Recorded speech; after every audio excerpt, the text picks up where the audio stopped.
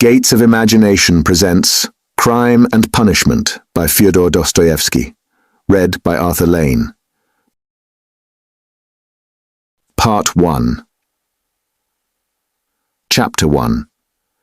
On an exceptionally hot evening, early in July, a young man came out of the garret in which he lodged in S Place and walked slowly, as though in hesitation, towards K Bridge. He had successfully avoided meeting his landlady on the staircase. His garret was under the roof of a high 5-storied house and was more like a cupboard than a room.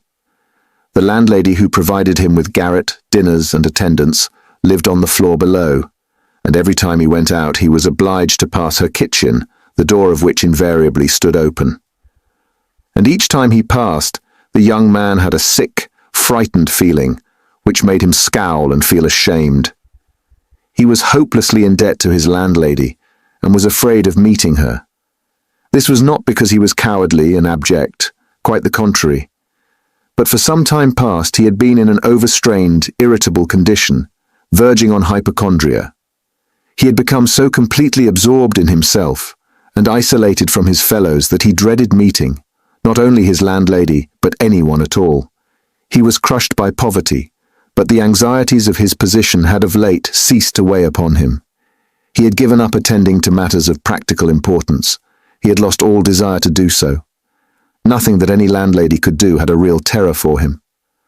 But to be stopped on the stairs, to be forced to listen to her trivial, irrelevant gossip, to pestering demands for payment, threats and complaints, and to rack his brains for excuses, to prevaricate, to lie. No, rather than that, he would creep down the stairs like a cat and slip out unseen. This evening, however, on coming out into the street, he became acutely aware of his fears. "I want to attempt a thing like that, and am frightened by these trifles," he thought, with an odd smile. Yes, all is in a man's hands and he lets it all slip from cowardice. That's an axiom.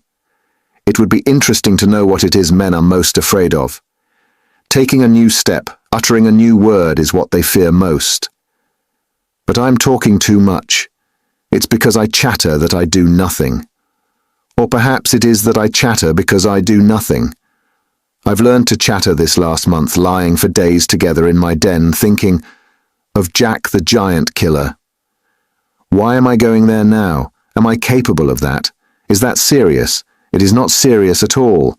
It's simply a fantasy to amuse myself, a plaything. Yes, maybe it is a plaything. The heat in the street was terrible, and the airlessness, the bustle and the plaster, scaffolding, bricks and dust all about him, and that special Petersburg stench, so familiar to all who are unable to get out of town in summer, all worked painfully upon the young man's already overwrought nerves. The insufferable stench from the pothouses, which are particularly numerous in that part of the town, and the drunken men whom he met continually, although it was a working day, completed the revolting misery of the picture. An expression of the profoundest disgust gleamed for a moment in the young man's refined face. He was, by the way, exceptionally handsome, above the average in height, slim, well-built, with beautiful dark eyes and dark brown hair. Soon he sank into deep thought, or more accurately speaking, into a complete blankness of mind. He walked along not observing what was about him and not caring to observe it. From time to time, he would mutter something, from the habit of talking to himself, to which he had just confessed. At these moments, he would become conscious that his ideas were sometimes in a tangle and that he was very weak. For 2 days, he had scarcely tasted food. He was so badly dressed that even a man accustomed to shabbiness would have been ashamed to be seen in the street in such rags. In that quarter of the town, however, scarcely any shortcoming in dress would have created surprise. Owing to the proximity of the Haymarket, the number of establishments of bad character, the preponderance of the trading and working-class population crowded in these streets and alleys in the heart of Petersburg, types so various were to be seen in the streets that no figure, however queer, would have caused surprise. But there was such accumulated bitterness and contempt in the young man's heart that, in spite of all the fastidiousness of youth, he minded his rags least of all in the street. It was a different matter when he met with acquaintances or with former fellow students, whom indeed he disliked meeting at any time. And yet, when a drunken man who, for some unknown reason, was being taken somewhere in a huge wagon, dragged by a heavy dray horse, suddenly shouted at him as he drove past, "Hey there, German hatter," bawling at the top of his voice and pointing at him. The young man stopped suddenly and clutched tremulously at his hat.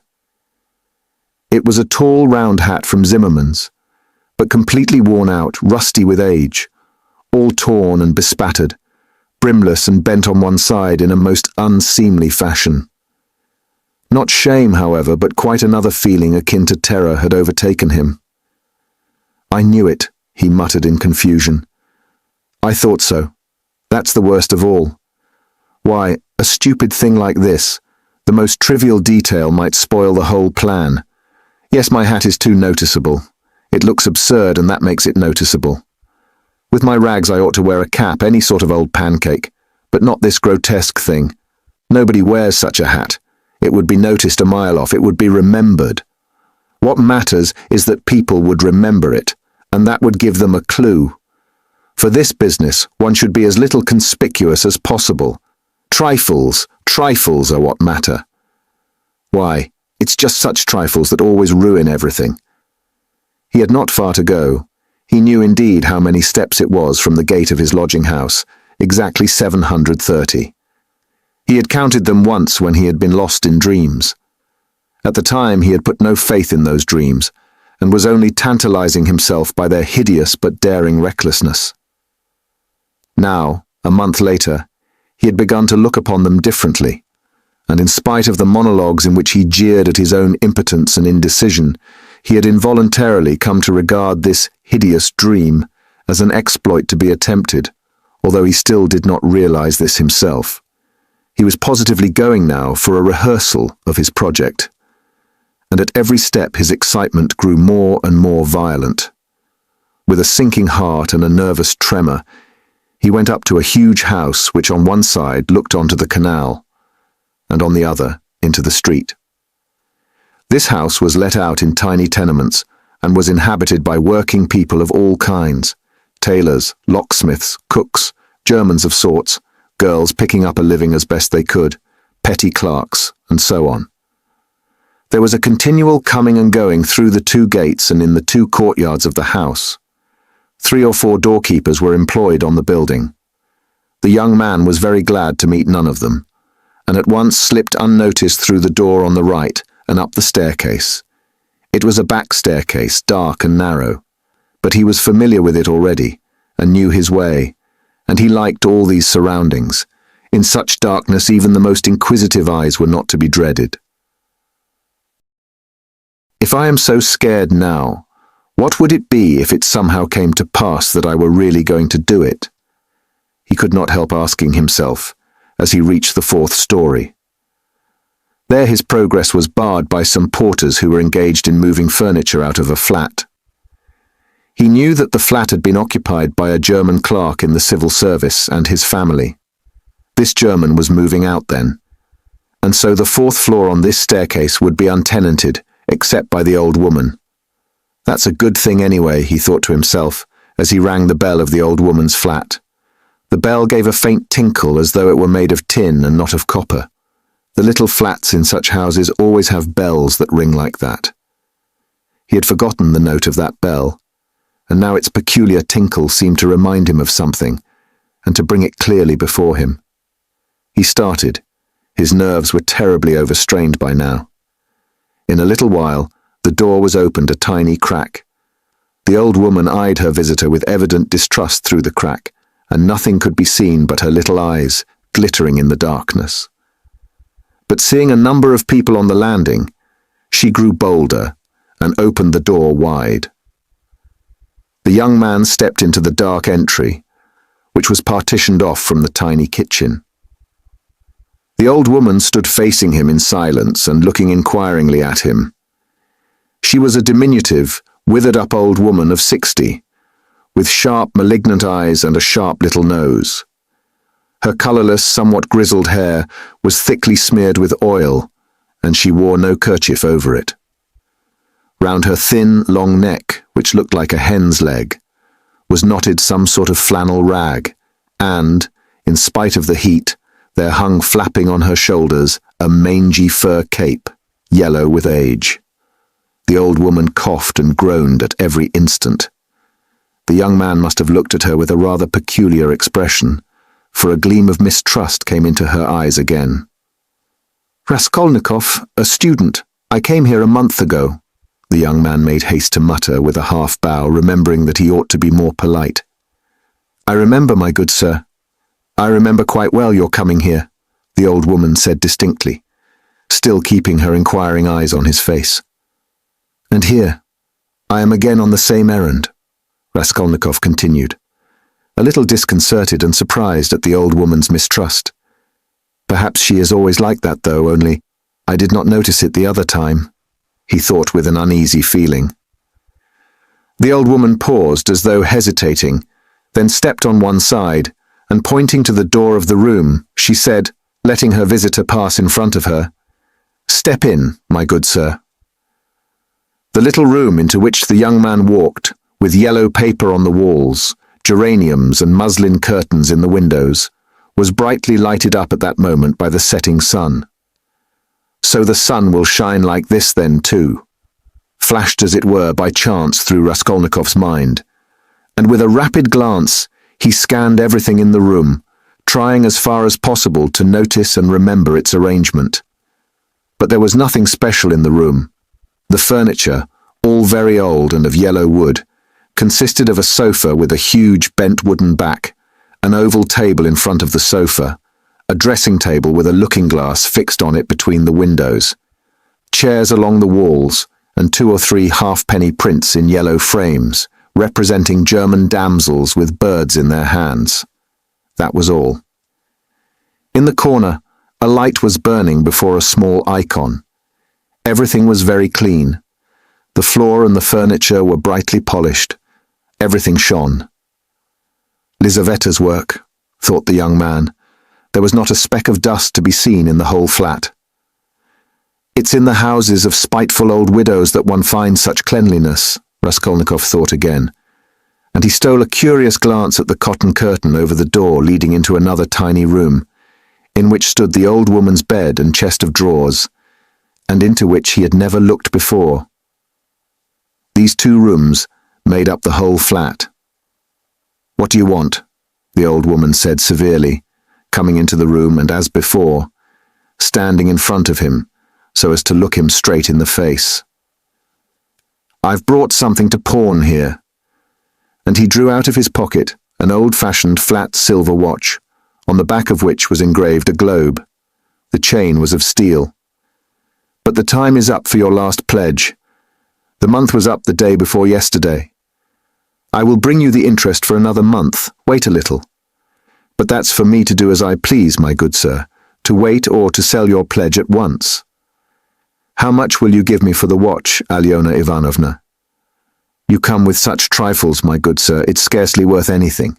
I gave you 2 rubles last time for your ring, and one could buy it quite new at a jeweller's for 1.5 rubles. Give me 4 rubles for it, I shall redeem it. It was my father's. I shall be getting some money soon. 1.5 rubles, and interest in advance if you like." "1.5 rubles, cried the young man. "Please yourself." And the old woman handed him back the watch.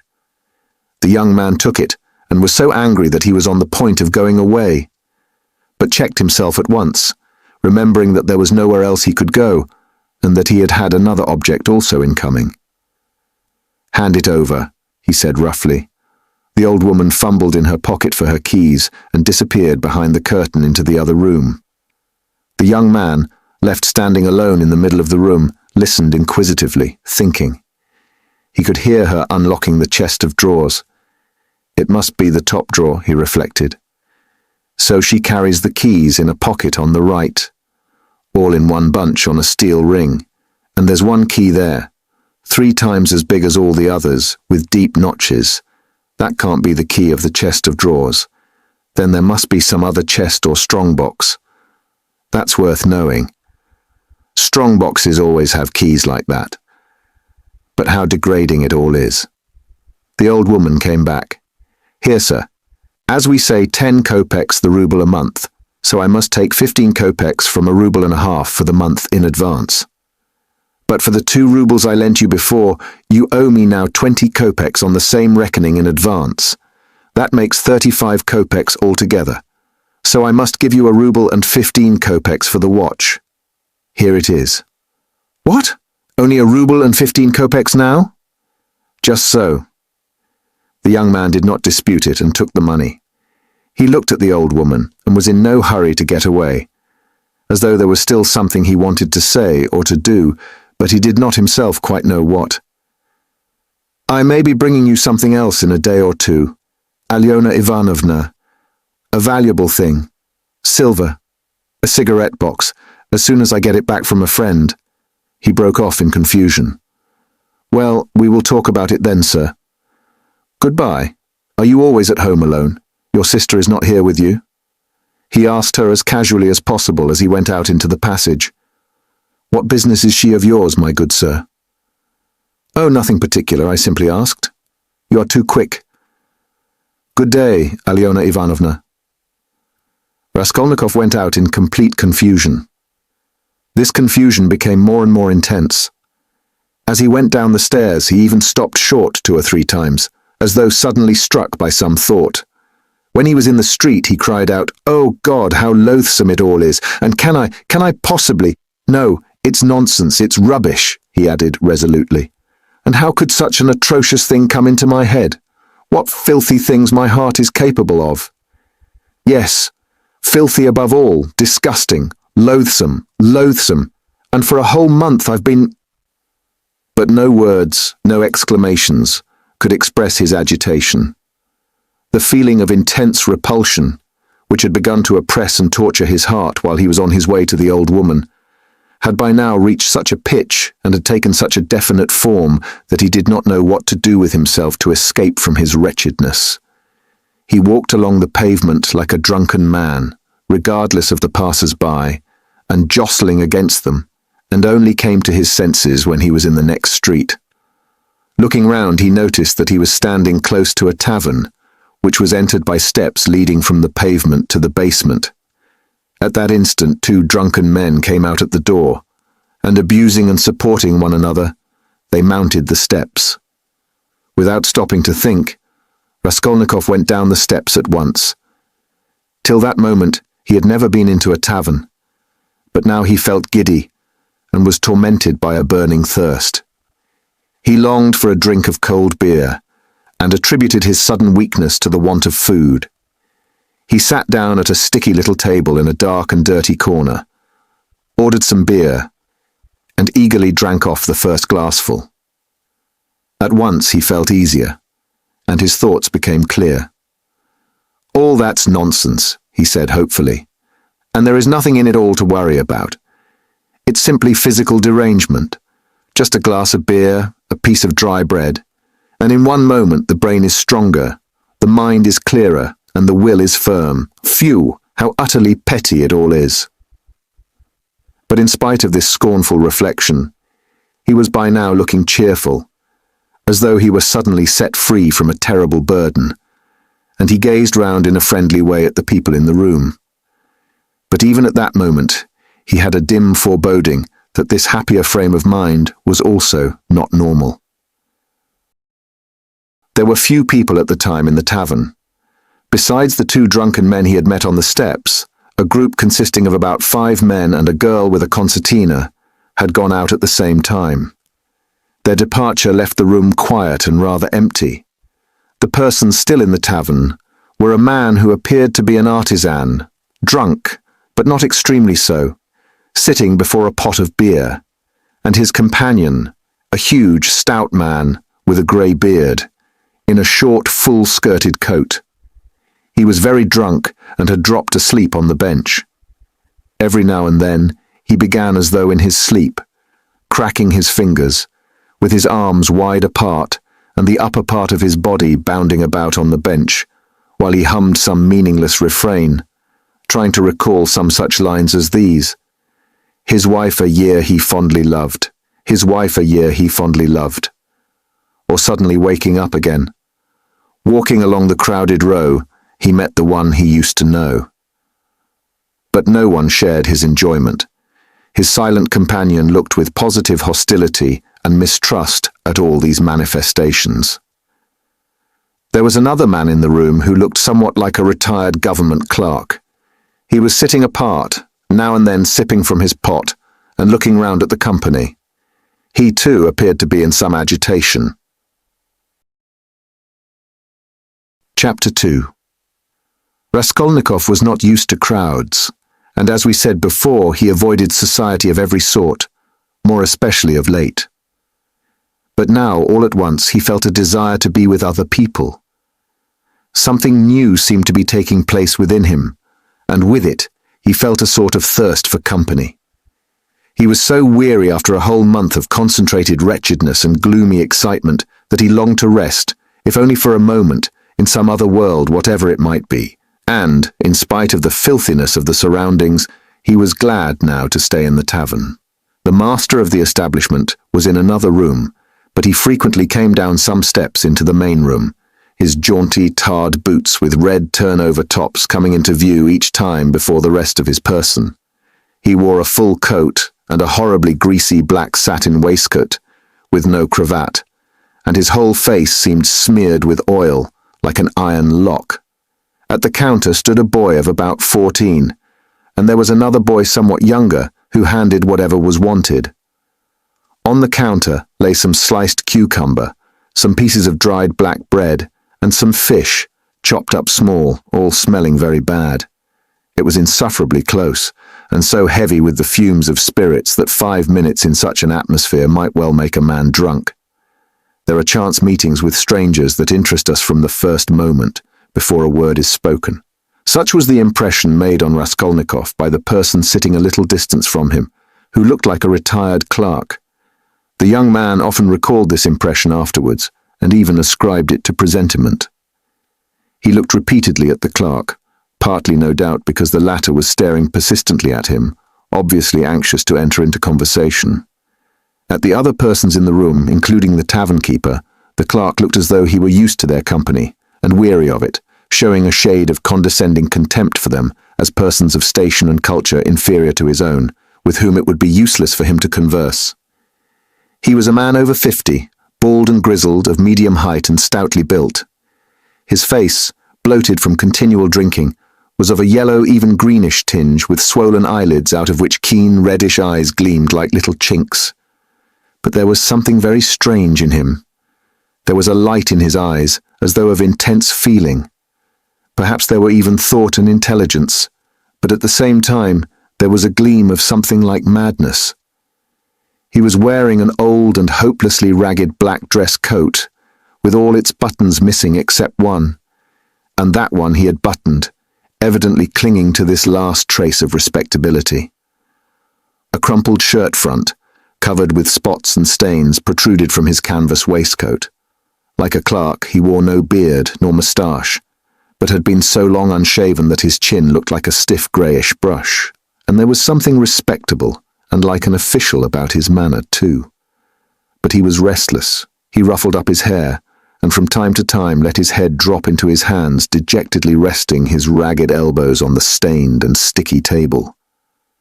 At last he looked straight at Raskolnikov, and said loudly and resolutely, "May I venture, honoured sir, to engage you in polite conversation?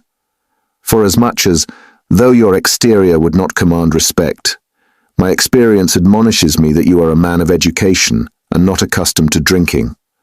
I've always respected education when in conjunction with genuine sentiments, and I am besides a titular councillor in rank. Marmeladov, such is my name, titular councillor. I make bold to inquire, have you been in the service?" "No, I am studying," answered the young man, somewhat surprised at the grandiloquent style of the speaker, and also at being so directly addressed. In spite of the momentary desire he had just been feeling for company of any sort, on being actually spoken to he felt immediately his habitual irritable and uneasy aversion for any stranger who approached or attempted to approach him. "A student, then, or formerly a student," cried the clerk. "Just what I thought. I'm a man of experience, immense experience, sir," and he tapped his forehead with his fingers in self-approval. "You've been a student or have attended some learned institution. But allow me." He got up, staggered, took up his jug and glass and sat down beside the young man, facing him a little sideways. He was drunk, but spoke fluently and boldly, only occasionally losing the thread of his sentences and drawling his words. He pounced upon Raskolnikov as greedily as though he too had not spoken to a soul for a month. "Honored sir," he began, almost with solemnity, "poverty is not a vice, that's a true saying. Yet I know too that drunkenness is not a virtue, and that that's even truer. But beggary, honored sir, beggary is a vice. In poverty, you may still retain your innate nobility of soul, but in beggary, never, no one. For beggary a man is not chased out of human society with a stick, he is swept out with a broom, so as to make it as humiliating as possible. And quite right too, for as much as in beggary, I am ready to be the first to humiliate myself. Hence the pothouse. Honored sir, a month ago Mr. Lebeziatnikov gave my wife a beating, and my wife is a very different matter from me. Do you understand? Allow me to ask you another question out of simple curiosity. Have you ever spent a night on a hay barge, on the Neva?" "No, I have not happened to," answered Raskolnikov. "What do you mean?" "Well, I've just come from one and it's the 5th night I've slept, so—" He filled his glass, emptied it, and paused. Bits of hay were in fact clinging to his clothes and sticking to his hair. It seemed quite probable that he had not undressed or washed for the last 5 days. His hands particularly were filthy. They were fat and red, with black nails. His conversation seemed to excite a general, though languid, interest. The boys at the counter fell to sniggering. The innkeeper came down from the upper room, apparently on purpose to listen to the funny fellow, and sat down at a little distance, yawning lazily, but with dignity. Evidently Marmeladov was a familiar figure here, and he had most likely acquired his weakness for high-flown speeches from the habit of frequently entering into conversation with strangers of all sorts in the tavern. This habit develops into a necessity in some drunkards, and especially in those who are looked after sharply and kept in order at home. Hence, in the company of other drinkers, they try to justify themselves, and even if possible obtain consideration. "Funny fellow," pronounced the innkeeper. "And why don't you work? Why aren't you at your duty if you are in the service?" "Why am I not at my duty, honored sir?" Marmeladov went on, addressing himself exclusively to Raskolnikov, as though it had been he who put that question to him. "Why am I not at my duty? Does not my heart ache to think what a useless worm I am? A month ago, when Mr. Lebeziatnikov beat my wife with his own hands, and I lay drunk, didn't I suffer? Excuse me, young man, has it ever happened to you? Well, to petition hopelessly for a loan. Yes, it has. But what do you mean by hopelessly? Hopelessly in the fullest sense, when you know beforehand that you will get nothing by it. You know, for instance, beforehand with positive certainty that this man, this most reputable and exemplary citizen, will on no consideration give you money. And indeed, I ask you, why should he? For he knows, of course, that I shan't pay it back. From compassion. But Mr. Lebeziatnikov, who keeps up with modern ideas, explained the other day that compassion is forbidden nowadays by science itself, and that that's what is done now in England, where there is political economy. Why, I ask you, should he give it to me? And yet, though I know beforehand that he won't, I set off to him and— Why do you go? Put in Raskolnikov. Well, when one has no one, nowhere else one can go. For every man must have somewhere to go, since there are times when one absolutely must go somewhere. When my own daughter first went out with a yellow ticket, then I had to go. For my daughter has a yellow passport, he added, in parenthesis, looking with a certain uneasiness at the young man. No matter, sir, no matter, he went on hurriedly, and with apparent composure, when both the boys at the counter guffawed, and even the innkeeper smiled. No matter. I'm not confounded by the wagging of their heads, for everyone knows everything about it already, and all that is secret is made open, and I accept it all, not with contempt, but with humility. So be it, so be it. Behold the man. Excuse me, young man, can you— No, to put it more strongly and more distinctly, not can you but dare you, looking upon me, assert that I am not a pig. The young man did not answer a word. Well, the orator began again stolidly, and with even increased dignity, after waiting for the laughter in the room to subside. Well, so be it. I am a pig, but she is a lady. I have the semblance of a beast, but Katerina Ivanovna, my spouse, is a person of education and an officer's daughter. Granted, I am a scoundrel, but she is a woman of a noble heart, full of sentiments, refined by education. And yet, oh, if only she felt for me. Honored sir, you know every man ought to have at least one place where people feel for him. But Katerina Ivanovna, though she is magnanimous, she is unjust. And yet, although I realize that when she pulls my hair, she only does it out of pity, for I repeat without being ashamed, she pulls my hair, young man, he declared with redoubled dignity, hearing the sniggering again. But my God, if she would but once. But no, it's all in vain, and it's no use talking. For more than once my wish did come true, and more than once she has felt for me, but such is my fate, and I am a beast by nature. Rather, assented the innkeeper, yawning. Marmeladov struck his fist resolutely on the table. Such is my fate. Do you know, sir? Do you know I have sold her very stockings for drink? Not her shoes. That would be more or less in the order of things, but her stockings I have sold for drink. Her mohair shawl I sold for drink, a present to her long ago, her own property, not mine. And we live in a cold room, and she caught cold this winter and has begun coughing and spitting blood too. We have 3 little children, and Katerina Ivanovna is at work from morning till night. She is scrubbing and cleaning and washing the children, for she's been used to cleanliness from a child. But her chest is weak and she has a tendency to consumption, and I feel it. Do you suppose I don't feel it?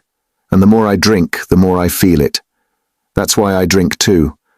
I try to find sympathy and feeling in drink. I drink so that I may suffer twice as much. And as though in despair, he laid his head down on the table. Young man, he went on, raising his head again, in your face I seem to read some trouble of mind. When you came in, I read it, and that was why I addressed you at once. For in unfolding to you the story of my life, I do not wish to make myself a laughingstock before these idle listeners, who indeed know all about it already. But I am looking for a man of feeling and education.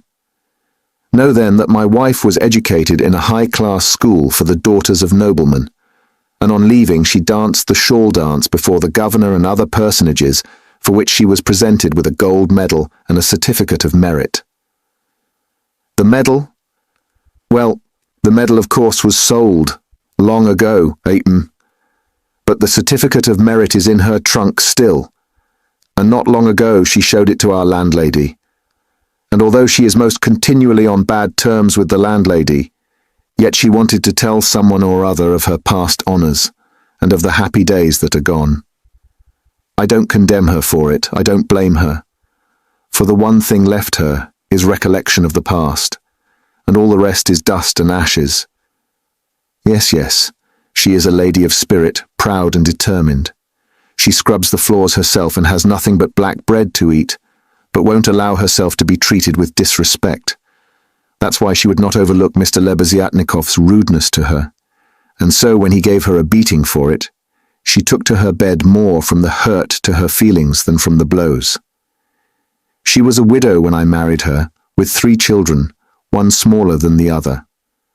She married her first husband, an infantry officer, for love, and ran away with him from her father's house. She was exceedingly fond of her husband, but he gave way to cards, got into trouble, and with that, he died. He used to beat her at the end, and although she paid him back, of which I have authentic documentary evidence, to this day she speaks of him with tears, and she throws him up to me. And I am glad. I am glad that, though only in imagination, she should think of herself as having once been happy. And she was left at his death with 3 children in a wild and remote district where I happened to be at the time. And she was left in such hopeless poverty that although I have seen many ups and downs of all sort, I don't feel equal to describing it even. Her relations had all thrown her off. And she was proud too. Excessively proud.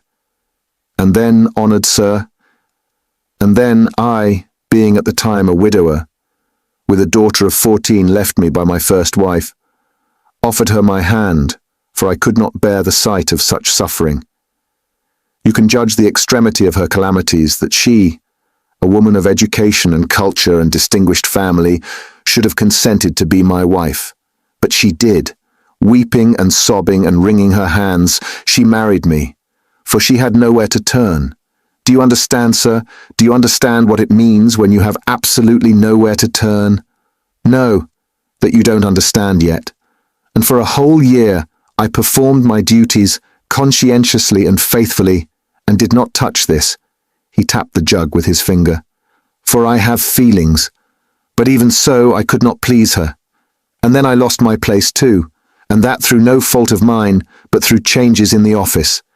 And then I did touch it. It will be 1.5 years ago soon since we found ourselves at last, after many wanderings and numerous calamities in this magnificent capital, adorned with innumerable monuments. Here I obtained a situation. I obtained it, and I lost it again. Do you understand? This time it was through my own fault I lost it, for my weakness had come out.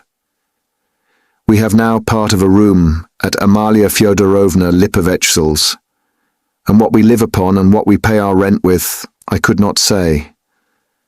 There are a lot of people living there besides ourselves, dirt and disorder, a perfect bedlam. Yes. And meanwhile my daughter by my first wife has grown up, and what my daughter has had to put up with from her stepmother while she was growing up, I won't speak of. For though Katerina Ivanovna is full of generous feelings, she is a spirited lady, irritable and short-tempered. Yes, but it's no use going over that. Sonia, as you may well fancy, has had no education. I did make an effort 4 years ago to give her a course of geography and universal history, but as I was not very well up in those subjects myself and we had no suitable books, and what books we had... Anyway, we have not even those now, so all our instruction came to an end. We stopped at Cyrus of Persia. Since she has attained years of maturity, she has read other books of romantic tendency, and of late she had read with great interest a book she got through Mr. Lebeziatnikov, Lewis's Physiology, do you know it? And even recounted extracts from it to us, and that's the whole of her education. And now may I venture to address you, honoured sir, on my own account, with a private question. Do you suppose that a respectable poor girl can earn much by honest work? Not 15 farthings a day can she earn, if she is respectable and has no special talent. And that without putting her work down for an instant. And what's more, Ivan Ivanitch Klopstock, the civil councillor, have you heard of him? Has not to this day paid her for the 6 linen shirts she made him, and drove her roughly away, stamping and reviling her on the pretext that the shirt collars were not made like the pattern and were put in askew.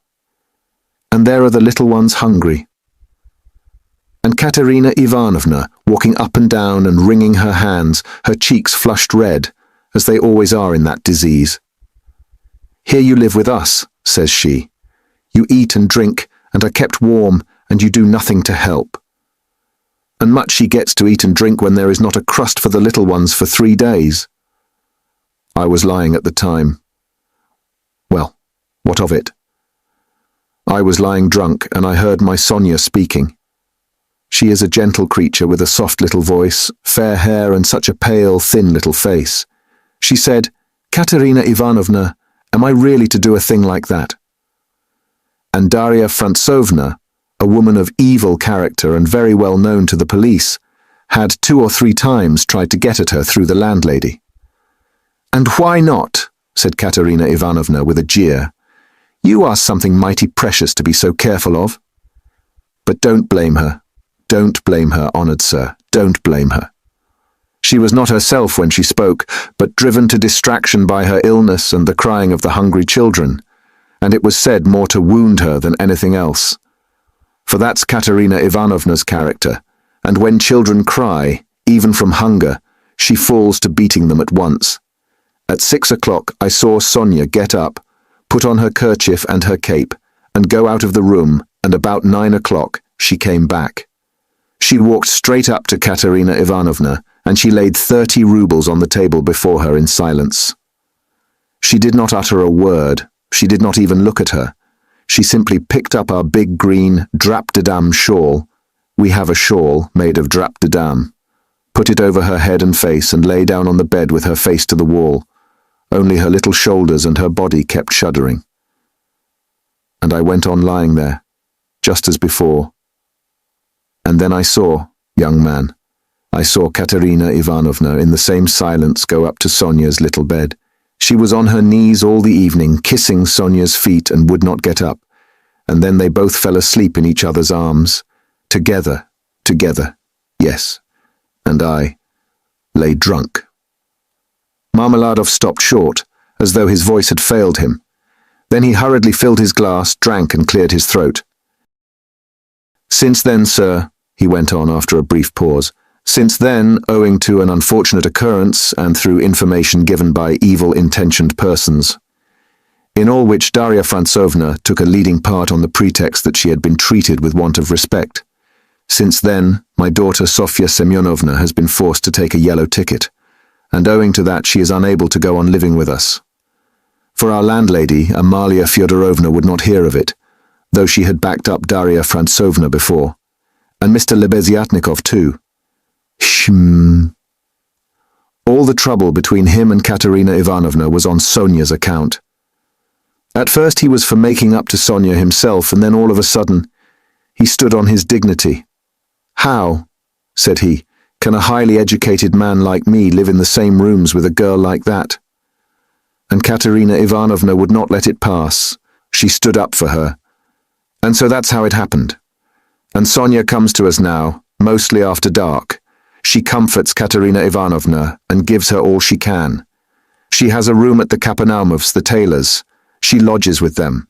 Kapanaumov is a lame man with a cleft palate, and all of his numerous family have cleft palates too. And his wife too has a cleft palate. They all live in one room, but Sonia has her own, partitioned off. Yes. Very poor people and all with cleft palates. Yes.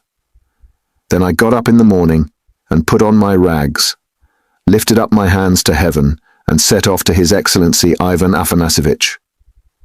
His Excellency Ivan Afanasievich. Do you know him? No? Well then, it's a man of God you don't know. He is wax. Wax before the face of the Lord, even as wax melteth. His eyes were dim when he heard my story. "Marmeladov, once already you have deceived my expectations. I'll take you once more on my own responsibility." That's what he said, remember. He said, "And now you can go." I kissed the dust at his feet, in thought only, for in reality he would not have allowed me to do it, being a statesman and a man of modern political and enlightened ideas. I returned home, and when I announced that I'd been taken back into the service and should receive a salary, heavens, what a to-do there was. Marmeladov stopped again in violent excitement. At that moment, a whole party of revellers already drunk came in from the street, and the sounds of a hired concertina and the cracked piping voice of a child of 7 singing The Hamlet were heard in the entry. The room was filled with noise. The tavern-keeper and the boys were busy with the newcomers. Marmeladov, paying no attention to the new arrivals, continued his story. He appeared by now to be extremely weak, but as he became more and more drunk, he became more and more talkative. The recollection of his recent success in getting the situation seemed to revive him, and was positively reflected in a sort of radiance on his face. Raskolnikov listened attentively. "That was 5 weeks ago, sir." "Yes. As soon as Katerina Ivanovna and Sonia heard of it, mercy on us. It was as though I stepped into the kingdom of heaven. It used to be, you can lie like a beast, nothing but abuse. Now they were walking on tiptoe, hushing the children. Semyon Zaharovich is tired with his work at the office. He's resting. Shh. They made me coffee before I went to work, and boiled cream for me. They began to get real cream for me, do you hear that? And how they managed to get together the money for a decent outfit. 11 rubles, 50 kopecks, I can't guess. Boots, cotton shirt fronts, most magnificent, a uniform. They got up all in splendid style, for 11 rubles and a half. The first morning I came back from the office, I found Katerina Ivanovna had cooked 2 courses for dinner, soup and salt meat with horseradish, which we had never dreamed of till then. She had not any dresses, none at all, but she got herself up as though she were going on a visit, and not that she'd anything to do it with. She smartened herself up with nothing at all. She'd done her hair nicely, put on a clean collar of some sort, cuffs, and there she was, quite a different person. She was younger and better looking. Sonia, my little darling, had only helped with money for the time, she said. It won't do for me to come and see you too often. After dark, maybe when no one can see. Do you hear? Do you hear? I lay down for a nap after dinner, and what do you think? Though Katerina Ivanovna had quarrelled to the last degree with our landlady Amalia Fyodorovna only a week before, she could not resist then asking her in to coffee. For 2 hours they were sitting, whispering together. Semyon Zaharovich is in the service again now, and receiving a salary, says she, and he went himself to His Excellency, and His Excellency himself came out to him, made all the others wait, and led Semyon Zaharovich by the hand, before everybody, into his study. Do you hear? Do you hear? To be sure, says he, Semyon Zaharovich, remembering your past services, says he, and in spite of your propensity to that foolish weakness, since you promise now and since moreover we've got on badly without you. Do you hear? Do you hear? And so, says he, I rely now on your word as a gentleman. And all that, let me tell you, she has simply made up for herself, and not simply out of wantonness, for the sake of bragging. No, she believes it all herself. She amuses herself with her own fancies. Upon my word she does. And I don't blame her for it, no, I don't blame her. 6 days ago, when I brought her my first earnings in full, 23 rubles 40 kopecks altogether, she called me her poppet. Poppet, said she, my little poppet. And when we were by ourselves, you understand, you would not think me a beauty, you would not think much of me as a husband, would you? Well, she pinched my cheek, my little poppet, said she. Marmeladov broke off, tried to smile, but suddenly his chin began to twitch. He controlled himself, however. The tavern, the degraded appearance of the man, the 5 nights in the hay barge, and the pot of spirits. And yet this poignant love for his wife and children bewildered his listener. Raskolnikov listened intently, but with a sick sensation. He felt vexed that he had come here. Honoured sir, cried Marmeladov, recovering himself. Oh, sir! Perhaps all this seems a laughing matter to you, as it does to others, and perhaps I am only worrying you with the stupidity of all the trivial details of my home life, but it is not a laughing matter to me, for I can feel it all. And the whole of that heavenly day of my life, and the whole of that evening I passed in fleeting dreams of how I would arrange it all, and how I would dress all the children, and how I should give her rest, and how I should rescue my own daughter from dishonour and restore her to the bosom of her family, and a great deal more. Quite excusable, sir. Well then, sir. Marmeladov suddenly gave a sort of start, raised his head, and gazed intently at his listener. Well, on the very next day, after all those dreams, That is to say, exactly 5 days ago, in the evening by a cunning trick, like a thief in the night, I stole from Katerina Ivanovna the key of her box, took out what was left of my earnings. How much it was I have forgotten, and now look at me, all of you. It's the 5th day since I left home, and they are looking for me there, and it's the end of my employment, and my uniform is lying in a tavern on the Egyptian bridge. I exchanged it for the garments I have on, and it's the end of everything. Marmeladov struck his forehead with his fist, clenched his teeth, closed his eyes, and leaned heavily with his elbow on the table. But a minute later, his face suddenly changed, and with a certain assumed slyness and affectation of bravado, he glanced at Raskolnikov, laughed, and said, "This morning I went to see Sonia. I went to ask her for a pick-me-up. He, he, he." "You don't say she gave it to you?" cried one of the newcomers. He shouted the words and went off into a guffaw. "This very quart was bought with her money," Marmeladov declared, addressing himself exclusively to Raskolnikov. 30 kopecks she gave me with her own hands, her last, all she had as I saw. She said nothing. She only looked at me without a word. Not on earth, but up yonder. They grieve over men, they weep, but they don't blame them. They don't blame them. But it hurts more. It hurts more when they don't blame. 30 kopecks, yes, and maybe she needs them now, eh? What do you think, my dear sir? For now she's got to keep up her appearance. It costs money, that smartness, that special smartness, you know. Do you understand? And there's pomatum too, you see. She must have things. Petticoats, starched ones, shoes too. Real jaunty ones to show off her foot when she has to step over a puddle. Do you understand, sir? Do you understand what all that smartness means? And here I, her own father, here I took 30 kopecks of that money for a drink, and I am drinking it, and I have already drunk it. Come, who will have pity on a man like me, eh? Are you sorry for me, sir, or not? Tell me, sir, are you sorry or not? He would have filled his glass, but there was no drink left. The pot was empty. "What are you to be pitied for?"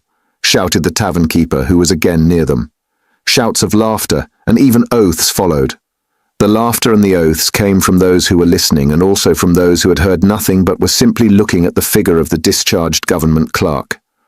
To be pitied? Why am I to be pitied?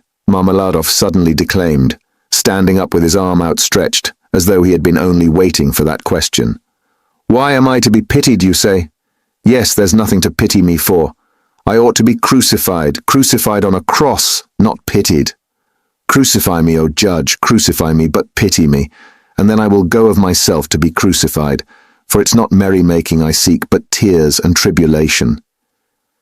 Do you suppose, you that sell, that this pint of yours has been sweet to me? It was tribulation I sought at the bottom of it, tears and tribulation, and have found it, and I have tasted it.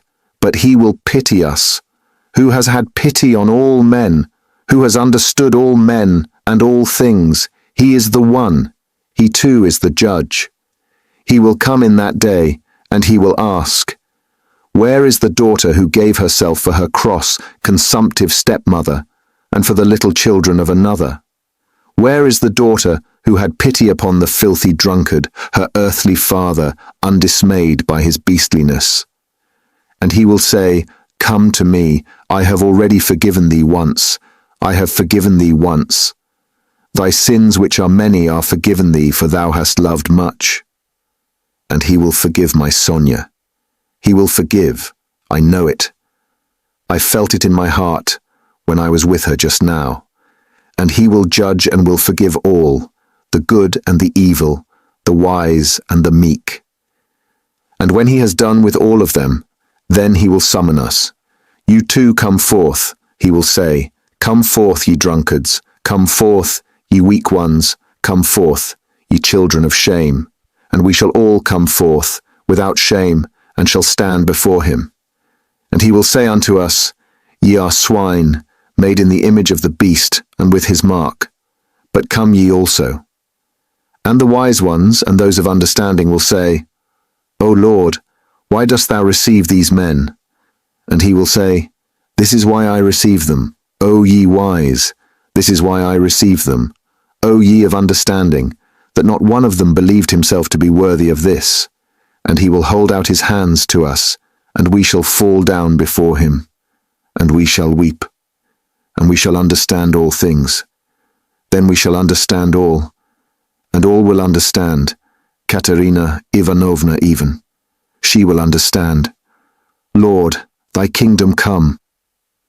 And he sank down on the bench, exhausted and helpless, looking at no one, apparently oblivious of his surroundings, and plunged in deep thought. His words had created a certain impression. There was a moment of silence, but soon laughter and oaths were heard again. That's his notion. Talked himself silly. A fine clerk he is. And so on and so on.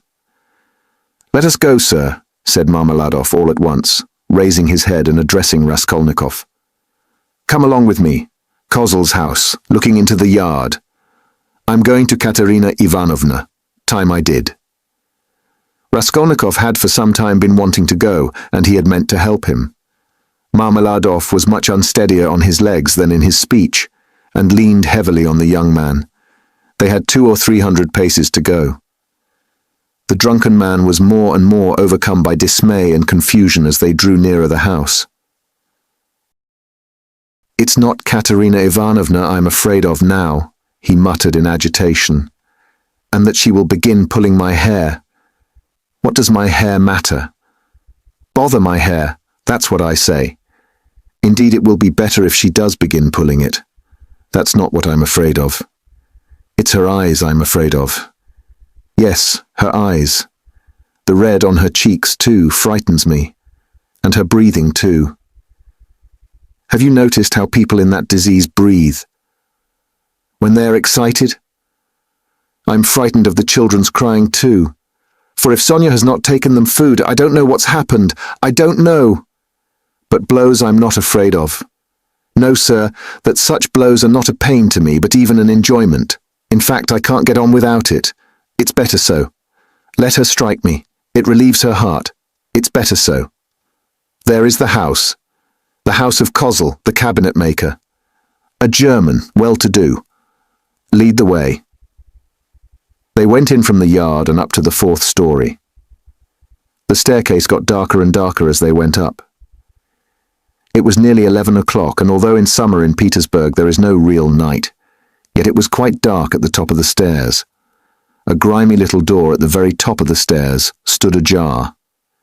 A very poor-looking room about 10 paces long was lighted up by a candle end. The whole of it was visible from the entrance. It was all in disorder, littered up with rags of all sorts, especially children's garments.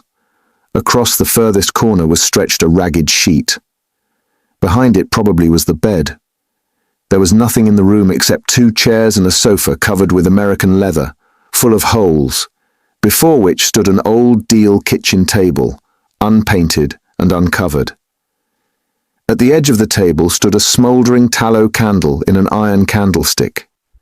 It appeared that the family had a room to themselves, not part of a room, but their room was practically a passage. The door leading to the other rooms, or rather cupboards, into which Amalia Lipovechsel's flat was divided, stood half open, and there was shouting, uproar, and laughter within. People seemed to be playing cards and drinking tea there. Words of the most unceremonious kind flew out from time to time. Raskolnikov recognized Katerina Ivanovna at once. She was a rather tall, slim and graceful woman, terribly emaciated, with magnificent dark brown hair, and with a hectic flush in her cheeks. She was pacing up and down in her little room, pressing her hands against her chest. Her lips were parched, and her breathing came in nervous, broken gasps. Her eyes glittered as in fever and looked about with a harsh, immovable stare. And that consumptive and excited face with the last flickering light of the candle end playing upon it made a sickening impression. She seemed to Raskolnikov about 30 years old, and was certainly a strange wife for Marmeladov. She had not heard them and did not notice them coming in. She seemed to be lost in thought, hearing and seeing nothing. The room was close, but she had not opened the window. A stench rose from the staircase, but the door onto the stairs was not closed.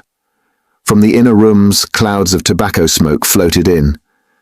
She kept coughing but did not close the door. The youngest child, a girl of 6, was asleep, sitting curled up on the floor with her head on the sofa. A boy, a year older, stood crying and shaking in the corner. Probably he had just had a beating. Beside him stood a girl of 9 years old, tall and thin, wearing a thin and ragged chemise with an ancient cashmere pelisse flung over her bare shoulders, long outgrown and barely reaching her knees. Her arm, as thin as a stick, was round her brother's neck. She was trying to comfort him, whispering something to him, and doing all she could to keep him from whimpering again. At the same time, her large dark eyes, which looked larger still from the thinness of her frightened face, were watching her mother with alarm. Marmeladov did not enter the door, but dropped on his knees in the very doorway, pushing Raskolnikov in front of him. The woman, seeing a stranger, stopped indifferently facing him, coming to herself for a moment, and apparently wondering what he had come for. But evidently she decided that he was going into the next room, as he had to pass through hers to get there. Taking no further notice of him, she walked towards the outer door to close it, and uttered a sudden scream on seeing her husband on his knees in the doorway. "Ah!" she cried out in a frenzy. "He has come back! The criminal, the monster! And where is the money? What's in your pocket? Show me! And your clothes are all different! Where are your clothes? Where is the money? Speak!" And she fell to searching him. Marmeladov submissively and obediently held up both arms to facilitate the search. Not a farthing was there. "Where is the money?" she cried. "Mercy on us! Can he have drunk it all? There were 12 silver rubles left in the chest." And in a fury she seized him by the hair and dragged him into the room. Marmeladov seconded her efforts by meekly crawling along on his knees. "And this is a consolation to me. This does not hurt me, but is a positive consolation, honored sir," he called out, shaken to and fro by his hair, and even once striking the ground with his forehead. The child asleep on the floor woke up and began to cry. The boy in the corner, losing all control, began trembling and screaming and rushed to his sister in violent terror, almost in a fit. The eldest girl was shaking like a leaf. "He's drunk it! He's drunk it all!" the poor woman screamed in despair. "And his clothes are gone! And they are hungry! Hungry!" And wringing her hands, she pointed to the children. "Oh, accursed life! And you, are you not ashamed?" She pounced all at once upon Raskolnikov. "From the tavern. Have you been drinking with him? You have been drinking with him too. Go away." The young man was hastening away, without uttering a word. The inner door was thrown wide open, and inquisitive faces were peering in at it. Coarse, laughing faces with pipes and cigarettes and heads wearing caps thrust themselves in at the doorway. Further in could be seen figures in dressing gowns flung open, in costumes of unseemly scantiness, some of them with cards in their hands. They were particularly diverted when Marmeladov, dragged about by his hair, shouted that it was a consolation to him. They even began to come into the room. At last a sinister shrill outcry was heard. This came from Amalia Lipovexel herself, pushing her way amongst them and trying to restore order after her own fashion, and for the 100th time to frighten the poor woman by ordering her with coarse abuse to clear out of the room next day. As he went out, Raskolnikov had time to put his hand into his pocket, to snatch up the coppers he had received in exchange for his rouble in the tavern, and to lay them unnoticed on the window. Afterwards, on the stairs, he changed his mind and would have gone back. "What a stupid thing I've done," he thought to himself. "They have Sonia, and I want it myself." But reflecting that it would be impossible to take it back now, and that in any case he would not have taken it, he dismissed it with a wave of his hand and went back to his lodging. "Sonia wants pomatum too," he said as he walked along the street, and he laughed malignantly. "Such smartness costs money." And maybe Sonia herself will be bankrupt today, for there is always a risk hunting big game, digging for gold. Then they would all be without a crust tomorrow except for my money. Hurrah for Sonia! What a mine they've dug there. And they're making the most of it. Yes, they are making the most of it. They've wept over it and grown used to it. Man grows used to everything, the scoundrel. He sank into thought. And what if I am wrong? He cried suddenly after a moment's thought. What if man is not really a scoundrel? Man in general, I mean, the whole race of mankind. Then all the rest is prejudice, simply artificial terrors, and there are no barriers, and it's all as it should be. Chapter 3. He woke up late the next day after a broken sleep. But his sleep had not refreshed him. He woke up bilious, irritable, ill-tempered, and looked with hatred at his room. It was a tiny cupboard of a room about 6 paces in length. It had a poverty-stricken appearance with its dusty yellow paper peeling off the walls, and it was so low-pitched that a man of more than average height was ill at ease in it and felt every moment that he would knock his head against the ceiling. The furniture was in keeping with the room. There were 3 old chairs, rather rickety, a painted table in the corner on which lay a few manuscripts and books. The dust that lay thick upon them showed that they had been long untouched. A big, clumsy sofa occupied almost the whole of one wall and half the floor space of the room. It was once covered with chintz, but was now in rags and served Raskolnikov as a bed. Often he went to sleep on it, as he was, without undressing, without sheets, wrapped in his old student's overcoat, with his head on one little pillow, under which he heaped up all the linen he had, clean and dirty, by way of a bolster. A little table stood in front of the sofa. It would have been difficult to sink to a lower ebb of disorder, but to Raskolnikov in his present state of mind, this was positively agreeable. He had got completely away from everyone, like a tortoise in its shell, and even the sight of a servant girl who had to wait upon him and looked sometimes into his room made him writhe with nervous irritation. He was in the condition that overtakes some monomaniacs entirely concentrated upon one thing. His landlady had for the last fortnight given up sending him in meals, and he had not yet thought of expostulating with her, though he went without his dinner. Nastasia, the cook and only servant, was rather pleased at the lodger's mood, and had entirely given up sweeping and doing his room. Only once a week or so she would stray into his room with a broom. She woke him up that day. "Get up! Why are you asleep?" she called to him. "It's past 9. I've brought you some tea. Will you have a cup? I should think you're fairly starving." Raskolnikov opened his eyes, started and recognized Nastasia. "From the landlady, eh?" he asked slowly and with a sickly face, sitting up on the sofa. "From the landlady, indeed." She set before him her own cracked teapot full of weak and stale tea, and laid 2 yellow lumps of sugar by the side of it.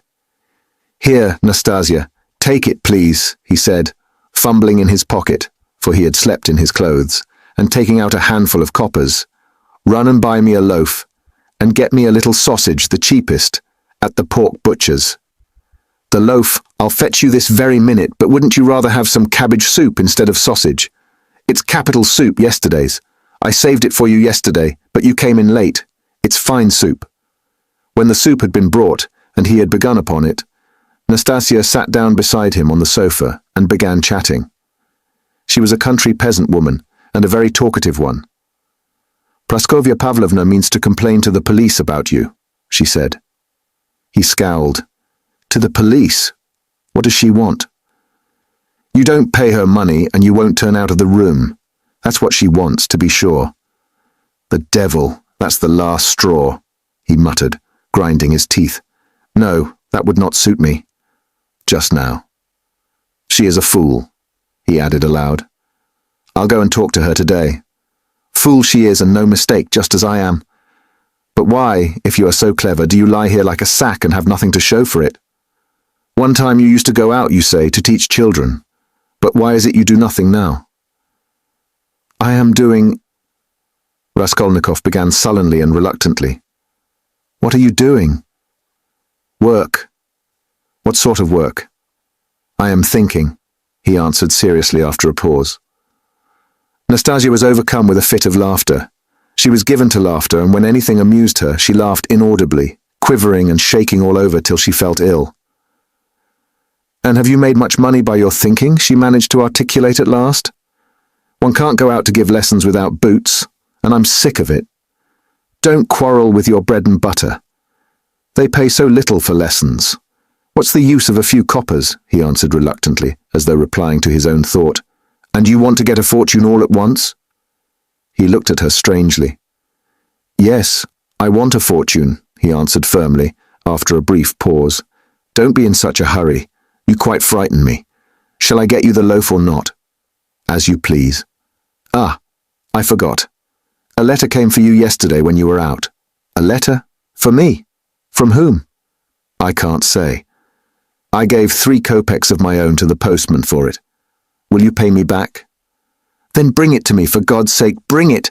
cried Raskolnikov, greatly excited. "Good God!" A minute later, the letter was brought to him. That was it. From his mother, from the province of Ryazan. He turned pale when he took it.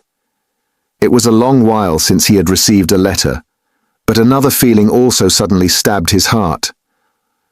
"Nastasia, leave me alone, for goodness' sake. Here are your 3 kopecks, but for goodness' sake, make haste and go." The letter was quivering in his hand. He did not want to open it in her presence. He wanted to be left alone with this letter. When Nastasia had gone out, he lifted it quickly to his lips and kissed it.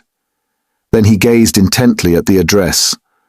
The small, sloping handwriting, so dear and familiar, of the mother who had once taught him to read and write. He delayed. He seemed almost afraid of something. At last he opened it. It was a thick, heavy letter, weighing over 2 ounces.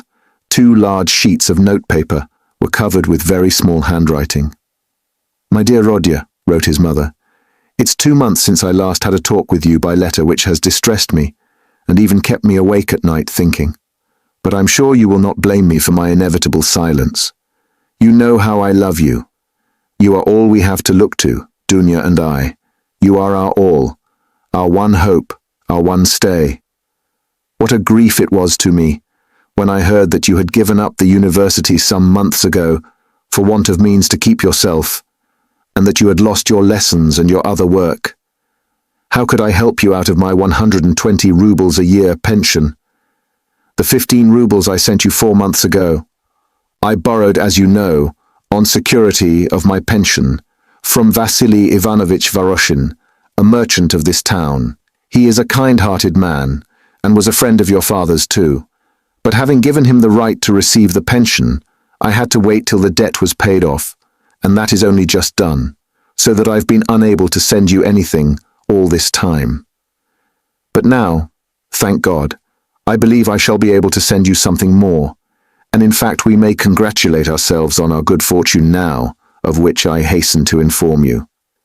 In the first place, would you have guessed, dear Rodya, that your sister has been living with me for the last 6 weeks, and we shall not be separated in the future? Thank God her sufferings are over, but I will tell you everything in order, so that you may know just how everything has happened, and all that we have hitherto concealed from you. When you wrote to me 2 months ago that you had heard that Dunya had a great deal to put up with in the Svidrigailov's house, when you wrote that and asked me to tell you all about it, what could I write in answer to you? If I had written the whole truth to you, I dare say you would have thrown up everything and have come to us, even if you had to walk all the way, for I know your character and your feelings, and you would not let your sister be insulted. I was in despair myself, but what could I do? And besides, I did not know the whole truth myself then. What made it all so difficult was that Dunya received 100 rubles in advance when she took the place as governess in their family, on condition of part of her salary being deducted every month, and so it was impossible to throw up the situation without repaying the debt. This sum, now I can explain it all to you, my precious Rodya, she took chiefly in order to send you 60 rubles, which you needed so terribly then, and which you received from us last year. We deceived you then, writing that this money came from Dunya's savings, but that was not so, And now I tell you all about it because, thank God, things have suddenly changed for the better, and that you may know how Dunya loves you and what a heart she has. At first, indeed, Mr. Svidrigailov treated her very rudely and used to make disrespectful and jeering remarks at table. But I don't want to go into all those painful details so as not to worry you for nothing when it is now all over. In short, in spite of the kind and generous behavior of Marfa Petrovna, Mr. Svidrigailov's wife, and all the rest of the household, Dunya had a very hard time, especially when Mr. Svidrigailov, relapsing into his old regimental habits, was under the influence of Bacchus. And how do you think it was all explained later on? Would you believe that the crazy fellow had conceived a passion for Dunya from the beginning, but had concealed it under a show of rudeness and contempt? Possibly he was ashamed and horrified himself at his own flighty hopes, considering his years and his being the father of a family. And that made him angry with Dunya. And possibly, too, he hoped by his rude and sneering behavior to hide the truth from others.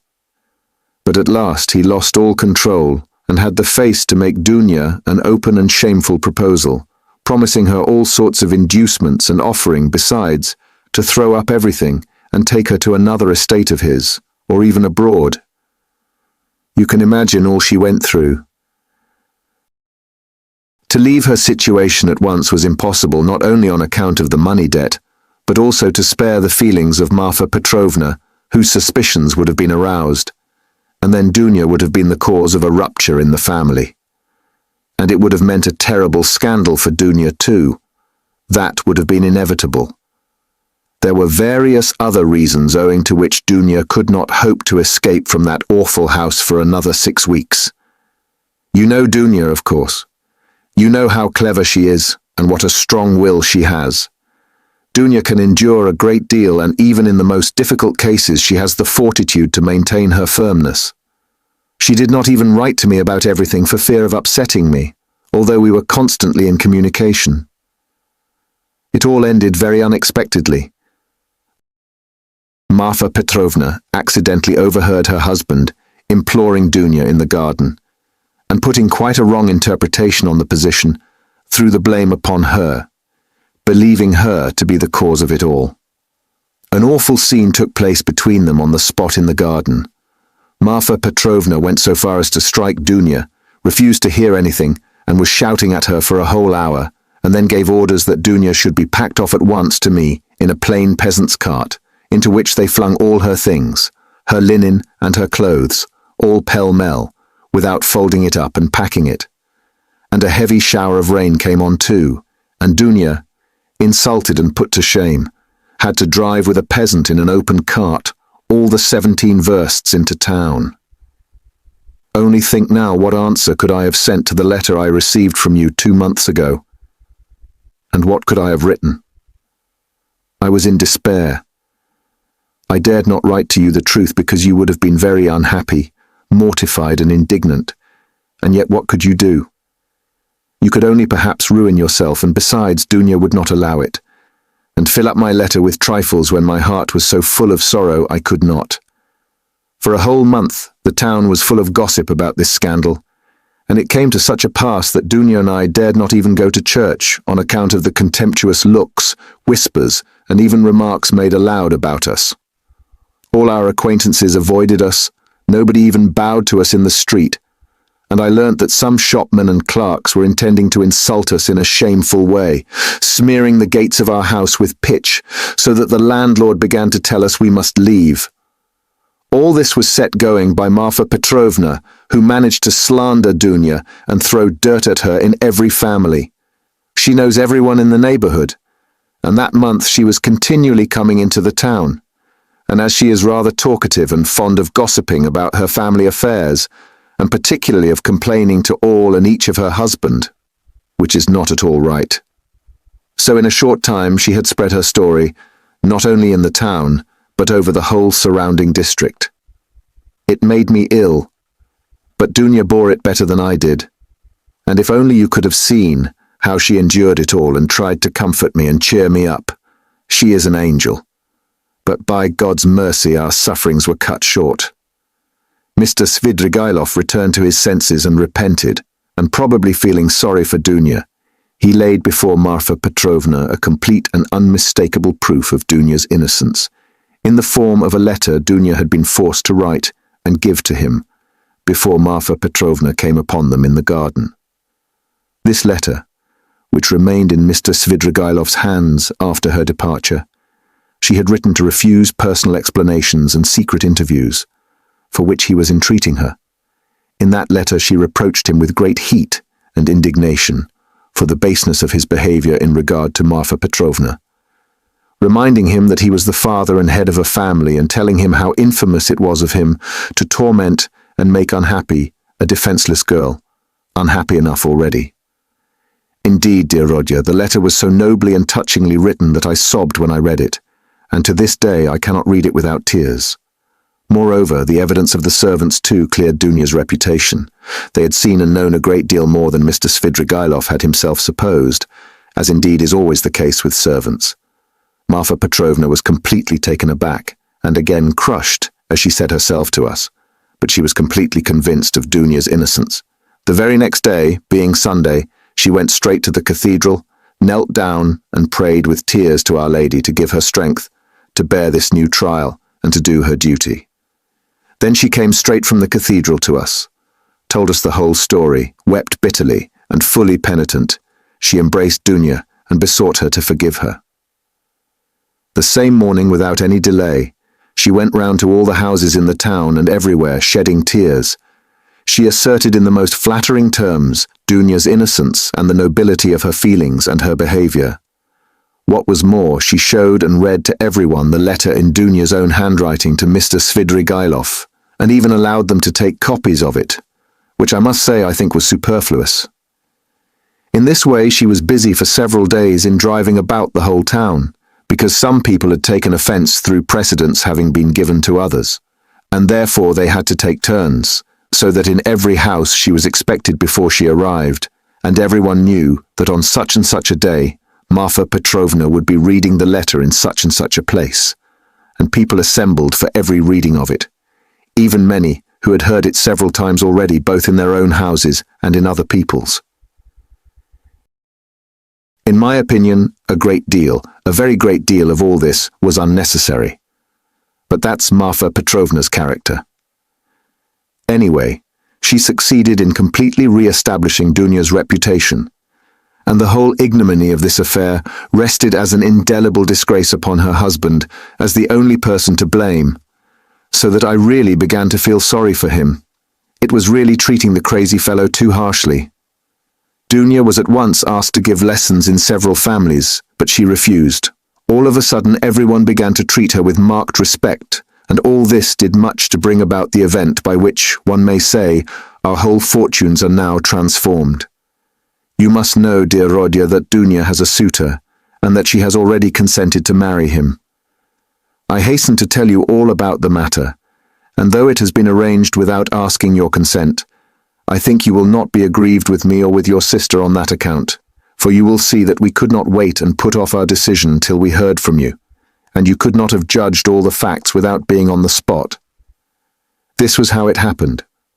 He is already of the rank of a councillor, Pyotr Petrovich Luzhin, and is distantly related to Marfa Petrovna, who has been very active in bringing the match about. It began with his expressing through her his desire to make our acquaintance. He was properly received, drank coffee with us, and the very next day he sent us a letter in which he very courteously made an offer and begged for a speedy and decided answer. He is a very busy man and is in a great hurry to get to Petersburg, so that every moment is precious to him. At first, of course, we were greatly surprised, as it had all happened so quickly and unexpectedly. We thought and talked it over the whole day. He is a well-to-do man, to be depended upon. He has 2 posts in the government and has already made his fortune. It is true that he is 45 years old, but he is of a fairly prepossessing appearance and might still be thought attractive by women, and he is altogether a very respectable and presentable man, only he seems a little morose and somewhat conceited. But possibly that may only be the impression he makes at first sight. And beware, dear Rodya, when he comes to Petersburg, as he shortly will do, beware of judging him too hastily and severely, as your way is, if there is anything you do not like in him at first sight. I give you this warning, although I feel sure that he will make a favorable impression upon you. Moreover, in order to understand any man, one must be deliberate and careful to avoid forming prejudices and mistaken ideas, which are very difficult to correct and get over afterwards. And Pyotr Petrovitch, judging by many indications, is a thoroughly estimable man. At his first visit, indeed, he told us that he was a practical man, but still he shares, as he expressed it, many of the convictions of our most rising generation, and he is an opponent of all prejudices. He said a good deal more, for he seems a little conceited and likes to be listened to, but this is scarcely a vice. I, of course, understood very little of it, but Dunya explained to me that, though he is not a man of great education, he is clever and seems to be good-natured. You know your sister's character, Rodya. She is a resolute, sensible, patient, and generous girl, but she has a passionate heart, as I know very well. Of course, there is no great love either on his side or on hers, but Dunya is a clever girl and has the heart of an angel, and will make it her duty to make her husband happy, who on his side will make her happiness his care. Of that we have no good reason to doubt, though it must be admitted the matter has been arranged in great haste. Besides, he is a man of great prudence, and he will see, to be sure of himself, that his own happiness will be the more secure, the happier Dunya is with him. And as for some defects of character, for some habits, and even certain differences of opinion, which indeed are inevitable even in the happiest marriages, Dunya has said that, as regards all that, she relies on herself, that there is nothing to be uneasy about, and that she is ready to put up with a great deal, if only their future relationship can be an honorable and straightforward one. He struck me, for instance, at first, as rather abrupt, but that may well come from his being an outspoken man, and that is no doubt how it is. For instance, at his second visit, after he had received Dunya's consent, in the course of conversation he declared that before making Dunya's acquaintance, he had made up his mind to marry a girl of good reputation, without dowry, and above all, one who had experienced poverty, because, as he explained, a man ought not to be indebted to his wife, but that it is better for a wife to look upon her husband as her benefactor. I must add that he expressed it more nicely and politely than I have done, for I have forgotten his actual phrases and only remember the meaning. And besides, it was obviously not said of design, but slipped out in the heat of conversation, so that he tried afterwards to correct himself and smooth it over. But all the same, it did strike me as somewhat rude, and I said so afterwards to Dunya. But Dunya was vexed, and answered that words are not deeds, and that of course is perfectly true. Dunya did not sleep all night before she made up her mind, and thinking that I was asleep, she got out of bed and was walking up and down the room all night. At last she knelt down before the icon and prayed long and fervently, and in the morning she told me that she had decided. I have mentioned already that Pyotr Petrovitch is just setting off for Petersburg, where he has a great deal of business, and he wants to open a legal bureau. He has been occupied for many years in conducting civil and commercial litigation, and only the other day he won an important case. He has to be in Petersburg because he has an important case before the Senate. So, Rodya dear, he may be of the greatest use to you, in every way indeed. And Dunya and I have agreed that from this very day you could definitely enter upon your career and might consider that your future is marked out and assured for you. Oh, if only this comes to pass! This would be such a benefit that we could only look upon it as a providential blessing. Dunya is dreaming of nothing else. We have even ventured already to drop a few words on the subject to Pyotr Petrovitch.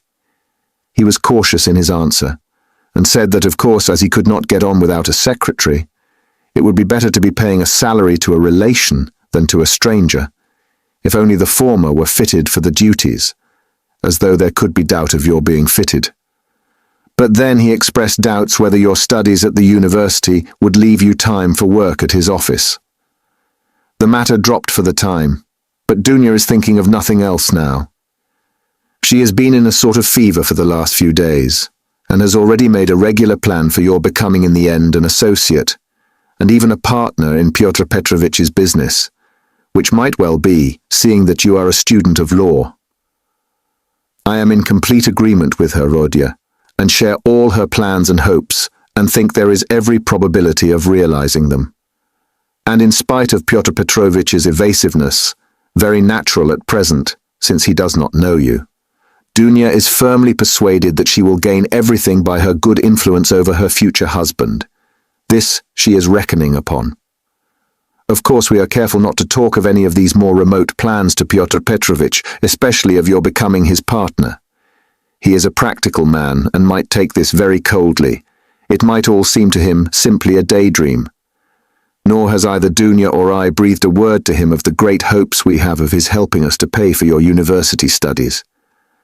We have not spoken of it in the first place, because it will come to pass of itself later on, and he will no doubt without wasting words offer to do it of himself, as though he could refuse Dunya that, the more readily since you may by your own efforts become his right hand in the office, and receive this assistance not as a charity, but as a salary earned by your own work. Dunya wants to arrange it all like this, and I quite agree with her. And we have not spoken of our plans for another reason. That is because I particularly wanted you to feel on an equal footing when you first meet him. When Dunya spoke to him with enthusiasm about you, he answered that one could never judge of a man without seeing him close, for oneself, and that he looked forward to forming his own opinion when he makes your acquaintance. Do you know, my precious Rodya, I think that perhaps for some reasons, nothing to do with Pyotr Petrovitch though, simply for my own personal, perhaps old womanish fancies, I should do better to go on living by myself, apart, than with them, after the wedding. I am convinced that he will be generous and delicate enough to invite me, and to urge me to remain with my daughter for the future, and if he has said nothing about it hitherto, it is simply because it has been taken for granted. But I shall refuse. I've noticed more than once in my life that husbands don't quite get on with their mothers-in-law, and I don't want to be the least bit in anyone's way, and for my own sake too, would rather be quite independent so long as I have a crust of bread of my own and such children as you and Dunya. If possible, I would settle somewhere near you, for the most joyful piece of news, dear Rodya, I have kept for the end of my letter. Know then, my dear boy, that we may perhaps be all together in a very short time, and may embrace one another again, after a separation of almost 3 years. It is settled for certain that Dunya and I are to set off for Petersburg exactly when I don't know, but very, very soon, possibly in a week. It all depends on Pyotr Petrovitch, who will let us know when he has had time to look round him in Petersburg. To suit his own arrangements, he is anxious to have the ceremony as soon as possible, even before the fast of Our Lady, if it could be managed, or if that is too soon to be ready, immediately after. Oh, with what happiness I shall press you to my heart. Dunya is all excitement at the joyful thought of seeing you. She said one day in joke that she would be ready to marry Pyotr Petrovitch for that alone. She's an angel. She is not writing anything to you now, and has only told me to write that she has so much to tell you that she is not going to take up her pen now. For a few lines would tell you nothing, and it would only mean upsetting herself. She bids me send you her love and innumerable kisses. But although we shall be meeting so soon, perhaps I shall send you as much money as I can in a day or two. Now that everyone has heard that Dunya is to marry Pyotr Petrovitch, my credit has suddenly improved, and I know that Afanasy Ivanovitch will trust me now even to 75 rubles on the security of my pension, so that perhaps I shall be able to send you 25 or even 30 rubles. I would send you more, but I am uneasy about our travelling expenses, for though Pyotr Petrovitch has been so kind as to undertake part of the expenses of the journey, that is to say, he has taken upon himself the conveyance of our bags and big trunk, which will be conveyed through some acquaintances of his. We must reckon upon some expense on our arrival in Petersburg, where we can't be left without a halfpenny, at least for the first few days. But we have calculated it all, Dunya and I, to the last penny, and we see that the journey will not cost very much. It is only 90 versts from us to the railway, and we have come to an agreement with a driver we know, so as to be in readiness. And from there, Dunya and I can travel quite comfortably third class. So that I may very likely be able to send to you, not 25, but 30 rubles. But enough. I have covered 2 sheets already, and there is no space left for more. Our whole history, but so many events have happened. And now, my precious Rodya, I embrace you and send you a mother's blessing till we meet. Love Dunya, your sister, Rodya. Love her as she loves you, and understand that she loves you beyond everything, more than herself. She is an angel, and you, Rodya, you are everything to us, our one hope, our one consolation. If only you are happy, we shall be happy. Do you still say your prayers, Rodya, and believe in the mercy of our Creator and our Redeemer? I'm afraid in my heart that you may have been visited by the new spirit of infidelity that is abroad today. If it is so, I pray for you. Remember, dear boy, how in your childhood, when your father was living, you used to lisp your prayers at my knee, and how happy we all were in those days. Goodbye, till we meet then. I embrace you warmly, with many kisses. Yours till death, Pulcheria Raskolnikov. Almost from the first, while he read the letter, Raskolnikov's face was wet with tears. But when he finished it, his face was pale and distorted, and a bitter, wrathful and malignant smile was on his lips. He laid his head down on his threadbare, dirty pillow and pondered a long time. His heart was beating violently, and his brain was in a turmoil. At last he felt cramped and stifled in the little yellow room that was like a cupboard or a box. His eyes and his mind craved for space. He took up his hat and went out, this time without dread of meeting anyone. He had forgotten his dread.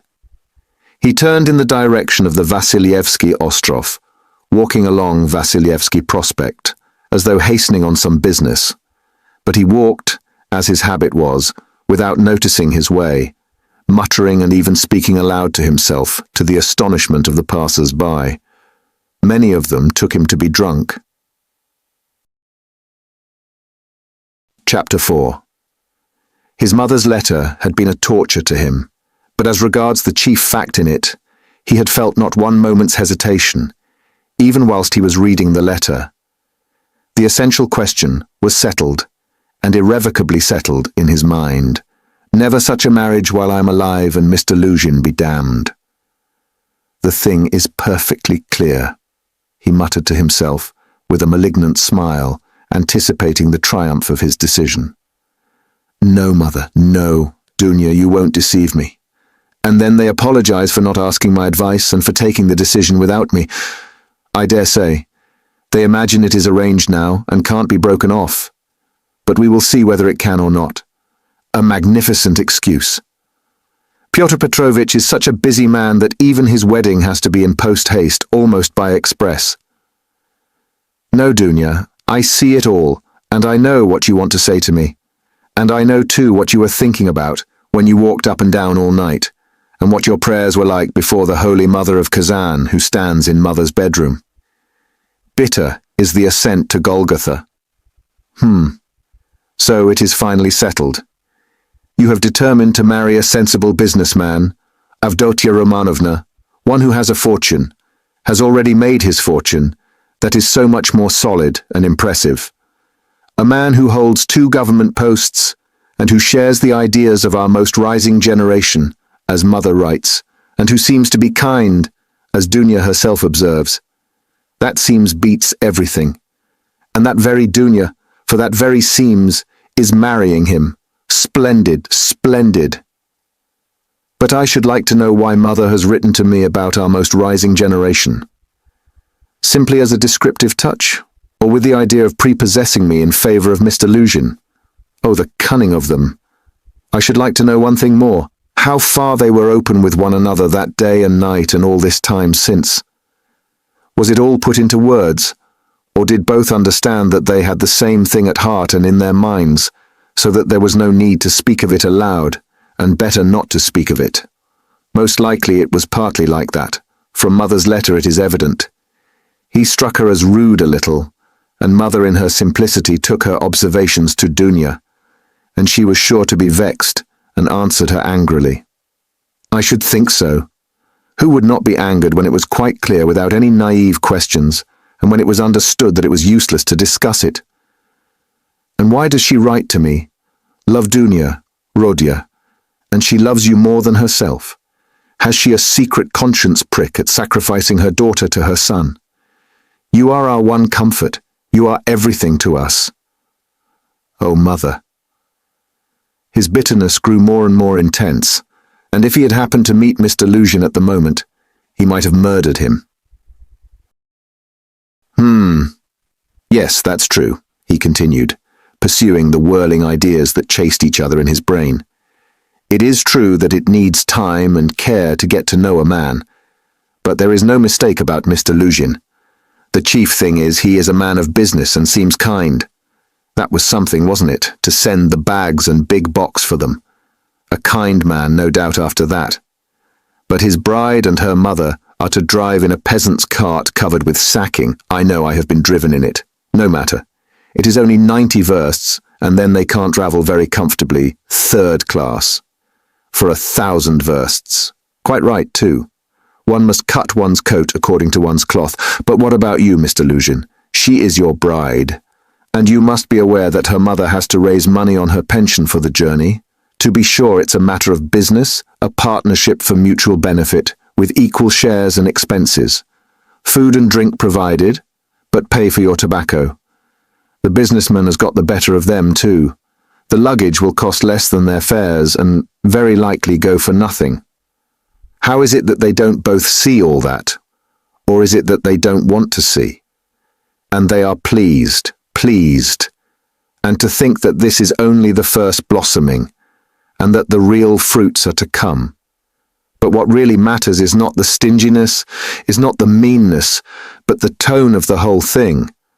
For that will be the tone after marriage. It's a foretaste of it. And Mother too. Why should she be so lavish? What will she have by the time she gets to Petersburg? 3 silver rubles or 2 paper ones, as she says. That old woman... What does she expect to live upon in Petersburg afterwards?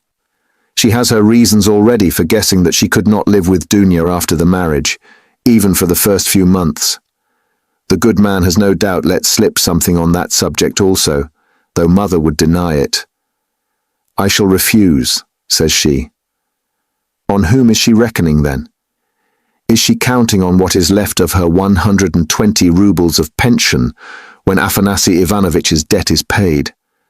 She knits woolen shawls and embroiders cuffs, ruining her old eyes.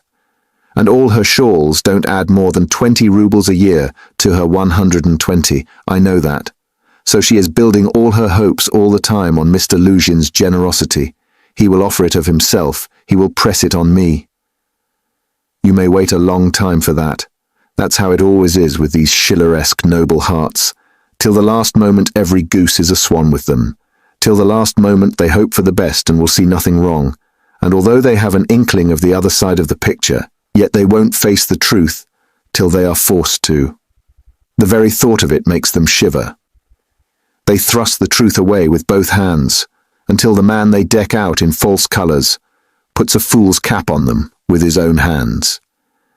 I should like to know whether Mr. Lucian has any orders of merit.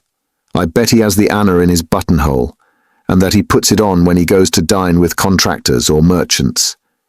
He will be sure to have it for his wedding too. Enough of him, confound him.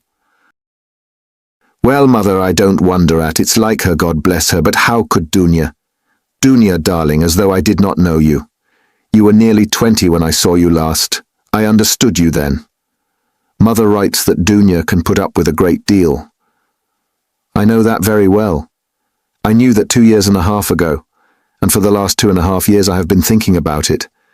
Thinking of just that. That Dunya can put up with a great deal. If she could put up with Mr. Svidrigailov and all the rest of it, she certainly can put up with a great deal. And now Mother and she have taken it into their heads that she can put up with Mr. Lucian, who propounds the theory of the superiority of wives raised from destitution and owing everything to their husband's bounty, who propounds it too, almost at the first interview. Granted that he let it slip, though he is a sensible man, yet maybe it was not a slip at all.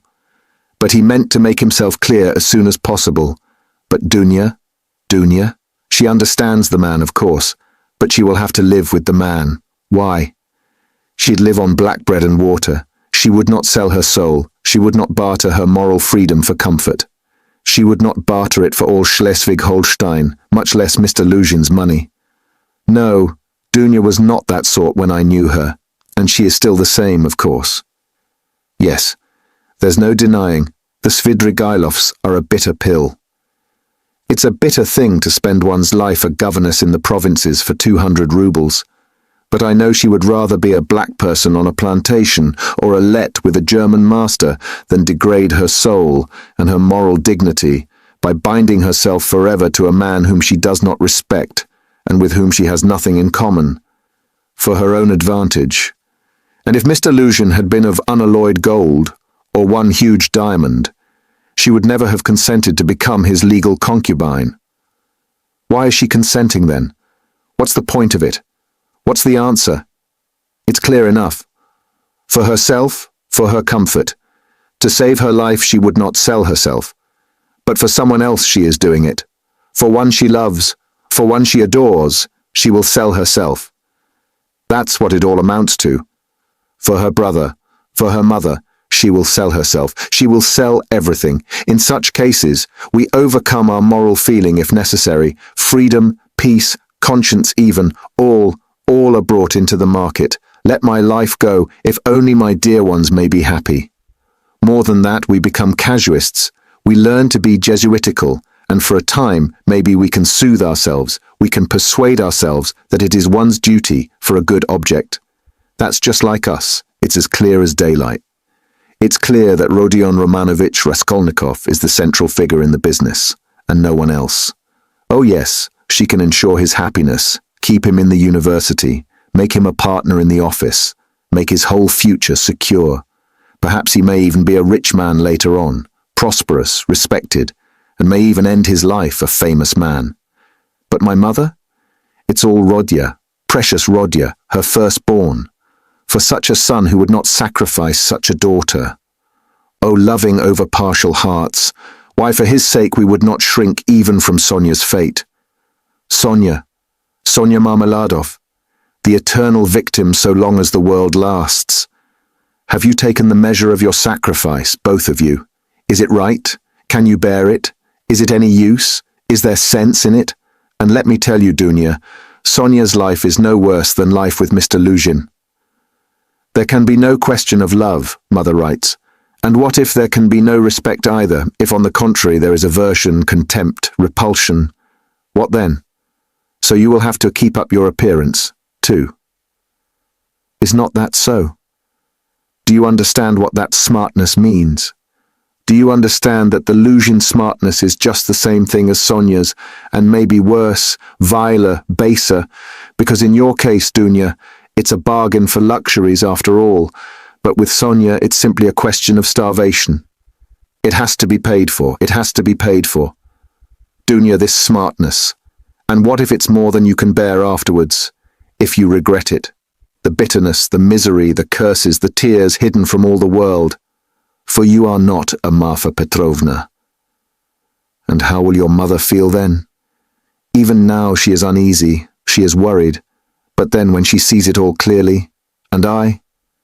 Yes, indeed. What have you taken me for? I won't have your sacrifice, Dunya. I won't have it, Mother. It shall not be. So long as I am alive, it shall not. It shall not. I won't accept it. He suddenly paused in his reflection and stood still. It shall not be. But what are you going to do to prevent it? You'll forbid it? And what right have you? What can you promise them on your side to give you such a right? Your whole life, your whole future, you will devote to them when you have finished your studies and obtained a post? Yes, we have heard all that before, and that's all words. But now? Now something must be done, now. Do you understand that? And what are you doing now? You are living upon them. They borrow on their 100 rubles pension. They borrow from the Svidrigailovs. How are you going to save them from Svidrigailovs, from Afanasy Ivanovich Vakhrushin? O future millionaire Zeus, who would arrange their lives for them. In another 10 years? In another 10 years, mother will be blind with knitting shawls, maybe with weeping too. She will be worn to a shadow with fasting. And my sister. Imagine for a moment what may have become of your sister in 10 years. What may happen to her during those 10 years? Can you fancy? So he tortured himself, fretting himself with such questions, and finding a kind of enjoyment in it. And yet all these questions were not new ones suddenly confronting him. They were old familiar aches. It was long since they had first begun to grip and rend his heart. Long, long ago his present anguish had its first beginnings. It had waxed and gathered strength. It had matured and concentrated, until it had taken the form of a fearful, frenzied and fantastic question, which tortured his heart and mind, clamoring insistently for an answer. Now his mother's letter had burst on him like a thunderclap. It was clear that he must not now suffer passively, worrying himself over unsolved questions, but that he must do something, do it at once, and do it quickly. Anyway, he must decide on something, or else. Or throw up life altogether, he cried suddenly in a frenzy. Accept one's lot humbly as it is, once for all, and stifle everything in oneself, giving up all claim to activity, life, and love. Do you understand, sir? Do you understand what it means when you have absolutely nowhere to turn? Marmeladov's question came suddenly into his mind. For every man must have somewhere to turn. He gave a sudden start. Another thought that he had had yesterday slipped back into his mind. But he did not start at the thought recurring to him, for he knew he had felt beforehand that it must come back. He was expecting it. Besides, it was not only yesterday's thought. The difference was that a month ago, yesterday even, the thought was a mere dream. But now it appeared not a dream at all. It had taken a new, menacing, and quite unfamiliar shape, and he suddenly became aware of this himself. He felt a hammering in his head, and there was a darkness before his eyes. He looked round hurriedly. He was searching for something. He wanted to sit down and was looking for a seat. He was walking along the Kazan Boulevard. There was a seat about 100 paces in front of him. He walked towards it as fast as he could, but on the way he met with a little adventure which absorbed all his attention. Looking for the seat, he had noticed a woman walking some 20 paces in front of him, but at first he took no more notice of her than of other objects that crossed his path. It had happened to him many times going home not to notice the road by which he was going, and he was accustomed to walk like that. But there was at first sight something so strange about the woman in front of him that gradually his attention was riveted upon her, at first reluctantly, and as it were, resentfully, and then more and more intently. He felt a sudden desire to find out what it was that was so strange about the woman. In the first place, she appeared to be a girl quite young, and she was walking in the great heat bareheaded and with no parasol or gloves, waving her arms about in an absurd way. She had on a dress of some light silky material, but put on strangely awry, not properly hooked up, and torn open at the top of the skirt, close to the waist. A great piece was rent and hanging loose. A little kerchief was flung about her bare throat, but lay slanting on one side. The girl was walking unsteadily too, stumbling and staggering from side to side. She drew Raskolnikov's whole attention at last. He overtook the girl at the seat, but on reaching it, she dropped down on it in the corner. She let her head sink on the back of the seat and closed her eyes, apparently in extreme exhaustion. Looking at her closely, he saw at once that she was completely drunk. It was a strange and shocking sight. He could hardly believe that he was not mistaken. He saw before him the face of a quite young, fair-haired girl, 16, perhaps not more than 15 years old. Pretty little face, but flushed and heavy-looking and, as it were, swollen. The girl seemed hardly to know what she was doing. She crossed one leg over the other, lifting it indecorously, and showed every sign of being unconscious that she was in the street. Raskolnikov did not sit down, but he felt unwilling to leave her, and stood facing her in perplexity. This boulevard was never much frequented, and now, at 2 o'clock in the stifling heat, it was quite deserted. And yet on the further side of the boulevard, about 15 paces away, a gentleman was standing on the edge of the pavement. He too would apparently have liked to approach the girl with some object of his own. He too had probably seen her in the distance and had followed her, but found Raskolnikov in his way. He looked angrily at him, though he tried to escape his notice, and stood impatiently biding his time, till the unwelcome man in rags should have moved away. His intentions were unmistakable.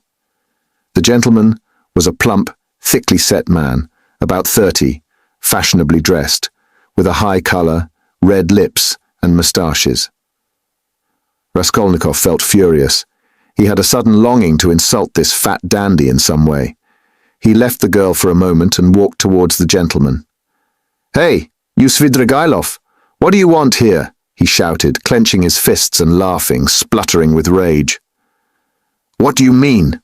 the gentleman asked sternly, scowling in haughty astonishment. "Get away, that's what I mean. How dare you, you low fellow!" He raised his cane.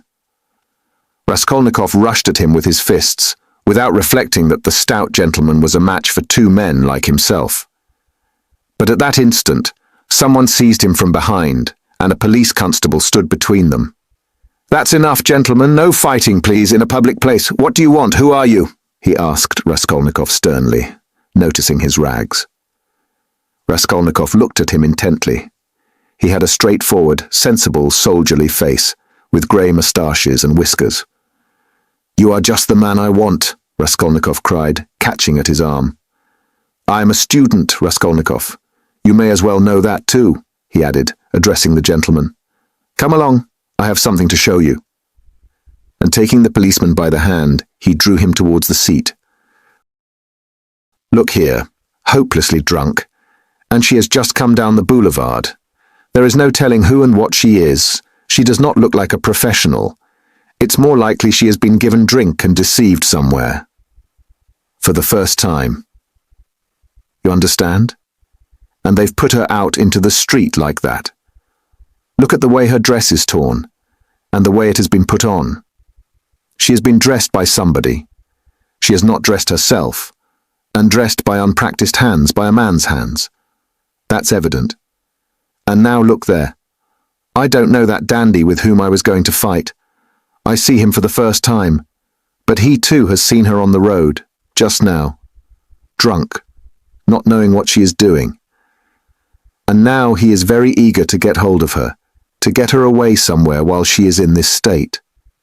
That's certain, believe me, I am not wrong. I saw him myself watching her and following her, but I prevented him, and he is just waiting for me to go away. Now he has walked away a little, and is standing still, pretending to make a cigarette. Think how can we keep her out of his hands, and how are we to get her home? The policeman saw it all in a flash. The stout gentleman was easy to understand. He turned to consider the girl. The policeman bent over to examine her more closely, and his face worked with genuine compassion. "Ah, what a pity," he said, shaking his head. "Why, she's quite a child. She has been deceived. You can see that at once. Listen, lady," he began, addressing her. "Where do you live?" The girl opened her weary and sleepy-looking eyes, gazed blankly at the speaker, and waved her hand. "Here," said Raskolnikov, feeling in his pocket and finding 20 kopecks. "Here. Call a cab and tell him to drive her to her address. The only thing is to find out her address. Missy, the policeman began again, taking the money. "I'll fetch you a cab and take you home, myself. Where shall I take you, eh? Where do you live?" "Go away. They won't let me alone," the girl muttered, and once more waved her hand. Ach, how shocking! It's shameful, Missy, it's a shame." He shook his head again, shocked, sympathetic and indignant.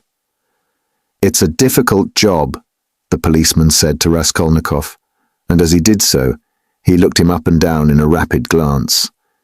He too must have seemed a strange figure to him, dressed in rags and handing him money. "Did you meet her far from here?" he asked him. "I tell you she was walking in front of me, staggering, just here, in the boulevard.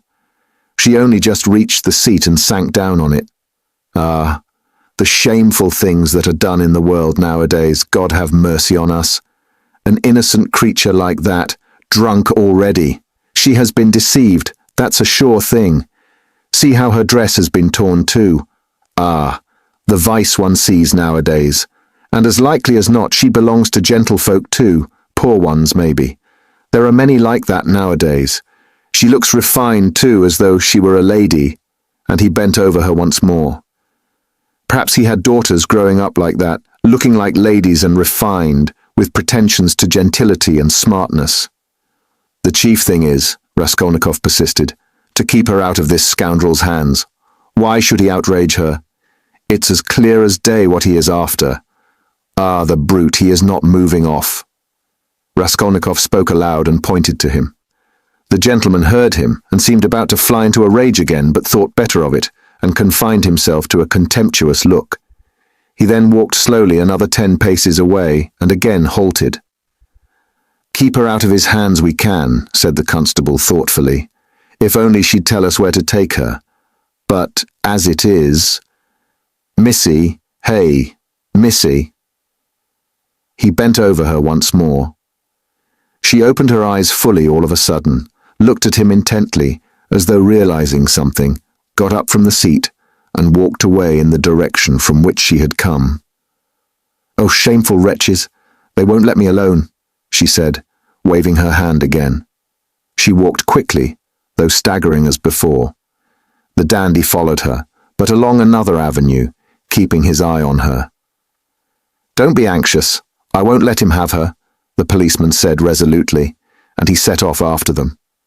"Ah, the vice one sees nowadays," he repeated aloud, sighing. At that moment something seemed to sting Raskolnikov. In an instant a complete revulsion of feeling came over him. "Hey, here!" he shouted after the policeman. The latter turned round. "Let them be. What is it to do with you? Let her go. Let him amuse himself."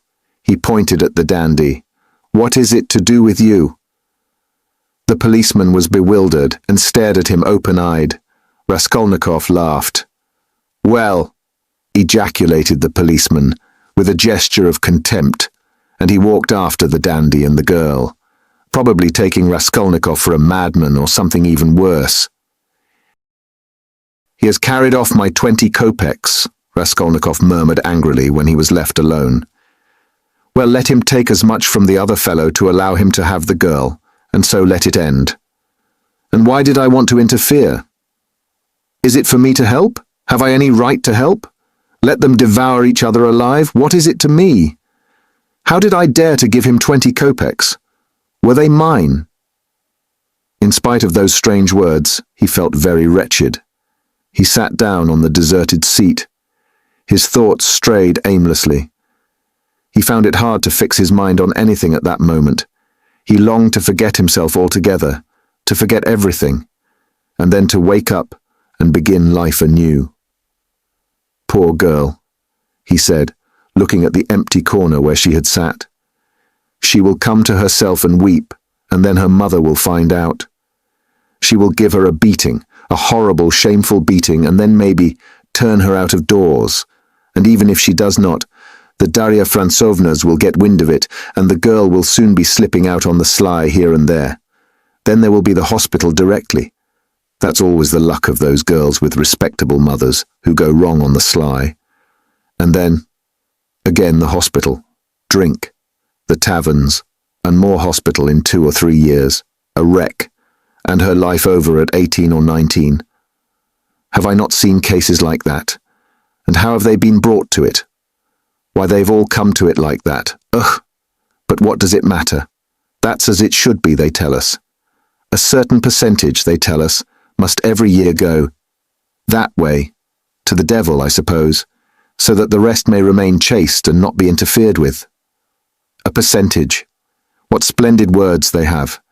They are so scientific, so consolatory.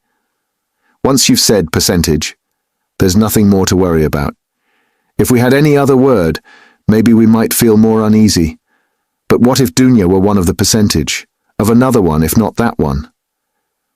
But where am I going? He thought suddenly. Strange, I came out for something. As soon as I had read the letter, I came out. I was going to Vasilyevsky Ostrov, to Razumikin. That's what it was. Now I remember. What for, though? And what put the idea of going to Razumikin into my head just now? That's curious. He wondered at himself. Razumikin was one of his old comrades at the university. It was remarkable that Raskolnikov had hardly any friends at the university. He kept aloof from everyone, went to see no one, and did not welcome anyone who came to see him, and indeed, everyone soon gave him up. He took no part in the students' gatherings, amusements, or conversations. He worked with great intensity without sparing himself, and he was respected for this, but no one liked him. He was very poor, and there was a sort of haughty pride and reserve about him, as though he were keeping something to himself. He seemed to some of his comrades to look down upon them all as children, as though he were superior in development, knowledge, and convictions, as though their beliefs and interests were beneath him. With Razumikin he had got on, or, at least, he was more unreserved and communicative with him. Indeed, it was impossible to be on any other terms with Razumikin. He was an exceptionally good-humoured and candid youth, good-natured to the point of simplicity, though both depth and dignity lay concealed under that simplicity. The better of his comrades understood this, and all were fond of him. He was extremely intelligent, though he was certainly rather a simpleton at times. He was of striking appearance, tall, thin, black-haired, and always badly shaved. He was sometimes uproarious, and was reputed to be of great physical strength. One night, when out in a festive company, he had with one blow laid a gigantic policeman on his back. There was no limit to his drinking powers, but he could abstain from drink altogether. He sometimes went too far in his pranks, but he could do without pranks altogether. Another thing striking about Razumikin, no failure distressed him, and it seemed as though no unfavourable circumstances could crush him. He could lodge anywhere and bear the extremes of cold and hunger. He was very poor, and kept himself entirely on what he could earn by work of one sort or another. He knew of no end of resources by which to earn money. He spent one whole winter without lighting his stove, and used to declare that he liked it better, because one slept more soundly in the cold. For the present he, too, had been obliged to give up the university, but it was only for a time, and he was working with all his might to save enough to return to his studies again. Raskolnikov had not been to see him for the last 4 months, and Razumikin did not even know his address. About 2 months before they had met in the street, but Raskolnikov had turned away and even crossed to the other side that he might not be observed. And though Razumikin noticed him, he passed him by, as he did not want to annoy him. Chapter 5. Of course, I've been meaning lately to go to Razumikin's to ask for work, to ask him to get me lessons or something, Raskolnikov thought. But what help can he be to me now? Suppose he gets me lessons. Suppose he shares his last farthing with me, if he has any farthings, so that I could get some boots and make myself tidy enough to give lessons. Well, and what then? What shall I do with the few coppers I earn? That's not what I want now. It's really absurd for me to go to Razumikin.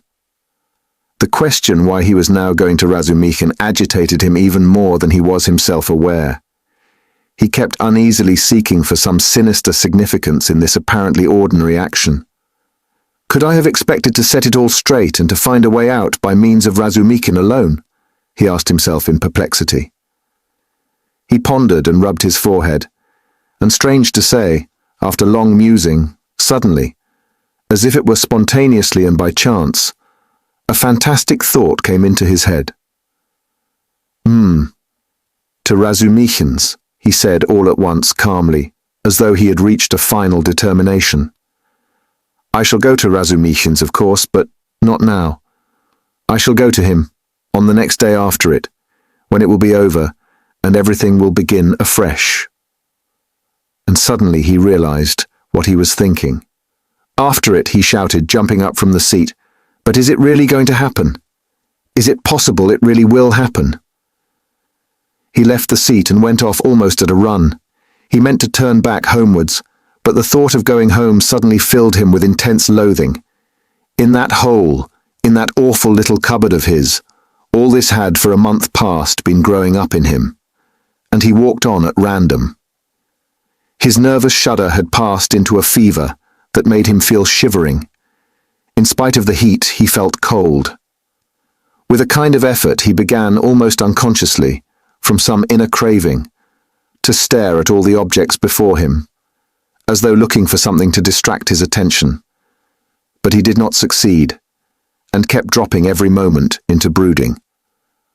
When with a start he lifted his head again and looked round, he forgot at once what he had just been thinking about, and even where he was going.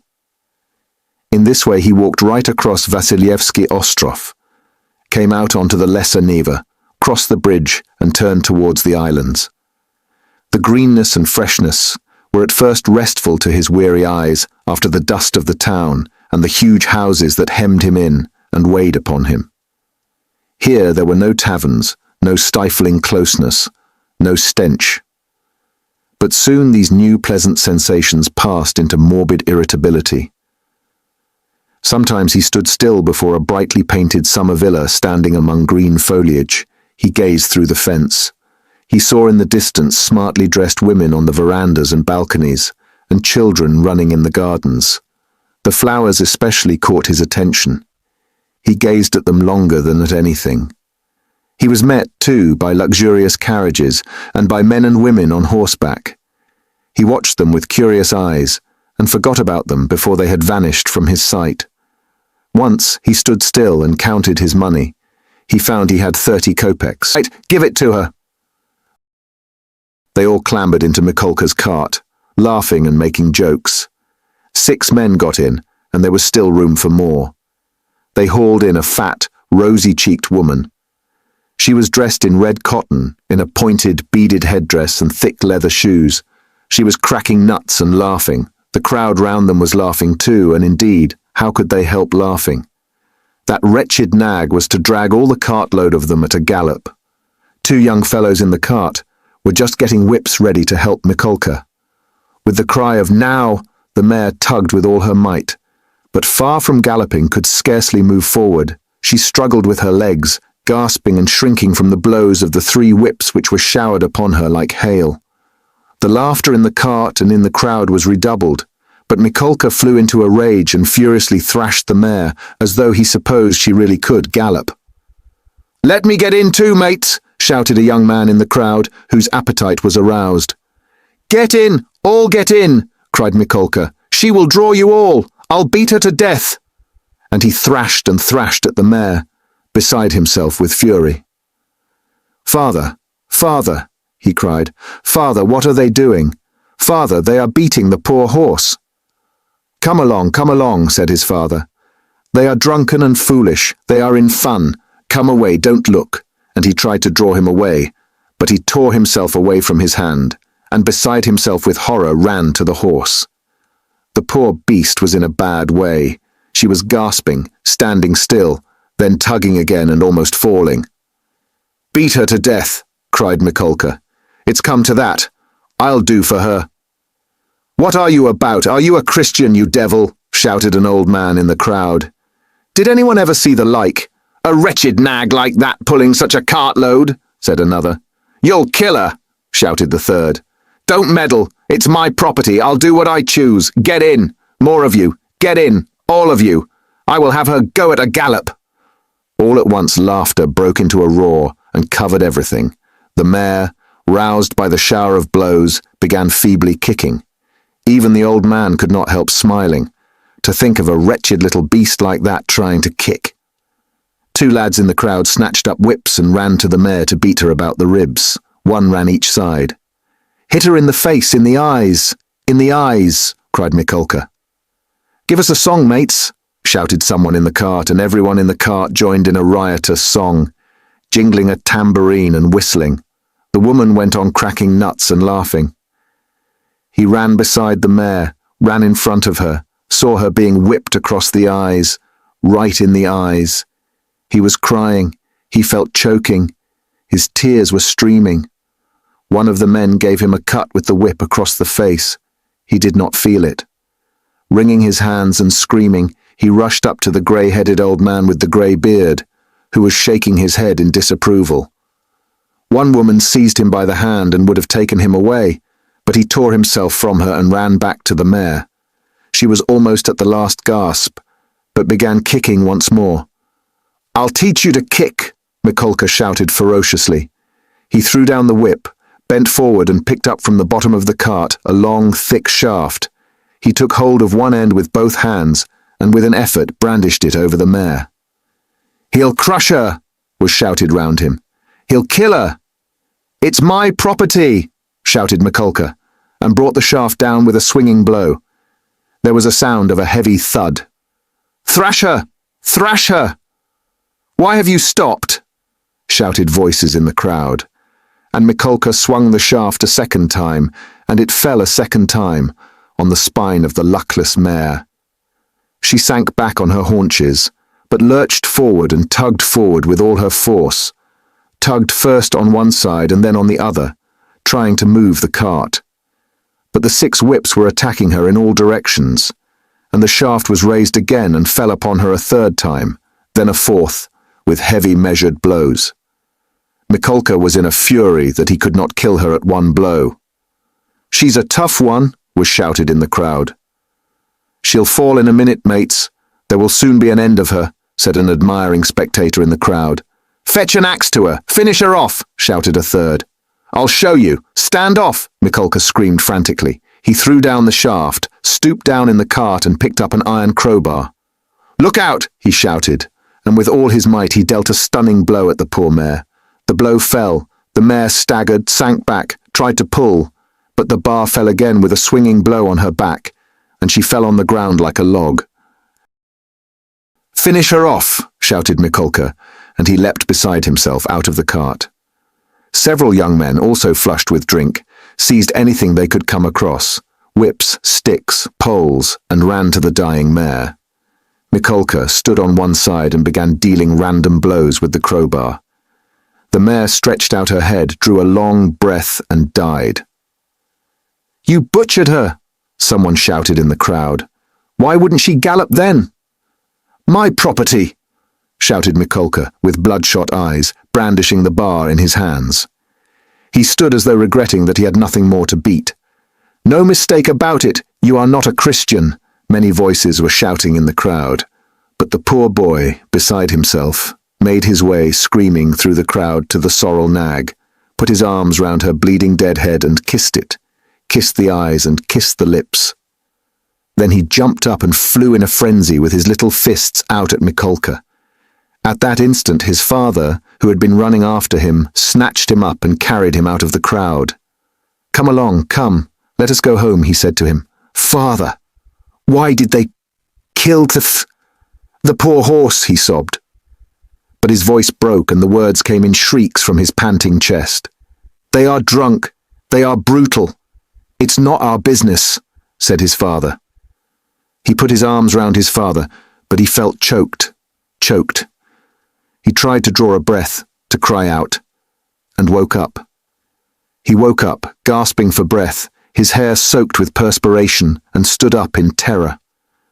"Thank God that was only a dream," he said, sitting down under a tree and drawing deep breaths. "But what is it? Is it some fever coming on? Such a hideous dream." He felt utterly broken. Darkness and confusion were in his soul.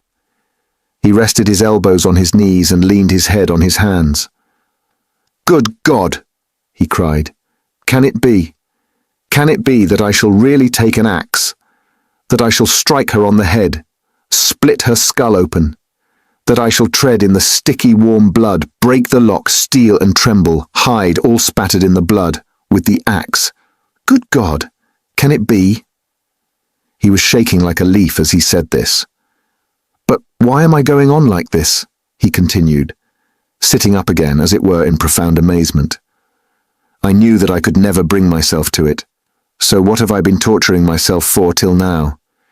Yesterday, when I went to make that experiment, yesterday I realized completely that I could never bear to do it. Why am I going over it again then? Why am I hesitating?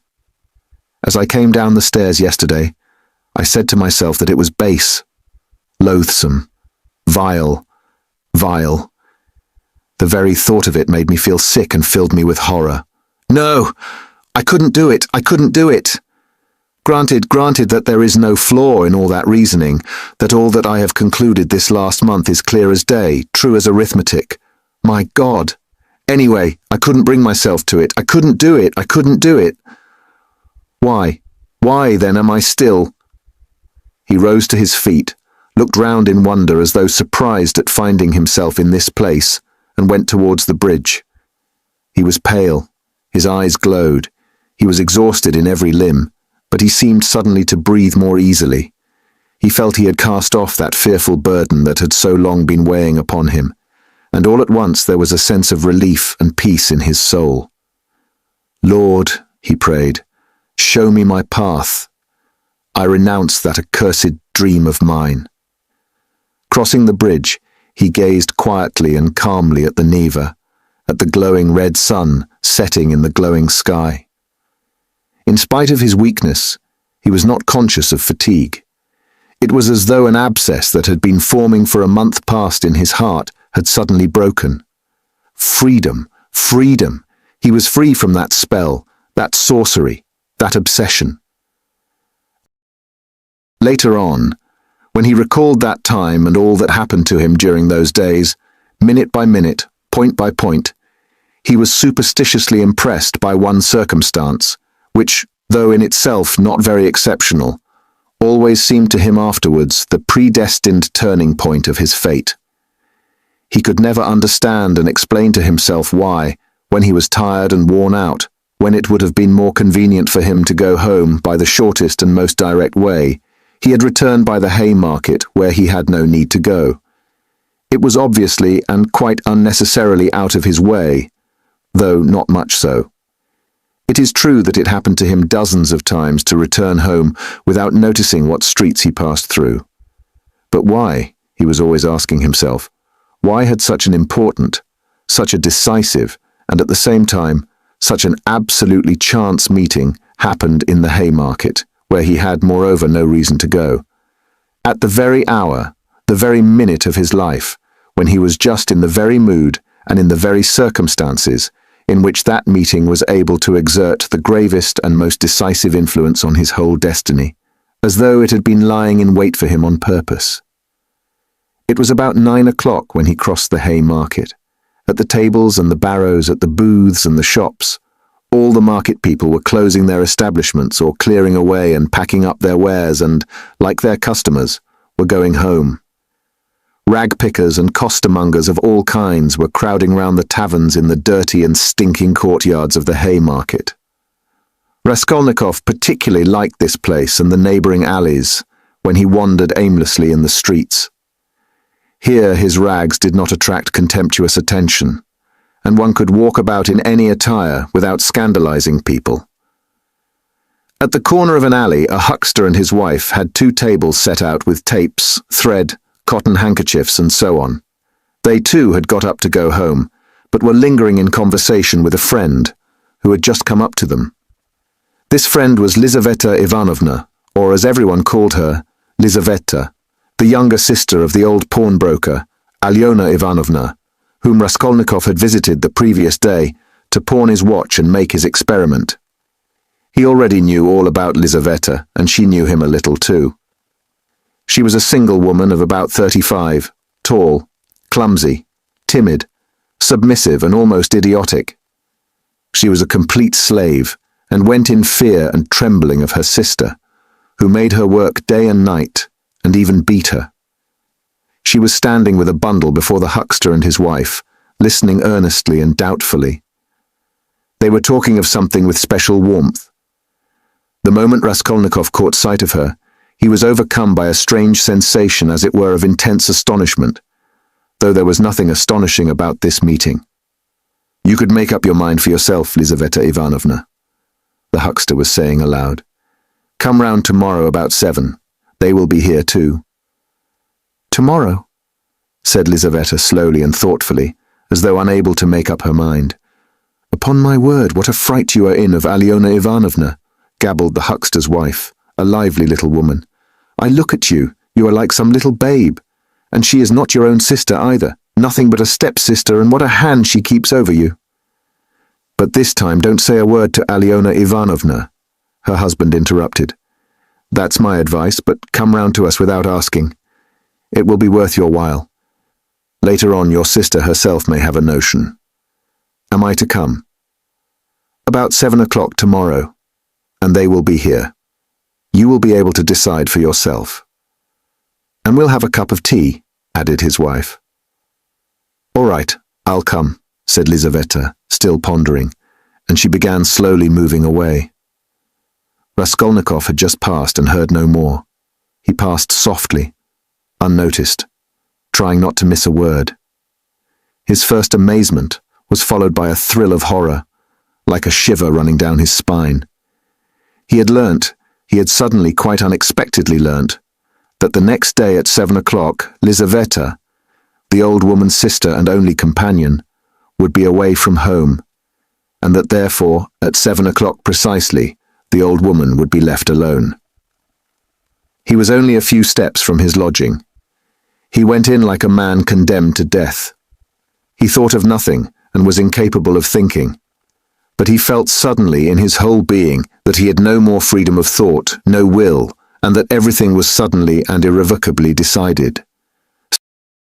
Certainly, if he had to wait whole years for a suitable opportunity, he could not reckon on a more certain step towards the success of the plan than that which had just presented itself. In any case, it would have been difficult to find out beforehand and with certainty, with greater exactness and less risk, and without dangerous inquiries and investigations, that next day, at a certain time, an old woman, on whose life an attempt was contemplated, would be at home and entirely alone. Chapter 6. Later on, Raskolnikov happened to find out why the huckster and his wife had invited Lizaveta. It was a very ordinary matter, and there was nothing exceptional about it. A family who had come to the town and been reduced to poverty were selling their household goods and clothes, all women's things. As the things would have fetched little in the market, they were looking for a dealer. This was Lizaveta's business.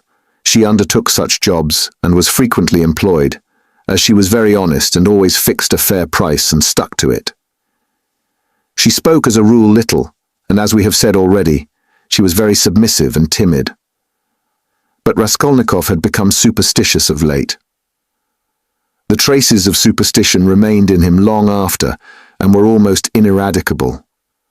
And in all this, he was always afterwards disposed to see something strange and mysterious, as it were, the presence of some peculiar influences and coincidences. In the previous winter, a student he knew called Pokarev, who had left for Kharkiv, had chanced in conversation to give him the address of Alyona Ivanovna, the old pawnbroker, in case he might want to pawn anything. For a long while he did not go to her, for he had lessons and managed to get along somehow. 6 weeks ago he had remembered the address. He had 2 articles that could be pawned: his father's old silver watch and a little gold ring with 3 red stones, a present from his sister at parting. He decided to take the ring. When he found the old woman, he had felt an insurmountable repulsion for her at the first glance, though he knew nothing special about her. He got 2 rubles from her and went into a miserable little tavern on his way home. He asked for tea, sat down, and sank into deep thought. A strange idea was pecking at his brain like a chicken in the egg, and very, very much absorbed him. Almost beside him at the next table there was sitting a student, whom he did not know and had never seen, and with him a young officer. They had played a game of billiards and began drinking tea. All at once he heard the student mention to the officer the pawnbroker, Alyona Ivanovna, and give him her address.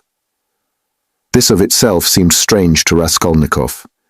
He had just come from her, and here at once he heard her name. Of course it was a chance, but he could not shake off a very extraordinary impression, and here someone seemed to be speaking expressly for him.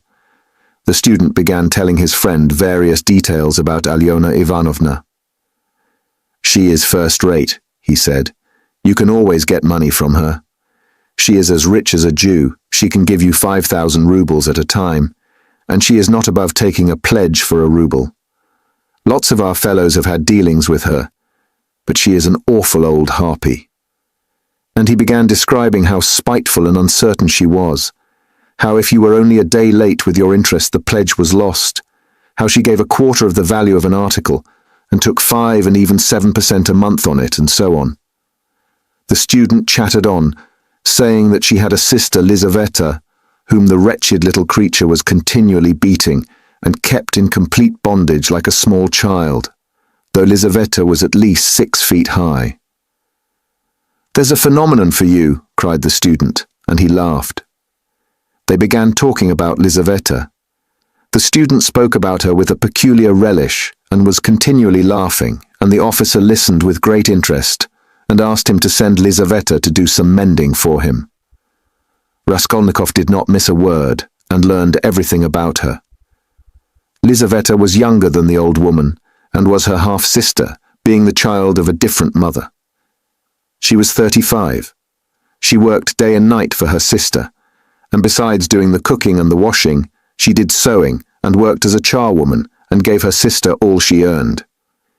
She did not dare to accept an order or job of any kind without her sister's permission. The old woman had already made her will, and Lizaveta knew of it, and by this will she would not get a farthing, nothing but the movables, chairs, and so on. All the money was left to a monastery in the province of Nizhny Novgorod, that prayers might be said for her in perpetuity. Lizaveta was of lower rank than her sister, unmarried and awfully uncouth in appearance, remarkably tall, with long feet that looked as if they were bent outwards. She always wore battered goatskin shoes, and was clean in her person. What the student expressed most surprise and amusement about was the fact that Lizaveta was continually with child. "But you say she is hideous?" observed the officer. "Yes, she is so dark-skinned, and looks like a soldier dressed up. But you know she is not at all hideous. She has such a good-natured face and eyes, strikingly so, and the proof of it is that lots of people are attracted by her.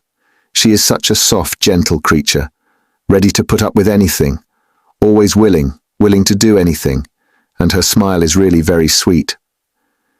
"You seem to find her attractive yourself," laughed the officer. "From her queerness." "No. I'll tell you what. I could kill that damned old woman, and make off with her money, I assure you, without the faintest conscience prick," the student added with warmth. The officer laughed again while Raskolnikov shuddered. How strange it was. "Listen, I want to ask you a serious question," the student said hotly. "I was joking, of course, but look here. On one side we have a stupid, senseless, worthless, spiteful, ailing, horrid old woman, not simply useless but doing actual mischief, who has not an idea what she is living for herself, and who will die in a day or two in any case. You understand? You understand?" Yes, I understand," answered the officer, watching his excited companion attentively. "Well, listen then. On the other side, fresh young lives thrown away for want of help and by thousands on every side. 100,000 good deeds could be done and helped. On that old woman's money which will be buried in a monastery. Hundreds, thousands perhaps, might be set on the right path. Dozens of families saved from destitution, from ruin, from vice, from the lock hospitals, and all with her money. Kill her. Take her money, and with the help of it, devote oneself to the service of humanity and the good of all. What do you think? Would not one tiny crime be wiped out by thousands of good deeds? For one life, thousands would be saved from corruption and decay. One death and 100 lives in exchange, it's simple arithmetic. Besides, What value has the life of that sickly, stupid, ill-natured old woman in the balance of existence? No more than the life of a louse, of a black beetle. Less, in fact, because the old woman is doing harm. She is wearing out the lives of others. The other day she bit Lizaveta's finger out of spite. It almost had to be amputated. Of course she does not deserve to live, remarked the officer. But there it is, it's nature. Oh well, brother, but we have to correct and direct nature, and but for that, we should drown in an ocean of prejudice. But for that, there would never have been a single great man. They talk of duty, conscience. I don't want to say anything against duty and conscience. But the point is, what do we mean by them? Stay. I have another question to ask you. Listen. No, you stay. I'll ask you a question. Listen. Well? You are talking and speechifying away, but tell me, would you kill the old woman yourself? Of course not. I was only arguing the justice of it. It's nothing to do with me.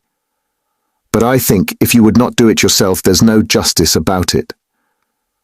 Let us have another game. Raskolnikov was violently agitated. Of course, it was all ordinary youthful talk and thought, such as he had often heard before in different forms and on different themes. But why had he happened to hear such a discussion and such ideas at the very moment when his own brain was just conceiving the very same ideas? And why, just at the moment when he had brought away the embryo of his idea from the old woman, had he dropped at once upon a conversation about her? This coincidence always seemed strange to him. This trivial talk in a tavern had an immense influence on him in his later action, as though there had really been in it something preordained, some guiding hint. On returning from the Haymarket, he flung himself on the sofa and sat for a whole hour without stirring. Meanwhile it got dark. He had no candle, and indeed it did not occur to him to light up. He could never recollect whether he had been thinking about anything at that time. At last he was conscious of his former fever and shivering, and he realized with relief that he could lie down on the sofa. Soon heavy leaden sleep came over him, as it were crushing him. He slept an extraordinarily long time and without dreaming. Nastasia, coming into his room at 10 o'clock the next morning, had difficulty in rousing him. She brought him in tea and bread. The tea was again the second brew, and again in her own teapot. "My goodness, how he sleeps!" she cried indignantly. "And he is always asleep." He got up with an effort. His head ached. He stood up, took a turn in his garret, and sank back on the sofa again. "Going to sleep again," cried Nastasia. "Are you ill, eh?" He made no reply. "Do you want some tea?" "Afterwards," he said with an effort, closing his eyes again and turning to the wall. Nastasia stood over him. "Perhaps he really is ill," she said, turned and went out. She came in again at 2 o'clock with soup. He was lying as before. The tea stood untouched. Nastasia felt positively offended and began wrathfully rousing him. "Why are you lying like a log?" she shouted, looking at him with repulsion. He got up and sat down again, but said nothing and stared at the floor. "Are you ill or not?" asked Nastasia, and again received no answer. "You'd better go out and get a breath of air," she said after a pause. "Will you eat it or not?" "Afterwards," he said weakly. "You can go." And he motioned her out. She remained a little longer, looked at him with compassion and went out. A few minutes afterwards, he raised his eyes and looked for a long while at the tea and the soup. Then he took the bread, took up a spoon and began to eat. He ate a little, 3 or 4 spoonfuls, without appetite, as it were mechanically. His head ached less. After his meal he stretched himself on the sofa again, but now he could not sleep. He lay without stirring, with his face in the pillow. He was haunted by daydreams, and such strange daydreams. In one, that kept recurring, he fancied that he was in Africa, in Egypt, in some sort of oasis. The caravan was resting, the camels were peacefully lying down, the palms stood all around in a complete circle. All the party were at dinner, but he was drinking water from a spring which flowed gurgling close by. And it was so cool, it was wonderful, wonderful. Blue, cold water running among the party-coloured stones and over the clean sand which glistened here and there like gold. Suddenly, he heard a clock strike. He started, roused himself, raised his head, looked out of the window, and seeing how late it was, suddenly jumped up wide awake as though someone had pulled him off the sofa. He crept on tiptoe to the door, stealthily opened it, and began listening on the staircase. His heart beat terribly. But all was quiet on the stairs, as if everyone was asleep. It seemed to him strange and monstrous that he could have slept in such forgetfulness from the previous day, and had done nothing, had prepared nothing yet. And meanwhile, perhaps it had struck 6, and his drowsiness and stupefaction were followed by an extraordinary feverish, as it were distracted haste. But the preparations to be made were few. He concentrated all his energies on thinking of everything and forgetting nothing, and his heart kept beating and thumping so that he could hardly breathe. First he had to make a noose and sew it into his overcoat, a work of a moment. He rummaged under his pillow and picked out amongst the linen stuffed away under it, a worn-out, old, unwashed shirt. From its rags, he tore a long strip, a couple of inches wide and about 16 inches long. He folded this strip in two, took off his wide, strong summer overcoat of some stout cotton material, his only outer garment, and began sewing the 2 ends of the rag on the inside, under the left armhole. His hands shook as he sewed, but he did it successfully so that nothing showed outside when he put the coat on again. The needle and thread he had got ready long before, and they lay on his table in a piece of paper. As for the noose, it was a very ingenious device of his own. The noose was intended for the axe. It was impossible for him to carry the axe through the street in his hands, and if hidden under his coat, he would still have had to support it with his hand, which would have been noticeable. Now he had only to put the head of the axe in the noose, and it would hang quietly under his arm on the inside. Putting his hand in his coat pocket, he could hold the end of the handle all the way, so that it did not swing. And as the coat was very full, a regular sack in fact, it could not be seen from outside that he was holding something with the hand that was in the pocket. This noose too he had designed a fortnight before. When he had finished with this, he thrust his hand into a little opening between his sofa and the floor, fumbled in the left corner, and drew out the pledge, which he had got ready long before and hidden there. This pledge was, however, only a smoothly planed piece of wood the size and thickness of a silver cigarette case. He picked up this piece of wood in one of his wanderings in a courtyard where there was some sort of a workshop.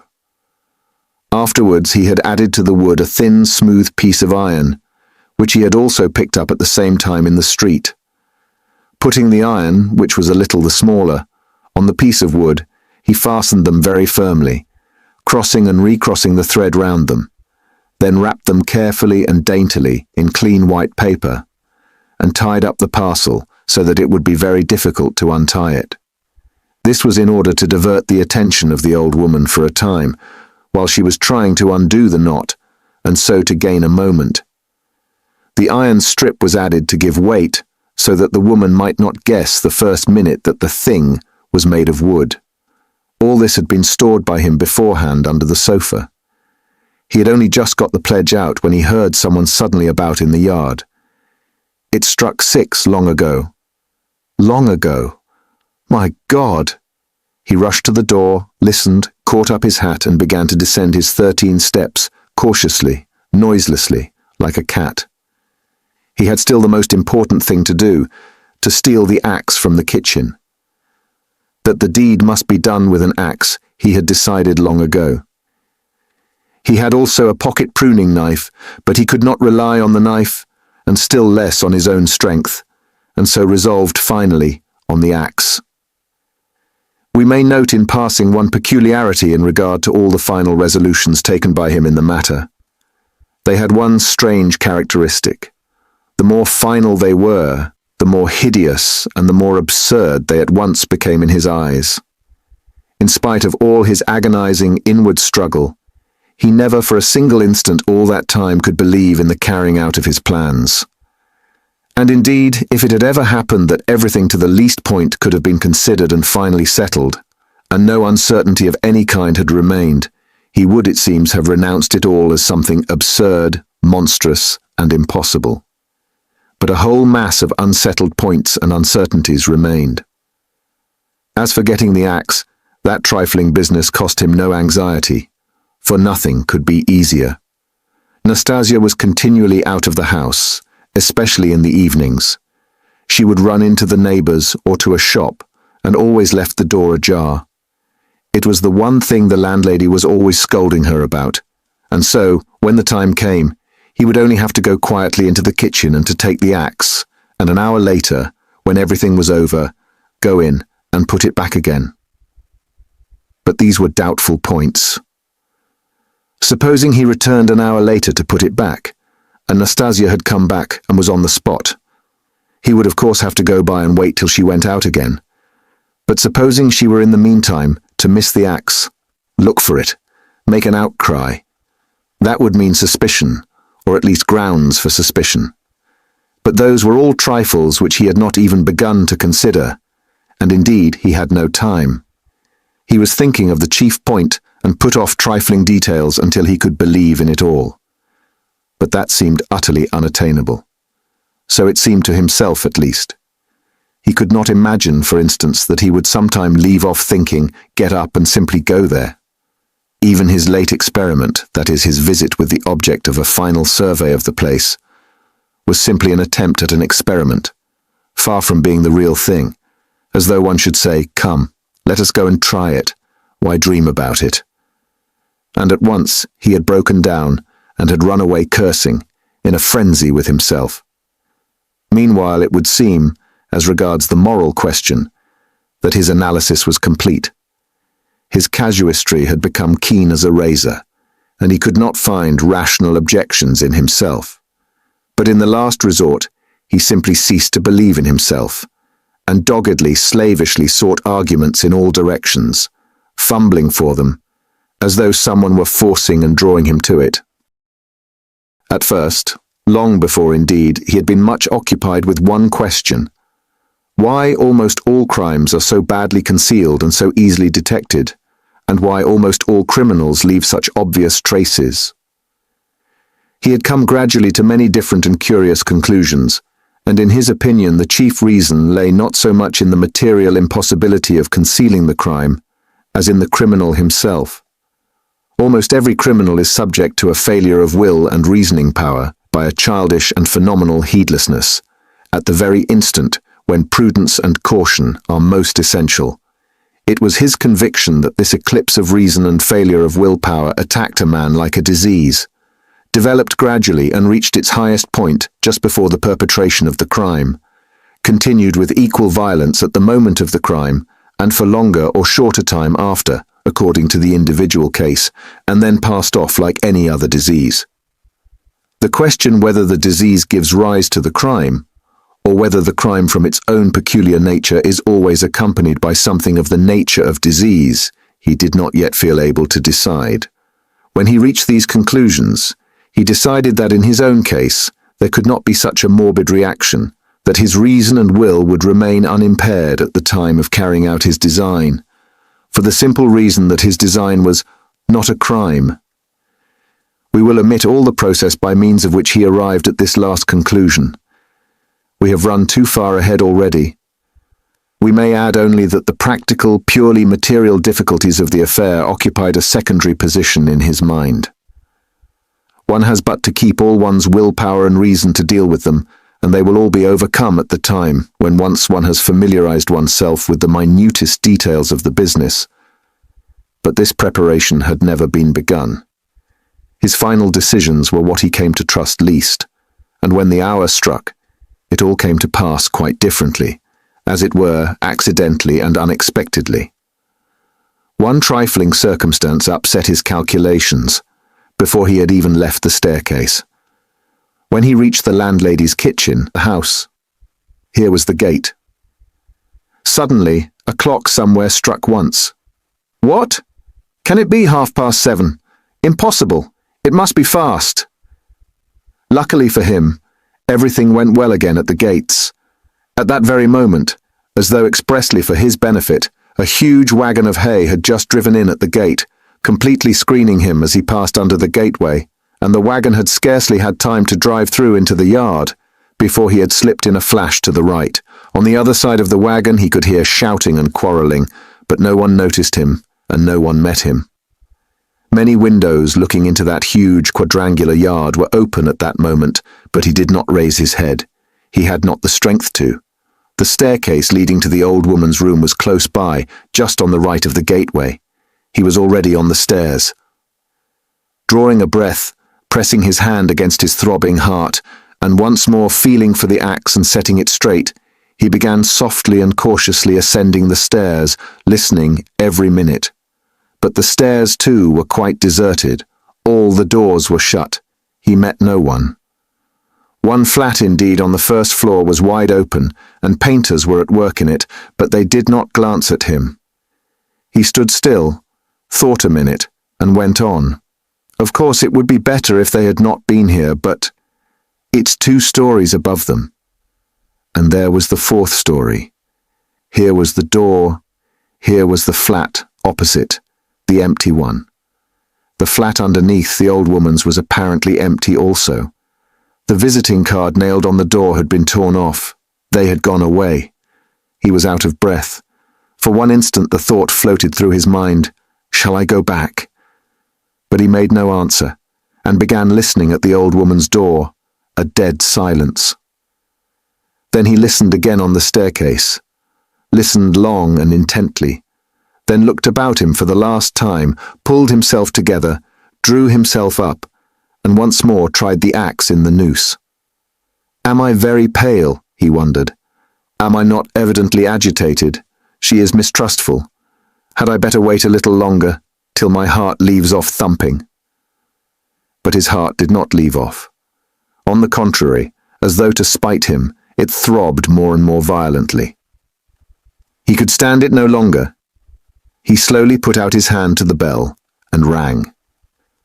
Half a minute later he rang again, more loudly. No answer. To go on ringing was useless and out of place. The old woman was, of course, at home, but she was suspicious and alone. He had some knowledge of her habits, and once more he put his ear to the door. Either his senses were peculiarly keen, which it is difficult to suppose, or the sound was really very distinct.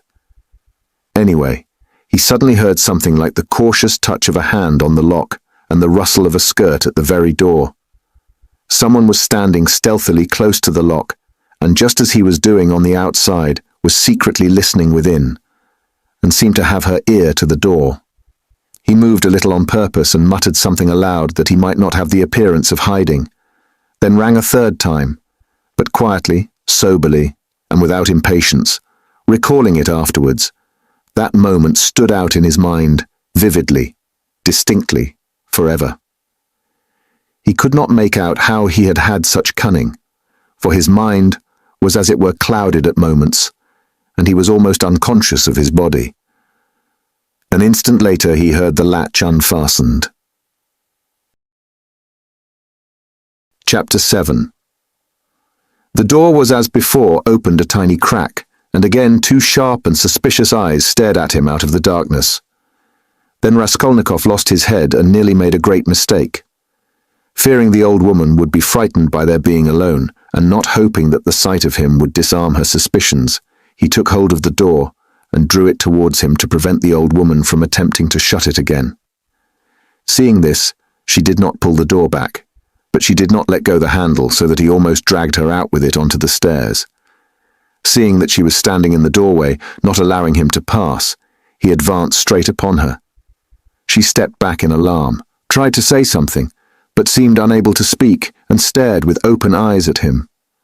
"Good evening, Alyona Ivanovna," he began, trying to speak easily, but his voice would not obey him. It broke and shook. "I have come. I have brought something, but we'd better come in. To the light." and leaving her, he passed straight into the room uninvited. The old woman ran after him. Her tongue was unloosed. "Good heavens, what is it? Who is it? What do you want?" "Why, Alyona Ivanovna, you know me, Raskolnikov. Here, I brought you the pledge I promised the other day." And he held out the pledge. The old woman glanced for a moment at the pledge, but at once stared in the eyes of her uninvited visitor. She looked intently, maliciously, and mistrustfully. A minute passed. He even fancied something like a sneer in her eyes, as though she had already guessed everything. He felt that he was losing his head, that he was almost frightened, so frightened that if she were to look like that and not say a word for another half-minute, he thought he would have run away from her. "Why do you look at me as though you did not know me?" he said suddenly, also with malice. "Take it if you like, if not I'll go elsewhere, I'm in a hurry." He had not even thought of saying this, but it was suddenly said of itself. The old woman recovered herself, and her visitor's resolute tone evidently restored her confidence. "But why, my good sir, all of a minute?" "What is it?" she asked, looking at the pledge. "The silver cigarette case. I spoke of it last time, you know." She held out her hand. "But how pale you are, to be sure. And your hands are trembling too? Have you been bathing or what?" "Fever," he answered abruptly. "You can't help getting pale. If you've nothing to eat," he added, with difficulty articulating the words. His strength was failing him again, but his answer sounded like the truth. The old woman took the pledge. "What is it?" she asked once more, scanning Raskolnikov intently and weighing the pledge in her hand. "A thing. Cigarette case. Silver. Look at it. It does not seem somehow like silver. How he has wrapped it up." Trying to untie the string and turning to the window, to the light, all her windows were shut in spite of the stifling heat. She left him altogether for some seconds and stood with her back to him. He unbuttoned his coat and freed the axe from the noose, but did not yet take it out altogether, simply holding it in his right hand under the coat. His hands were fearfully weak. He felt them every moment growing more numb and more wooden. He was afraid he would let the axe slip and fall. A sudden giddiness came over him. "But what has he tied it up like this for?" the old woman cried with vexation and moved towards him. He had not a minute more to lose. He pulled the axe quite out, swung it with both arms, scarcely conscious of himself, and almost without effort, almost mechanically, brought the blunt side down on her head. He seemed not to use his own strength in this, but as soon as he had once brought the axe down, his strength returned to him. The old woman was as always bareheaded. Her thin, light hair, streaked with grey, thickly smeared with grease, was plaited in a rat's tail and fastened by a broken horn comb which stood out on the nape of her neck. As she was so short, the blow fell on the very top of her skull. She cried out, but very faintly, and suddenly sank all of a heap on the floor, raising her hands to her head. In one hand she still held the pledge. Then he dealt her another and another blow with the blunt side, and on the same spot. The blood gushed as from an overturned glass. The body fell back. He stepped back, let it fall, and at once bent over her face. She was dead. Her eyes seemed to be starting out of their sockets. The brow and the whole face were drawn and contorted convulsively. He laid the axe on the ground near the dead body and felt at once in her pocket, trying to avoid the streaming body, the same right-hand pocket from which she had taken the key on his last visit. He was in full possession of his faculties, free from confusion or giddiness, but his hands were still trembling. He remembered afterwards that he had been particularly collected and careful, trying all the time not to get smeared with blood. He pulled out the keys at once. They were all, as before, in one bunch on a steel ring. He ran at once into the bedroom with them. It was a very small room, with a whole shrine of holy images. Against the other wall stood a big bed, very clean and covered with a silk patchwork wadded quilt. Against a third wall was a chest of drawers. Strange to say, as soon as he began to fit the keys into the chest, as soon as he heard their jingling, a convulsive shudder passed over him. He suddenly felt tempted again to give it all up and go away. But that was only for an instant. It was too late to go back. He positively smiled at himself when suddenly another terrifying idea occurred to his mind. He suddenly fancied that the old woman might be still alive and might recover her senses. Leaving the keys in the chest, he ran back to the body, snatched up the axe, and lifted it once more over the old woman, but did not bring it down. There was no doubt that she was dead. Bending down and examining her again more closely, he saw clearly that the skull was broken and even battered in on one side. He was about to feel it with his finger, but drew back his hand, and indeed it was evident without that. Meanwhile, there was a perfect pool of blood. All at once he noticed a string on her neck. He tugged at it, but the string was strong and did not snap, and besides, it was soaked with blood. He tried to pull it out from the front of the dress, but something held it and prevented its coming. In his impatience, he raised the axe again to cut the string from above on the body, but did not dare, and with difficulty, smearing his hand and the axe in the blood, after 2 minutes' hurried effort, he cut the string and took it off without touching the body with the axe. He was not mistaken. It was a purse. On the string were 2 crosses, one of cypress wood and one of copper, and an image in silver filigree, and with them a small greasy chamois leather purse with a steel rim and ring. The purse was stuffed very full. Raskolnikov thrust it in his pocket without looking at it, flung the crosses on the old woman's body and rushed back into the bedroom, this time taking the axe with him. He was in terrible haste. He snatched the keys and began trying them again. But he was unsuccessful. They would not fit in the locks. It was not so much that his hands were shaking, but that he kept making mistakes.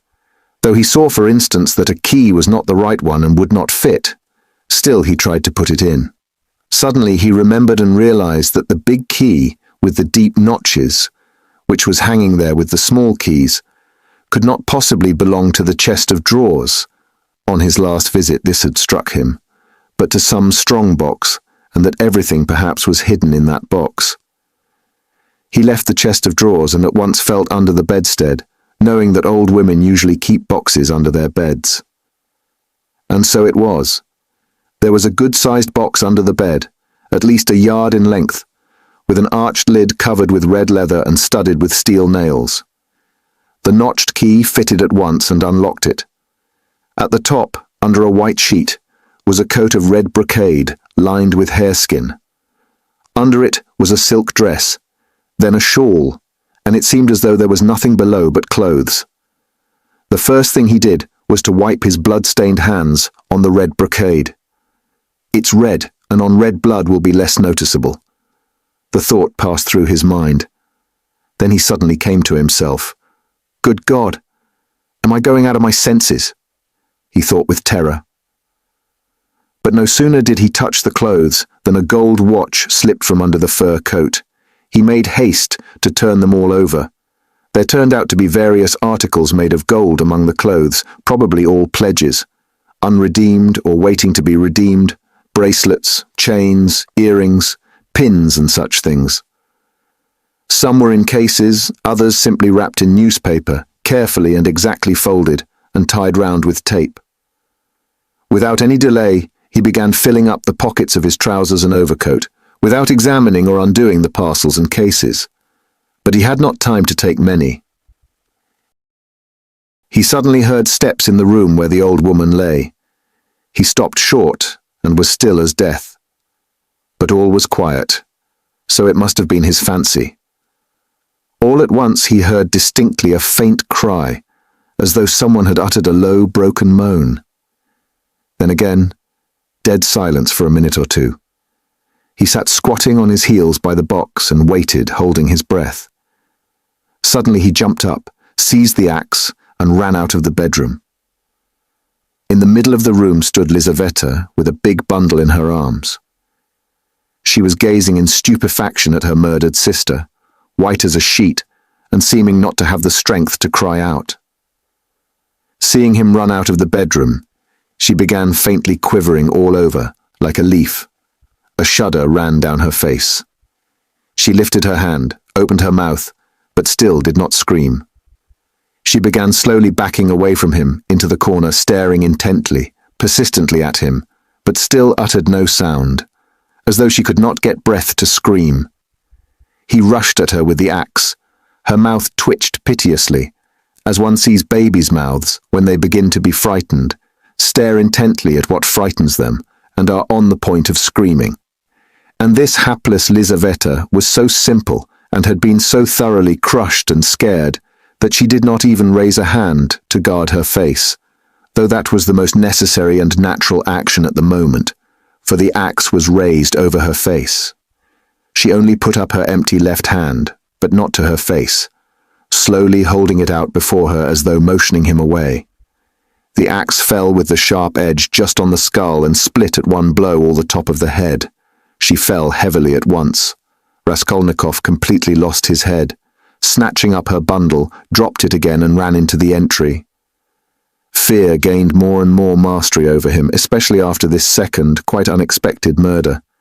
He longed to run away from the place as fast as possible, and if at that moment he had been capable of seeing and reasoning more correctly, if he had been able to realize all the difficulties of his position, the hopelessness, the hideousness and the absurdity of it, if he could have understood how many obstacles, and perhaps crimes, he had still to overcome or to commit, to get out of that place and to make his way home, it is very possible that he would have flung up everything, and would have gone to give himself up, and not from fear, but from simple horror and loathing of what he had done.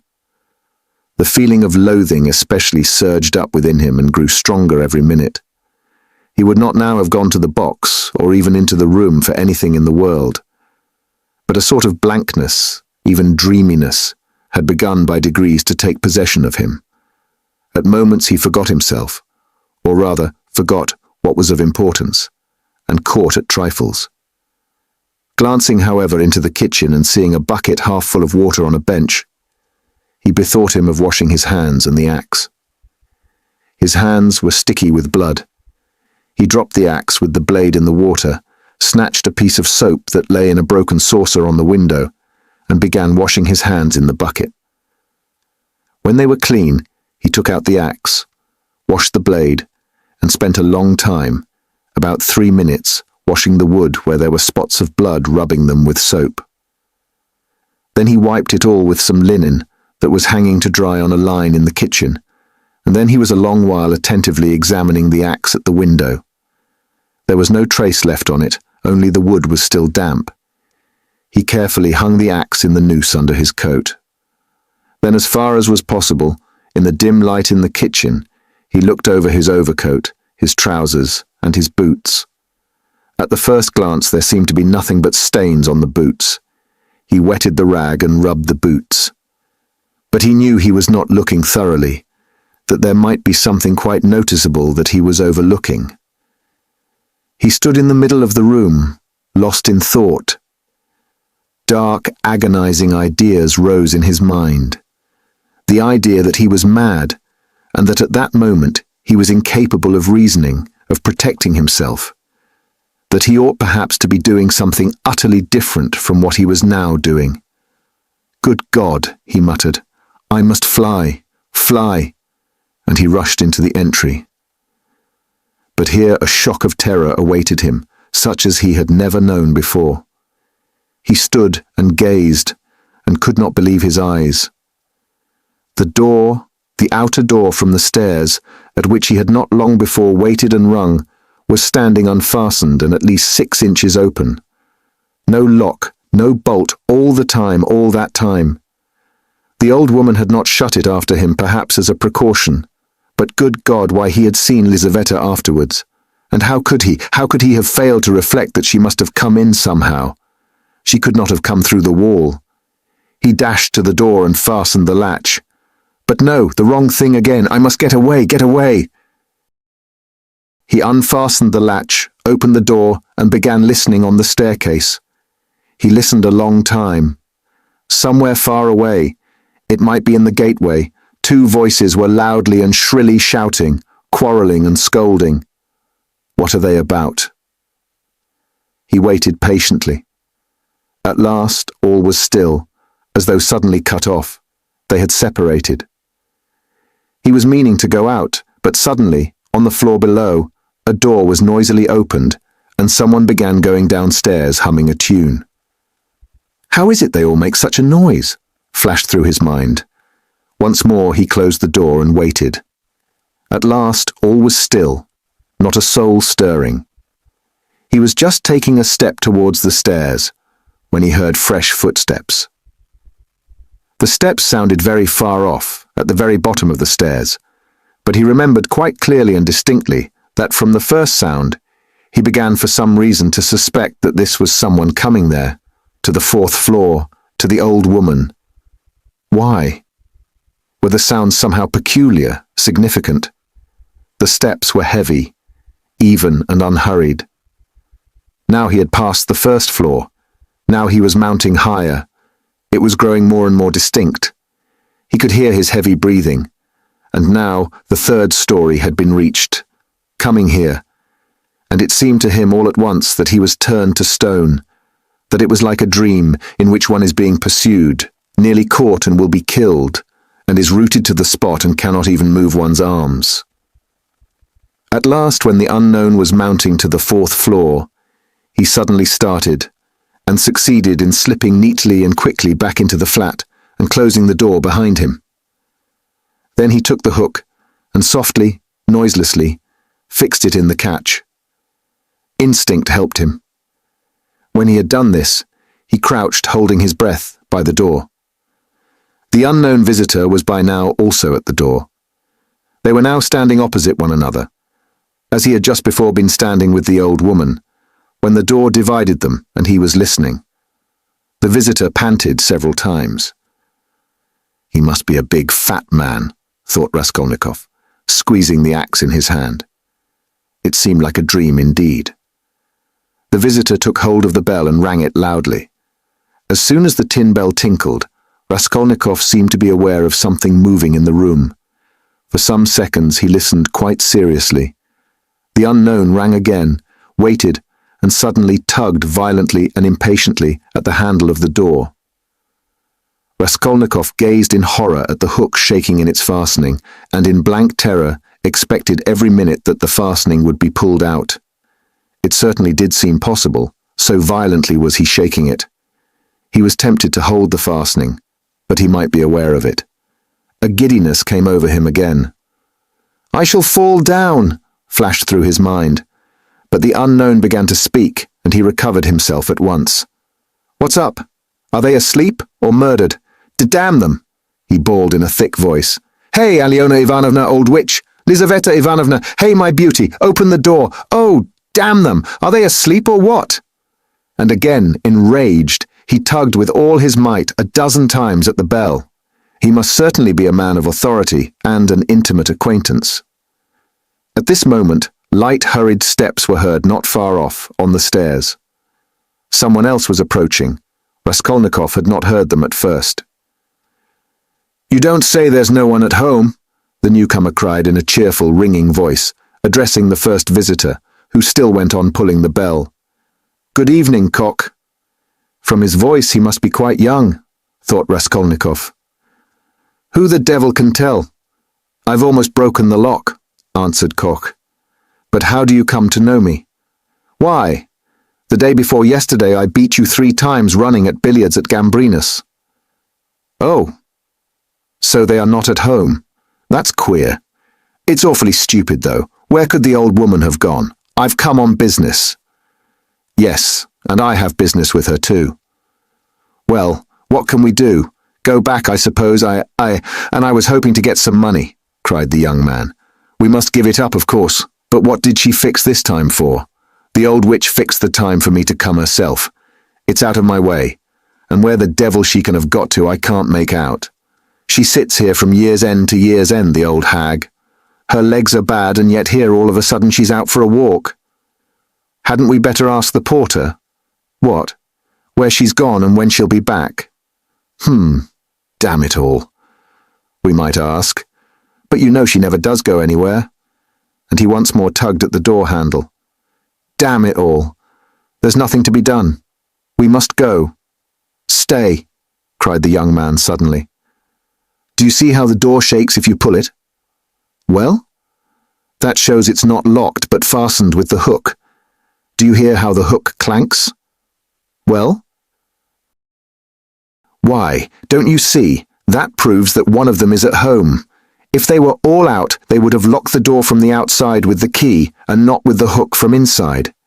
There, do you hear how the hook is clanking? To fasten the hook on the inside, they must be at home, don't you see? So there they are, sitting inside and don't open the door.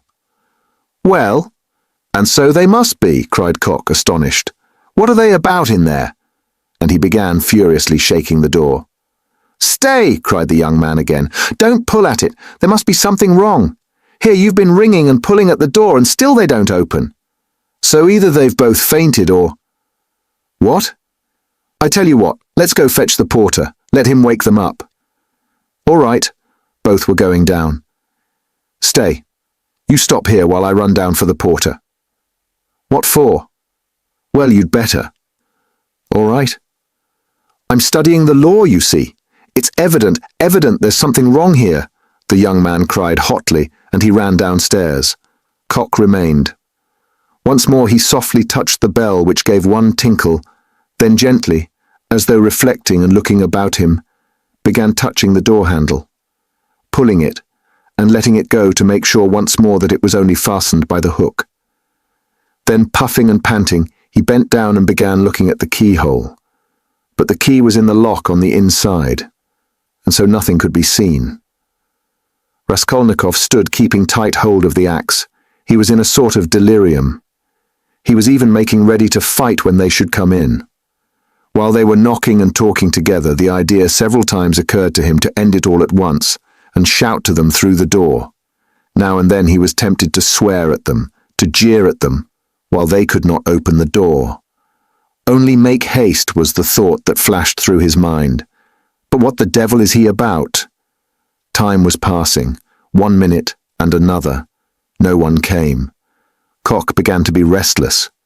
What the devil? He cried suddenly, and in impatience deserting his sentry duty, he too went down, hurrying and thumping with his heavy boots on the stairs. The steps died away. Good heavens, what am I to do? Raskolnikov unfastened the hook, opened the door. There was no sound. Abruptly, without any thought at all, he went out, closing the door as thoroughly as he could, and went downstairs. He had gone down 3 flights, when he suddenly heard a loud voice below. Where could he go? There was nowhere to hide. He was just going back to the flat. Hey there! Catch the brute! Somebody dashed out of a flat below, shouting, and rather fell than ran down the stairs, bawling at the top of his voice. Mitka! Mitka! Mitka! Mitka! Mitka! Blast him! The shout ended in a shriek. The last sounds came from the yard. All was still. But at the same instant, several men talking loud and fast began noisily mounting the stairs. There were 3 or 4 of them. He distinguished the ringing voice of the young man. Hey! Filled with despair, he went straight to meet them, feeling, come what must. If they stopped him, all was lost. If they let him pass, all was lost too. They would remember him. They were approaching. They were only a flight from him. And suddenly, deliverance. A few steps from him on the right, there was an empty flat with the door wide open. The flat on the 2nd floor where the painters had been at work, and which, as though for his benefit, they had just left. It was they, no doubt, who had just run down, shouting. The floor had only just been painted. In the middle of the room stood a pail and a broken pot with paint and brushes. In one instant, he had whisked in at the open door and hidden behind the wall, and only in the nick of time. They had already reached the landing. Then they turned and went on up to the 4th floor, talking loudly. He waited, went out on tiptoe, and ran down the stairs. No one was on the stairs, nor in the gateway. He passed quickly through the gateway and turned to the left in the street. He knew perfectly well that at that moment he could not rest on one, in spite of all his efforts. Part 2. Chapter 1. So he lay a very long while. Now and then he seemed to wake up, and at such moments he noticed that it was far into the night, but it did not occur to him to get up. At last he noticed that it was beginning to get light. He was lying on his back, still dazed from his recent oblivion. Fearful, despairing cries rose shrilly from the street, sounds which he heard every night indeed, under his window after 2 o'clock. They woke him up now. Ah! The drunken men are coming out of the taverns, he thought. It's past 2 o'clock, and at once he leaped up, as though someone had pulled him from the sofa. What? Past 2 o'clock? He sat down on the sofa and instantly recollected everything. All at once, in one flash, he recollected everything. For the first moment, he thought he was going mad. A dreadful chill came over him, but the chill was from the fever that had begun long before in his sleep. Now he was suddenly taken with violent shivering, so that his teeth chattered and all his limbs were shaking. He opened the door and began listening. Everything in the house was asleep. With amazement, he gazed at himself and everything in the room around him, wondering how he could have come in the night before without fastening the door, and have flung himself on the sofa without undressing, without even taking his hat off. It had fallen off and was lying on the floor near his pillow. If anyone had come in, what would he have thought? That I'm drunk, but... He rushed to the window. There was light enough, and he began hurriedly looking himself all over from head to foot, all his clothes, were there no traces. But there was no doing it like that. Shivering with cold, he began taking off everything and looking over again. He turned everything over to the last threads and rags, and mistrusting himself, went through his search 3 times.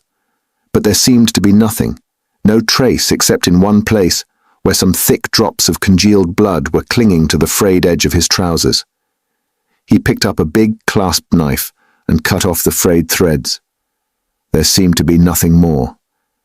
Suddenly he remembered that the purse and the things he had taken out of the old woman's box were still in his pockets. He had not thought till then of taking them out and hiding them. He had not even thought of them while he was examining his clothes. What next? Instantly he rushed to take them out and fling them on the table.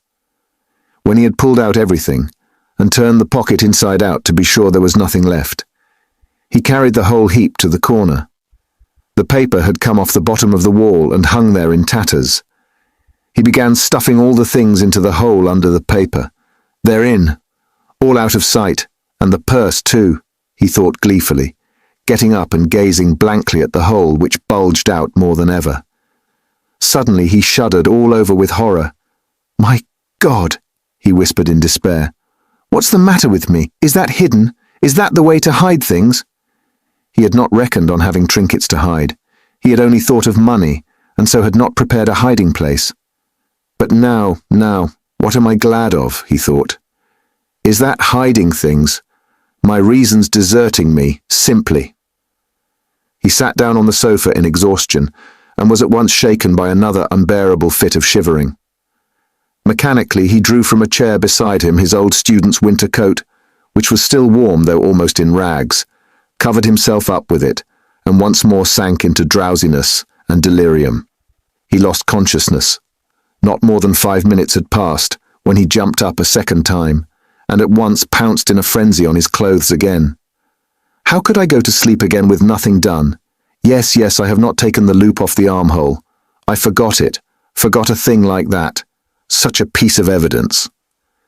He pulled off the noose, hurriedly cut it to pieces and threw the bits among his linen under the pillow. Pieces of torn linen couldn't rouse suspicion whatever happened.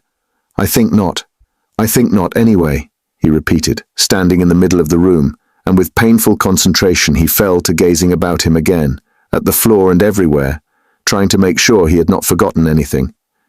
The conviction that all his faculties, even memory and the simplest power of reflection were failing him, began to be an insufferable torture. Surely it isn't beginning already. Surely it isn't my punishment coming upon me. It is. The frayed rags he had cut off his trousers were actually lying on the floor in the middle of the room, where anyone coming in would see them. "What is the matter with me?" he cried again, like one distraught. Then a strange idea entered his head, that perhaps all his clothes were covered with blood, that perhaps there were a great many stains, but that he did not see them, did not notice them, because his perceptions were failing, were going to pieces. His reason was clouded. Suddenly he remembered that there had been blood on the purse too. Ah, then there must be blood on the pocket too, for I put the wet purse in my pocket. In a flash he had turned the pocket inside out, and yes, there were traces, stains on the lining of the pocket. So my reason has not quite deserted me, so I still have some sense and memory since I guessed it of myself, he thought triumphantly, with a deep sigh of relief. It's simply the weakness of fever, a moment's delirium, and he tore the whole lining out of the left pocket of his trousers. At that instant the sunlight fell on his left boot. On the sock which poked out from the boot, he fancied there were traces. He flung off his boots. Traces indeed. The tip of the sock was soaked with blood. He must have unwarily stepped into that pool. But what am I to do with this now? Where am I to put the sock and rags and pocket? He gathered them all up in his hands and stood in the middle of the room. In the stove? But they would ransack the stove first of all. Burn them. But what can I burn them with? There are no matches even. No, better go out and throw it all away somewhere. Yes, better throw it away, he repeated, sitting down on the sofa again, and at once, this minute, without lingering. But his head sank on the pillow instead. Again the unbearable icy shivering came over him. Again he drew his coat over him. And for a long while, for some hours, he was haunted by the impulse to go off somewhere at once, this moment, and fling it all away, so that it may be out of sight and done with, at once, at once. Several times he tried to rise from the sofa, but could not. He was thoroughly waked up at last by a violent knocking at his door. "Open, do. Are you dead or alive?" "He keeps sleeping here," shouted Nastasia, banging with her fist on the door. "For whole days together he's snoring here like a dog he is too. Open, I tell you. It's past 10. "Maybe he's not at home," said a man's voice. "Ha! That's the porter's voice. What does he want?" He jumped up and sat on the sofa. The beating of his heart was a positive pain. "Then who can have latched the door?" retorted Nastasia. "He's taken to bolting himself in, as if he were worth stealing. Open, you stupid, wake up." "What do they want? Why the porter? All's discovered. Resist or open. Come what may." He half rose, stooped forward and unlatched the door. His room was so small that he could undo the latch without leaving the bed. Yes, the porter and Nastasia were standing there. Nastasia stared at him in a strange way. He glanced with a defiant and desperate air at the porter, who without a word held out a grey folded paper sealed with bottle wax. "A notice from the office," he announced as he gave him the paper. "From what office?" "A summons to the police office, of course. You know which office." "To the police? What for?" "How can I tell? You're sent for, so you go." The man looked at him attentively, looked round the room, and turned to go away. "He's downright ill," observed Nastasia, not taking her eyes off him. The porter turned his head for a moment. "He's been in a fever since yesterday," she added. Raskolnikov made no response and held the paper in his hands without opening it. "Don't you get up then," Nastasia went on compassionately, seeing that he was letting his feet down from the sofa. "You're ill, and so don't go. There's no such hurry. What have you got there?" He looked. In his right hand he held the shreds he had cut from his trousers, the sock, and the rags of the pocket. So he had been asleep with them in his hand. Afterwards, reflecting upon it, he remembered that, half waking up in his fever, He had grasped all this tightly in his hand, and so fallen asleep again. Look at the rags he's collected and sleeps with them, as though he has got hold of a treasure. And Nastasia went off into her hysterical giggle. Instantly, he thrust them all under his greatcoat and fixed his eyes intently upon her. Far as he was from being capable of rational reflection at that moment, he felt that no one would behave like that with a person who was going to be arrested. But the police? You'd better have some tea.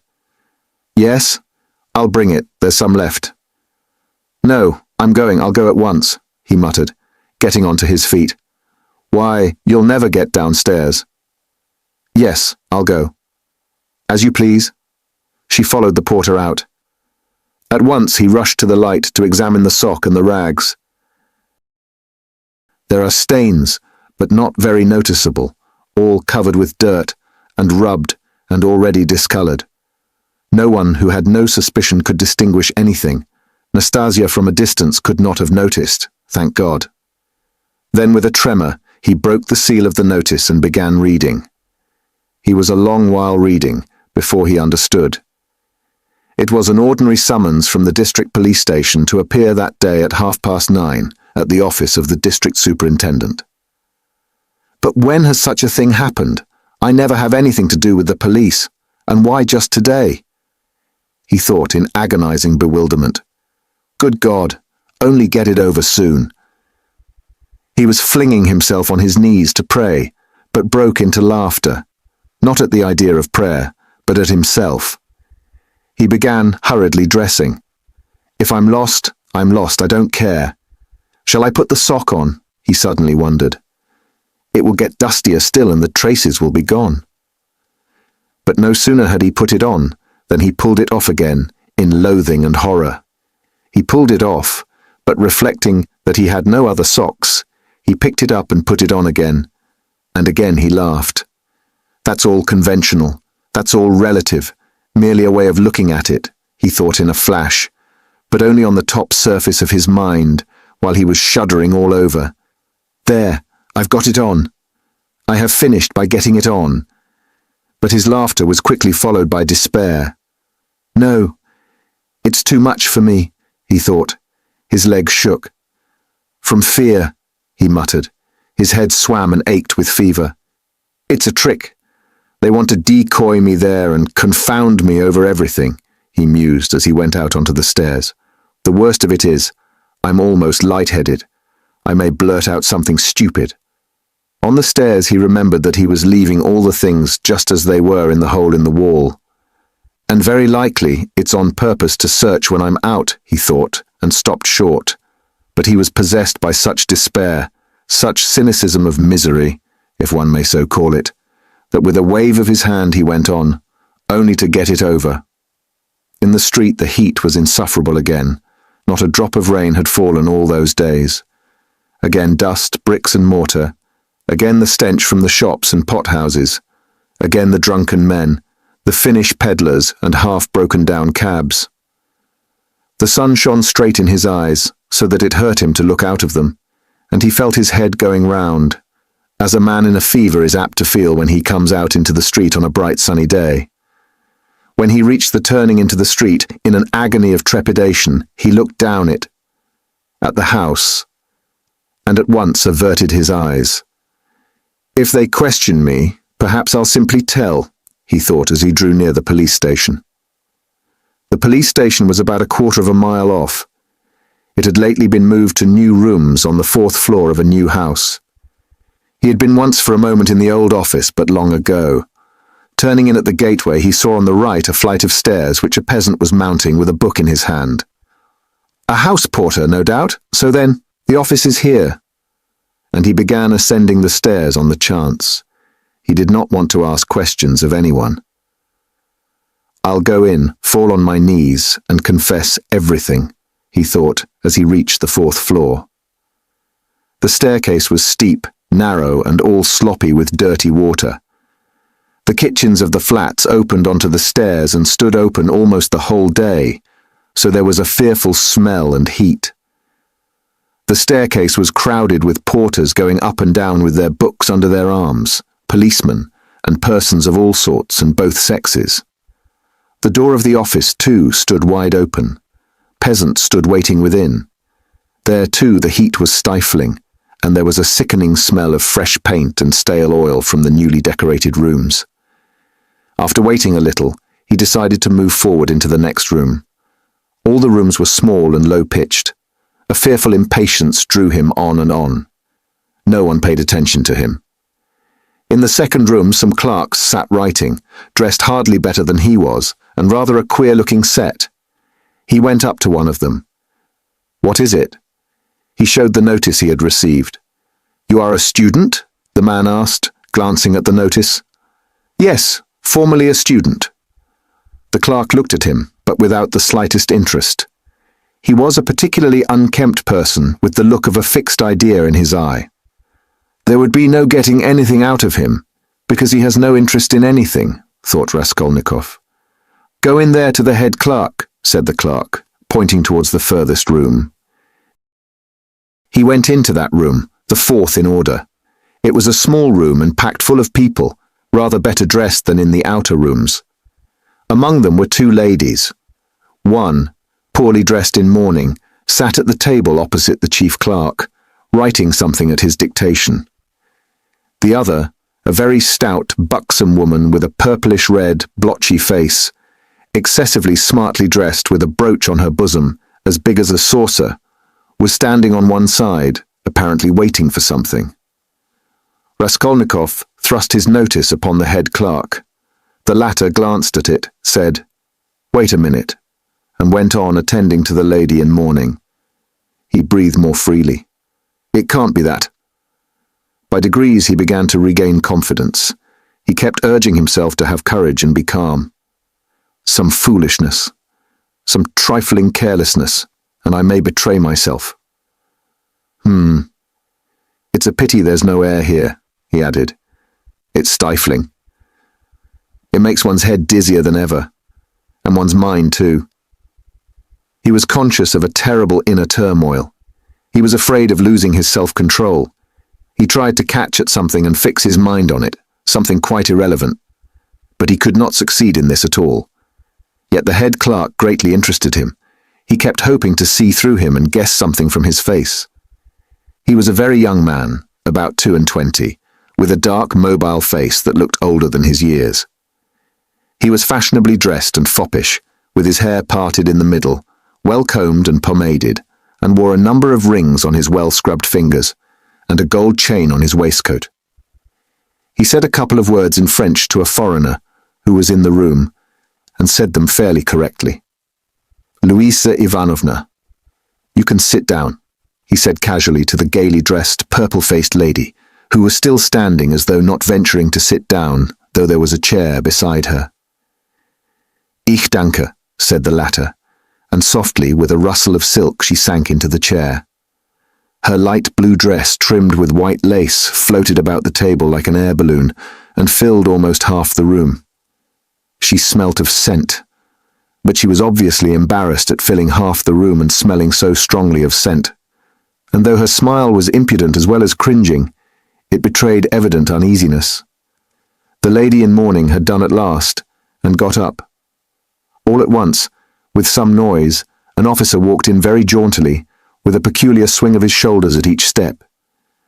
He tossed his cockaded cap on the table and sat down in an easy chair. The small lady positively skipped from her seat on seeing him, and fell to curtsying in a sort of ecstasy. But the officer took not the smallest notice of her, and she did not venture to sit down again in his presence. He was the assistant superintendent. He had a reddish moustache that stood out horizontally on each side of his face, and extremely small features, expressive of nothing much except a certain insolence. He looked askance and rather indignantly at Raskolnikov. He was so very badly dressed, and in spite of his humiliating position, his bearing was by no means in keeping with his clothes. Raskolnikov had unwarily fixed a very long and direct look on him, so that he felt positively affronted. "What do you want?" he shouted, apparently astonished that such a ragged fellow was not annihilated by the majesty of his glance. "I was summoned by a notice," Raskolnikov faltered. For the recovery of money due from the student, the head clerk interfered hurriedly, tearing himself from his papers. Here. And he flung Raskolnikov a document and pointed out the place. Read that. Money? What money? Thought Raskolnikov. But, then, it's certainly not that. And he trembled with joy. He felt sudden intense, indescribable relief. A load was lifted from his back. And pray, what time were you directed to appear, sir? Shouted the assistant superintendent, seeming for some unknown reason more and more aggrieved. You are told to come at 9. And now it's 12. The notice was only brought to me a quarter of an hour ago, Raskolnikov answered loudly over his shoulder. To his own surprise, he too grew suddenly angry and found a certain pleasure in it. And it's enough that I have come here ill with fever. Kindly refrain from shouting. I'm not shouting, I'm speaking very quietly. It's you who are shouting at me. I'm a student, and allow no one to shout at me. The assistant superintendent was so furious that for the first minute he could only splutter inarticulately. He leapt up from his seat. Be silent! You are in a government office. Don't be impudent, sir. You're in a government office too, cried Raskolnikov, and you're smoking a cigarette as well as shouting, so you are showing disrespect to all of us. He felt an indescribable satisfaction at having said this. The head clerk looked at him with a smile. The angry assistant superintendent was obviously disconcerted. That's not your business, he shouted at last with unnatural loudness. Kindly make the declaration demanded of you. Show him, Alexander Grigorievich. There is a complaint against you. You don't pay your debts. You're a fine bird. But Raskolnikov was not listening now. He had eagerly clutched at the paper, in haste to find an explanation. He read it once, and a second time, and still did not understand. What is this? He asked the head clerk. It is for the recovery of money on an IOU, a writ. You must either pay it, with all expenses, costs, and so on, or give a written declaration when you can pay it, and at the same time an undertaking not to leave the capital without payment, and nor to sell or conceal your property. The creditor is at liberty to sell your property, and proceed against you according to the law. But I am not in debt to anyone. That's not our business. Here, an IOU for 115 rubles, legally attested and due for payment, has been brought to us for recovery, given by you to the widow of the assessor Zarnitsyn 9 months ago, and paid over by the widow Zarnitsyn to one Mr. Chebarov. We therefore summon you hereupon. But she is my landlady. And what if she is your landlady? The head clerk looked at him with a condescending smile of compassion, and at the same time with a certain triumph, as at a novice under fire for the first time, as though he would say, Well, how do you feel now? But what did he care now for an IOU, for a writ of recovery? Was that worth worrying about now? Was it worth attention even? He stood, he read, he listened, he answered, he even asked questions himself, but all mechanically. The triumphant sense of security, of deliverance from overwhelming danger, that was what filled his whole soul that moment, without thought for the future, without analysis, without suppositions or surmises, without doubts and without questioning. It was an instant of full, direct, purely instinctive joy. But at that very moment something like a thunderstorm took place in the office. The assistant superintendent, still shaken by Raskolnikov's disrespect, still fuming and obviously anxious to keep up his wounded dignity, pounced on the unfortunate smart lady who had been gazing at him ever since he came in with an exceedingly silly smile. You shameful hussy! He shouted suddenly at the top of his voice. The lady in mourning had left the office. What was going on at your house last night? A disgrace again. You're a scandal to the whole street. Fighting and drinking again. Do you want the house of correction? Why, I have warned you 10 times over that I would not let you off the 11th. And here you are again. Again, you... The paper fell out of Raskolnikov's hands, and he looked wildly at the smart lady who was so unceremoniously treated. But he soon saw what it meant, and at once began to find positive amusement in the scandal.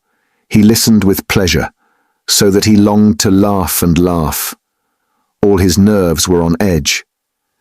"Ilya Petrovitch," the head clerk was beginning anxiously, but stopped short, for he knew from experience that the enraged assistant could not be stopped except by force. As for the smart lady, at first she positively trembled before the storm, but strange to say, the more numerous and violent the terms of abuse became, the more amiable she looked, and the more seductive the smiles she lavished on the terrible assistant. She moved uneasily and curtsied incessantly, waiting impatiently for a chance of putting in her word, and at last she found it. "There was no sort of noise or fighting in my house, Mr. Captain," she pattered all at once, like peas dropping, speaking Russian confidently, though with a strong German accent. "And no sort of scandal, and His Honour came drunk, and it's the whole truth I am telling, Mr. Captain, and I am not to blame. Mine is an honourable house, Mr. Captain, and honourable behaviour, Mr. Captain, and I always dislike any scandal myself." But he came quite tipsy, and asked for 3 bottles again, and then he lifted up one leg, and began playing the pianoforte with one foot, and that is not at all right in an honourable house. And he gans broke the piano, and it was very bad manners indeed, and I said so. And he took up a bottle and began hitting everyone with it. And then I called the porter, and Karl came, and he took Karl and hit him in the eye, and he hit Henriette in the eye too, and gave me 5 slaps on the cheek, and it was so ungentlemanly in an honourable house, Mr. Captain, and I screamed. And he opened the window over the canal, and stood in the window, squealing like a little pig. It was a disgrace, the idea of squealing like a little pig at the window into the street. Fie upon him. And Karl pulled him away from the window by his coat, and it is true, Mr. Captain, he tore his coat. And then he shouted that one must pay him 15 rubles damages, and I did pay him, Mr. Captain, 5 rubles for his coat, and he is an ungentlemanly visitor and caused all the scandal. "I will show you up," he said, "for I can write to all the papers about you." Then he was an author. Yes, Mr. Captain, and what an ungentlemanly visitor in an honourable house. "Now then, enough! I have told you already." "Ilya Petrovitch," the head clerk repeated significantly. The assistant glanced rapidly at him. The head clerk slightly shook his head. "So I tell you this, most respectable Louisa Ivanovna, and I tell it you for the last time," the assistant went on. "If there is a scandal in your honourable house once again, I will put you yourself in the lock-up, as it is called in polite society. Do you hear?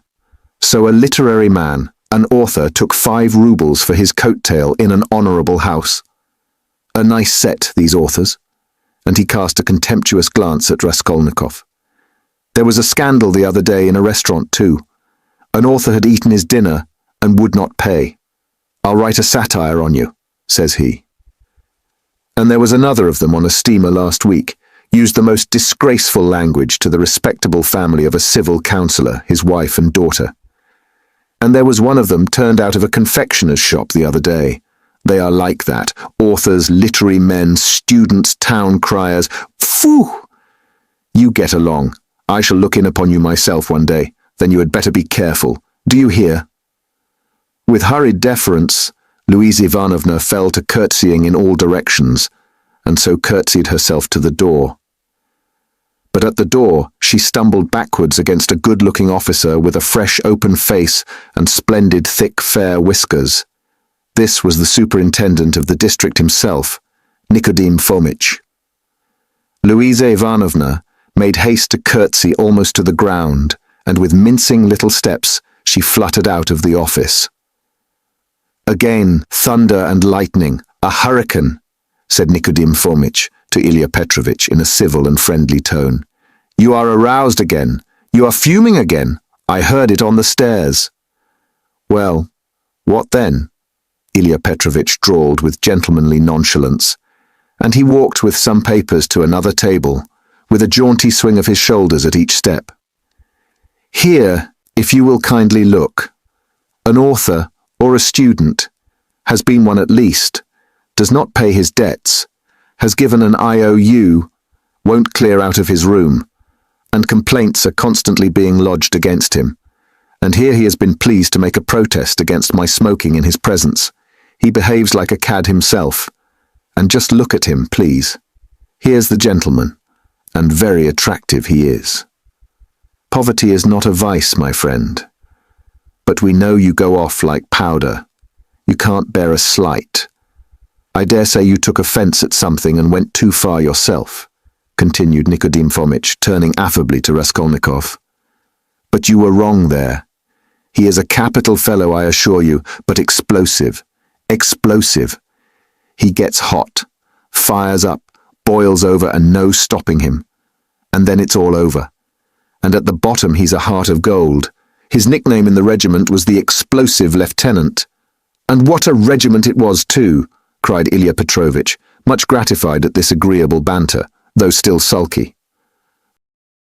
Raskolnikov had a sudden desire to say something exceptionally pleasant to them all.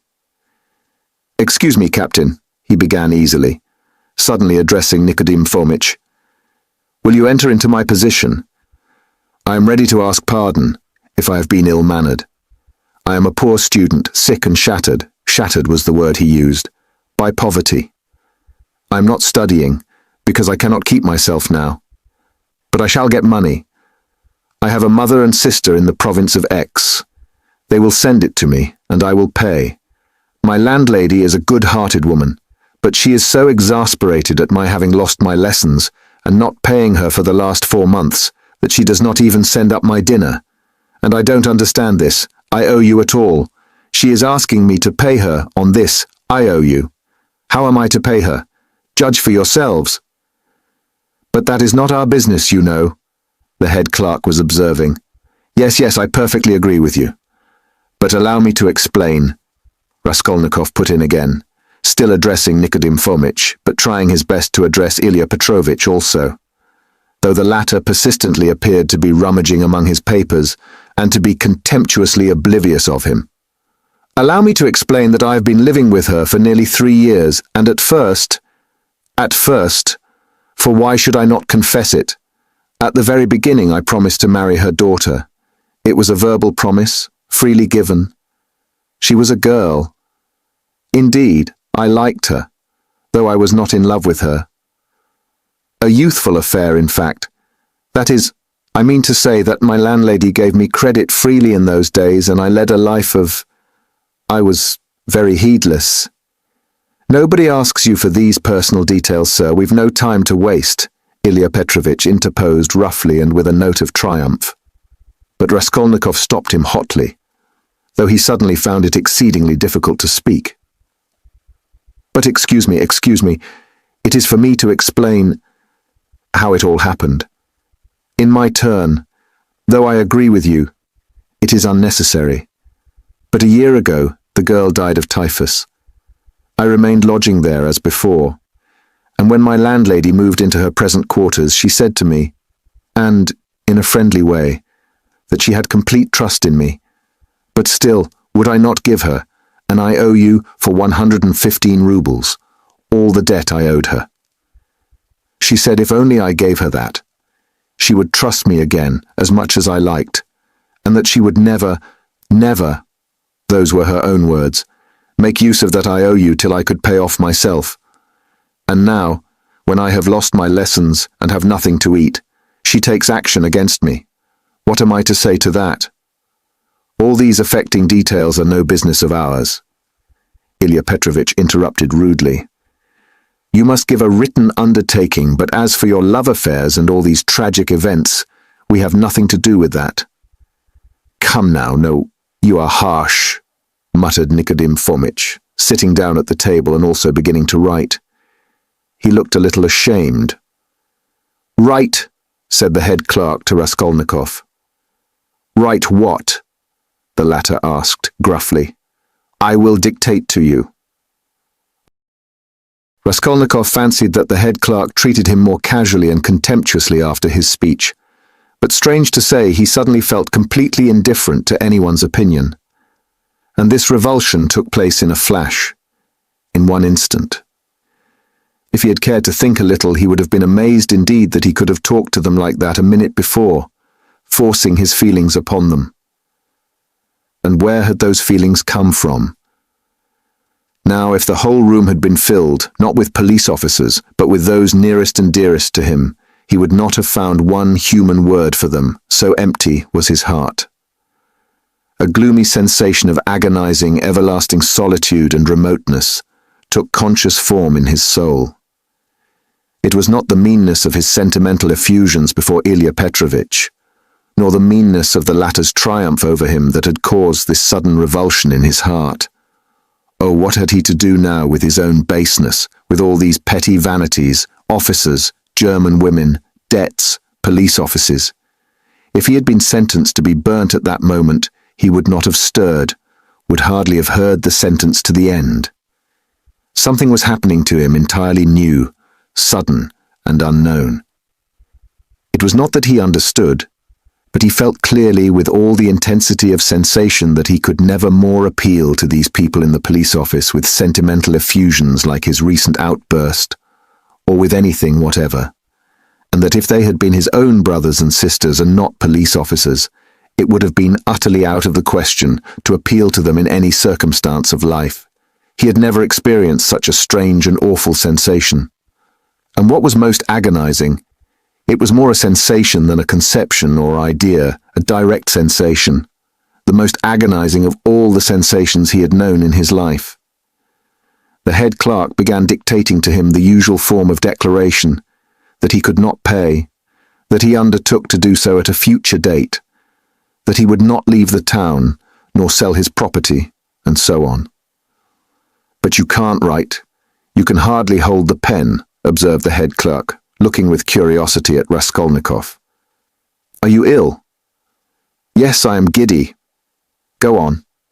"That's all. Sign it." The head clerk took the paper and turned to attend to others. Raskolnikov gave back the pen, but instead of getting up and going away, he put his elbows on the table and pressed his head in his hands. He felt as if a nail were being driven into his skull. A strange idea suddenly occurred to him, to get up at once, to go up to Nikodim Fomitch and tell him everything that had happened yesterday, and then to go with him to his lodgings and to show him the things in the hole in the corner. The impulse was so strong that he got up from his seat to carry it out. "Hadn't I better think a minute?" flashed through his mind. No, better cast off the burden without thinking. But all at once he stood still, rooted to the spot. Nikodim Fomitch was talking eagerly with Ilya Petrovitch, and the words reached him. "It's impossible they'll both be released. To begin with, the whole story contradicts itself. Why should they have called the porter, if it had been their doing? To inform against themselves? Or as a blind? No, that would be too cunning. Besides, Pestriakov, the student, was seen at the gate by both the porters and a woman as he went in. He was walking with 3 friends, who left him only at the gate, and he asked the porters to direct him in the presence of the friends. Now, would he have asked his way if he had been going with such an object? As for Koch, he spent half an hour at the silversmith's below, before he went up to the old woman, and he left him at exactly 7:45. Now just consider. But excuse me, how do you explain this contradiction? They state themselves that they knocked and the door was locked, yet 3 minutes later, when they went up with the porter, it turned out the door was unfastened. That's just it. The murderer must have been there and bolted himself in, and they'd have caught him for a certainty if Koch had not been an ass and gone to look for the porter too. He must have seized the interval to get downstairs and slip by them somehow. Koch keeps crossing himself and saying, "If I had been there, he would have jumped out and killed me with his axe. He's going to have a Thanksgiving service, ha ha. And no one saw the murderer. They might well not see him. The house is a regular Noah's Ark," said the head clerk, who was listening. "It's clear, quite clear," Nikodim Fomitch repeated warmly. "No, it is anything but clear," Ilya Petrovitch maintained. Raskolnikov picked up his hat and walked towards the door, but he did not reach it. When he recovered consciousness, he found himself sitting in a chair, supported by someone on the right side, while someone else was standing on the left, holding a yellowish glass filled with yellow water, and Nicodim Fomitch standing before him, looking intently at him. He got up from the chair. "What's this? Are you ill?" Nicodim Fomitch asked, rather sharply. "He could hardly hold his pen when he was signing," said the head clerk, settling back in his place and taking up his work again. "Have you been ill long?" cried Ilya Petrovitch from his place, where he too was looking through papers. He had, of course, come to look at the sick man when he fainted, but retired at once when he recovered. "Since yesterday," muttered Raskolnikov in reply. "Did you go out yesterday?" "Yes." "Though you were ill?" "Yes." "At what time?" "About 7. "And where did you go, may I ask?" "Along the street." "Short and clear." Raskolnikov, white as a handkerchief, had answered sharply, jerkily, without dropping his black, feverish eyes before Ilya Petrovitch's stare. "He can scarcely stand upright." "And you?" Nicodim Fomitch was beginning. "No matter," Ilya Petrovitch pronounced rather peculiarly. Nicodim Fomitch would have made some further protest, but glancing at the head clerk, who was looking very hard at him, he did not speak. There was a sudden silence. It was strange. "Very well then," concluded Ilya Petrovitch, "we will not detain you." Raskolnikov went out. He caught the sound of eager conversation on his departure, and above the rest rose the questioning voice of Nicodim Fomitch. In the street, his faintness passed off completely. "A search. There will be a search at once," he repeated to himself, hurrying home. "The brutes. They suspect." His former terror mastered him completely again. Chapter 2. "And what if there has been a search already? What if I find them in my room?" But here was his room. Nothing and no one in it. No one had peeped in. Even Nastasia had not touched it. But heavens, how could he have left all those things in the hole? He rushed to the corner, slipped his hand under the paper, pulled the things out, and lined his pockets with them. There were 8 articles in all, 2 little boxes with earrings or something of the sort. He hardly looked to see. Then 4 small leather cases. There was a chain, too, merely wrapped in newspaper and something else in newspaper that looked like a decoration. He put them all in the different pockets of his overcoat and the remaining pocket of his trousers, trying to conceal them as much as possible. He took the purse, too. Then he went out of his room, leaving the door open. He walked quickly and resolutely, and though he felt shattered, he had his senses about him. He was afraid of pursuit. He was afraid that in another half hour, another quarter of an hour perhaps, instructions would be issued for his pursuit, and so at all costs, he must hide all traces before then. He must clear everything up while he still had some strength, some reasoning power left him. Where was he to go? That had long been settled. Fling them into the canal, and all traces hidden in the water, the thing would be at an end. So he had decided in the night of his delirium, when several times he had had the impulse to get up and go away, to make haste and get rid of it all. But to get rid of it turned out to be a very difficult task. He wandered along the bank of the Ekaterininsky Canal for half an hour or more and looked several times at the steps running down to the water, but he could not think of carrying out his plan. Either raft stood at the step's edge, and women were washing clothes on them, or boats were moored there, and people were swarming everywhere. Moreover, he could be seen and noticed from the banks on all sides. It would look suspicious for a man to go down on purpose, stop, and throw something into the water. And what if the boxes were to float instead of sinking? And of course they would. Even as it was, everyone he met seemed to stare and look round, as if they had nothing to do but to watch him. Why is it, or can it be my fancy? He thought. At last the thought struck him that it might be better to go to the Neva. There were not so many people there, he would be less observed, and it would be more convenient in every way. Above all, it was further off. He wondered how he could have been wandering for a good half-hour, worried and anxious in this dangerous past, without thinking of it before. And that half-hour he had lost over an irrational plan, simply because he had thought of it in delirium. He had become extremely absent and forgetful, and he was aware of it. He certainly must make haste. He walked towards the Neva along Voznesensk Prospect, but on the way another idea struck him. Why to the Neva? Would it not be better to go somewhere far off, to the islands again, and there hide the things in some solitary place, in a wood or under a bush, and mark the spot perhaps? And though he felt incapable of clear judgment, the idea seemed to him a sound one. But he was not destined to go there.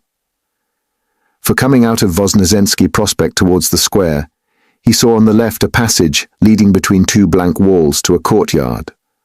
On the right hand, the blank, unwhitewashed wall of a 4-storied house stretched far into the court. On the left, a wooden hoarding ran parallel with it for 20 paces into the court, and then turned sharply to the left. Here was a deserted, fenced-off place where rubbish of different sorts was lying. At the end of the court, the corner of a low, smutty stone shed, apparently part of some workshop, peeped from behind the hoarding. It was probably a carriage builder's or carpenter's shed. The whole place from the entrance was black with coal dust. Here would be the place to throw it, he thought. Not seeing anyone in the yard, he slipped in, and at once saw near the gate a sink, such as is often put in yards where there are many workmen or cab drivers. And on the hoarding above had been scribbled in chalk the time-honoured witticism, "Standing here strictly forbidden." This was all the better, for there would be nothing suspicious about his going in. Here I could throw it all in a heap and get away. Looking round once more, with his hand already in his pocket, he noticed against the outer wall, between the entrance and the sink, a big unhewn stone, weighing perhaps 60 pounds. The other side of the wall was a street.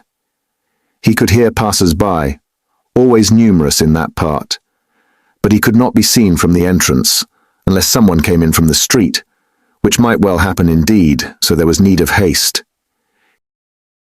He bent down over the stone, seized the top of it firmly in both hands, and using all his strength turned it over.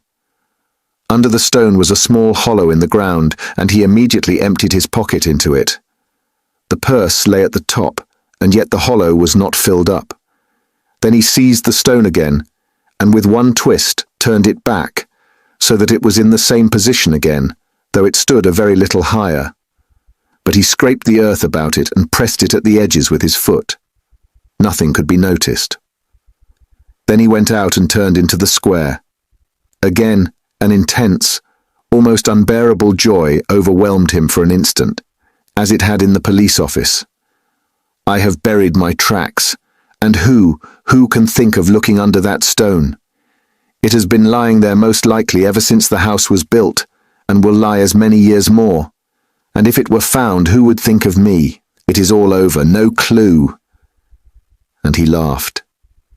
Yes, he remembered that he began laughing, a thin, nervous, noiseless laugh, and went on laughing all the time he was crossing the square. But when he reached the Kazan Boulevard, where 2 days before he had come upon that girl, his laughter suddenly ceased. Other ideas crept into his mind. He felt all at once that it would be loathsome to pass that seat on which, after the girl was gone, he had sat and pondered, and that it would be hateful too to meet that whiskered policeman to whom he had given the 20 kopecks. Damn him! He walked, looking about him angrily and distractedly. All his ideas now seemed to be circling around some single point, and he felt that there really was such a point, and that now, he was left facing that point, and for the first time indeed, during the last 2 months. Damn it all, he thought suddenly, in a fit of ungovernable fury. If it has begun, then it has begun. Hang the new life. Good Lord, how stupid it is.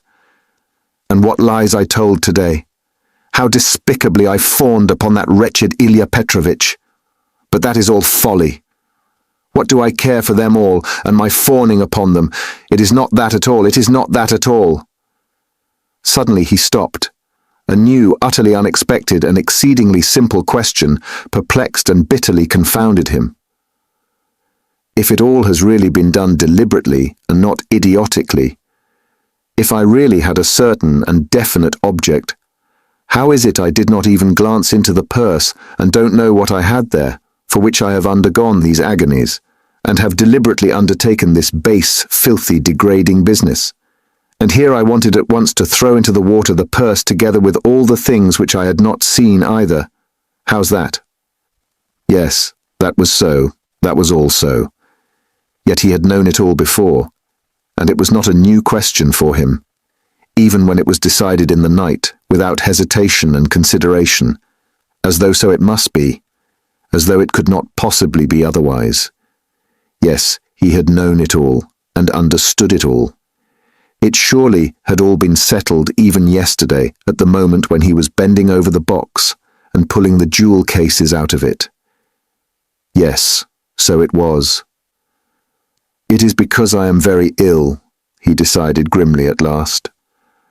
I have been worrying and fretting myself, and I don't know what I am doing. Yesterday, and the day before yesterday, and all this time I have been worrying myself. I shall get well, and I shall not worry. But what if I don't get well at all? Good God, how sick I am of it all. He walked on without resting. He had a terrible longing for some distraction, but he did not know what to do, what to attempt. A new, overwhelming sensation was gaining more and more mastery over him every moment. This was an immeasurable, almost physical repulsion for everything surrounding him, an obstinate, malignant feeling of hatred. All who met him were loathsome to him. He loathed their faces, their movements, their gestures. If anyone had addressed him, he felt that he might have spat at him or bitten him. He stopped suddenly, on coming out on the bank of the Little Neva, near the bridge to Vasilyevsky Ostrov. Why, he lives here, in that house, he thought. Why, I have not come to Razumikin of my own accord. Here it's the same thing over again. Very interesting to know, though. Have I come on purpose, or have I simply walked here by chance? Never mind, I said the day before yesterday that I would go and see him the day after. Well, and so I will. Besides, I really cannot go further now. He went up to Razumikin's room on the 5th floor. The latter was at home in his garret, busily writing at the moment, and he opened the door himself. It was 4 months since they had seen each other. Razumikin was sitting in a ragged dressing gown, with slippers on his bare feet, unkempt, unshaven and unwashed. His face showed surprise. "Is it you?" he cried. He looked his comrade up and down. Then after a brief pause, he whistled. "As hard up as all that? Why, brother, you've cut me out," he added, looking at Raskolnikov's rags. "Come sit down. You are tired, I'll be bound." And when he had sunk down on the American leather sofa, which was in even worse condition than his own, Razumikin saw at once that his visitor was ill. "Why, you are seriously ill, do you know that?" He began feeling his pulse. Raskolnikov pulled away his hand. "Never mind," he said. "I have come for this. I have no lessons. I wanted, but I don't really want lessons. But I say, you are delirious, you know," Razumikin observed, watching him carefully. "No, I am not." Raskolnikov got up from the sofa. As he had mounted the stairs to Razumikin's, he had not realized that he would be meeting his friend face to face. Now in a flash, he knew that what he was least of all disposed for at that moment was to be face to face with anyone in the wide world. His spleen rose within him. He almost choked with rage at himself as soon as he crossed Razumikin's threshold. "Goodbye," he said abruptly, and walked to the door. "Stop, stop, you queer fish." "I don't want to," said the other, again pulling away his hand. "Then why the devil have you come? Are you mad or what? Why, this is almost insulting. I won't let you go like that." "Well then, I came to you because I know no one but you who could help. to begin. Because you are kinder than anyone. Cleverer, I mean, and can judge. And now I see that I want nothing. Do you hear? Nothing at all. No one's services. No one's sympathy. I am by myself. Alone. Come, that's enough. Leave me alone. Stay a minute, you sweep, you are a perfect madman. As you like, for all I care. I have no lessons, do you see? And I don't care about that, but there's a bookseller, Heruvimov, and he takes the place of a lesson. I would not exchange him for 5 lessons.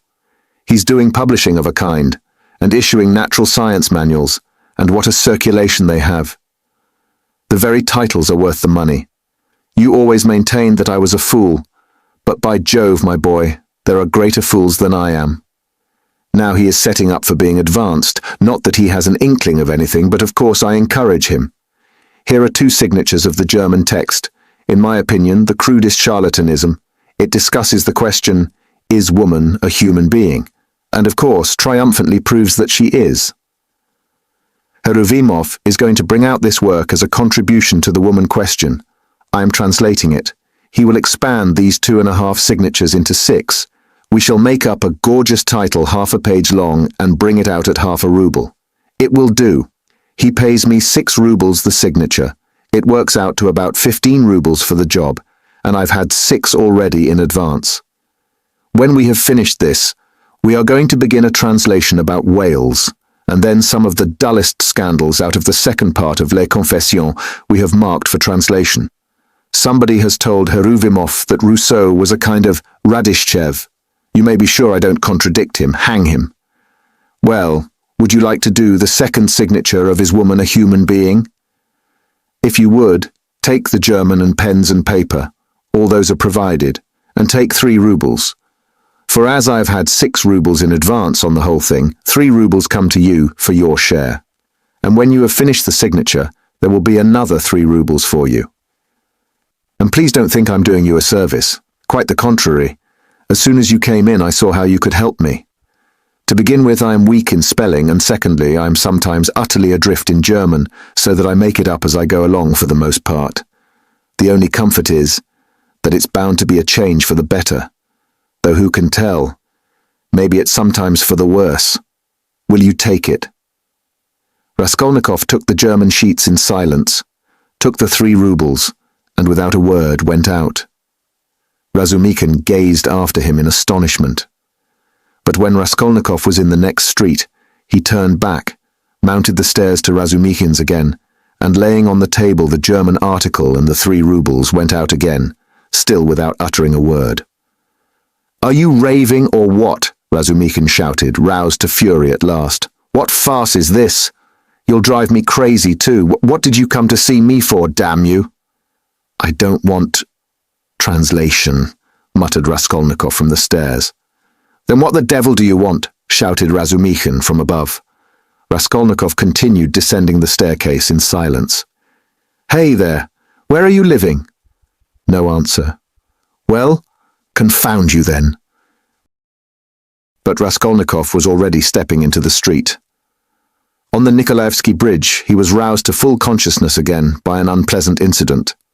A coachman, after shouting at him 2 or 3 times, gave him a violent lash on the back with his whip for having almost fallen under his horse's hooves. The lash so infuriated him that he dashed away to the railing. For some unknown reason, he had been walking in the very middle of the bridge in the traffic. He angrily clenched and ground his teeth. He heard laughter, of course. Serves him right. A pickpocket, I dare say. Pretending to be drunk for sure, and getting under the wheels on purpose, and you have to answer for him. It's a regular profession, that's what it is. But while he stood at the railing, still looking angry and bewildered after the retreating carriage, and rubbing his back, he suddenly felt someone thrust money into his hand. He looked. It was an elderly woman, in a kerchief and goatskin shoes, with a girl, probably her daughter, wearing a hat and carrying a green parasol. "Take it, my good man, in Christ's name." He took it, and they passed on. It was a piece of 20 kopecks. From his dress and appearance, they might well have taken him for a beggar asking alms in the streets, and the gift of the 20 kopecks he doubtless owed to the blow, which made them feel sorry for him. He closed his hand on the 20 kopecks, walked on for 10 paces, and turned facing the Neva, looking towards the palace. The sky was without a cloud, and the water was almost bright blue, which is so rare in the Neva. The cupola of the cathedral, which is seen at its best from the bridge about 20 paces from the chapel, glittered in the sunlight, and in the pure air every ornament on it could be clearly distinguished. The pain from the lash went off, and Raskolnikov forgot about it. One uneasy and not quite definite idea occupied him now completely. He stood still and gazed long and intently into the distance. This spot was especially familiar to him. When he was attending the university, he had hundreds of times, generally on his way home, stood still on this spot, gazed at this truly magnificent spectacle, and almost always marveled at a vague and mysterious emotion it roused in him. It left him strangely cold. This gorgeous picture was for him blank and lifeless. He wondered every time at his somber and enigmatic impression, and, mistrusting himself, put off finding the explanation of it. He vividly recalled those old doubts and perplexities, and it seemed to him that it was no mere chance that he recalled them now.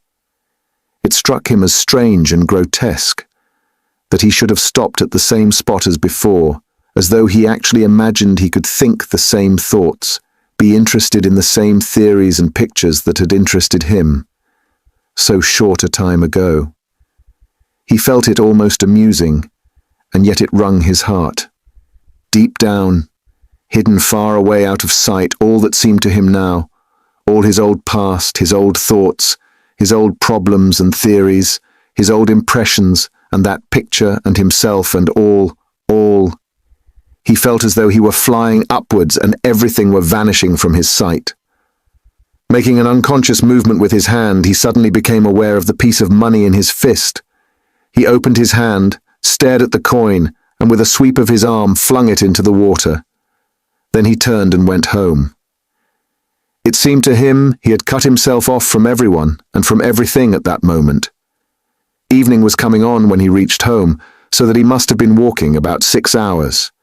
How and where he came back, he did not remember.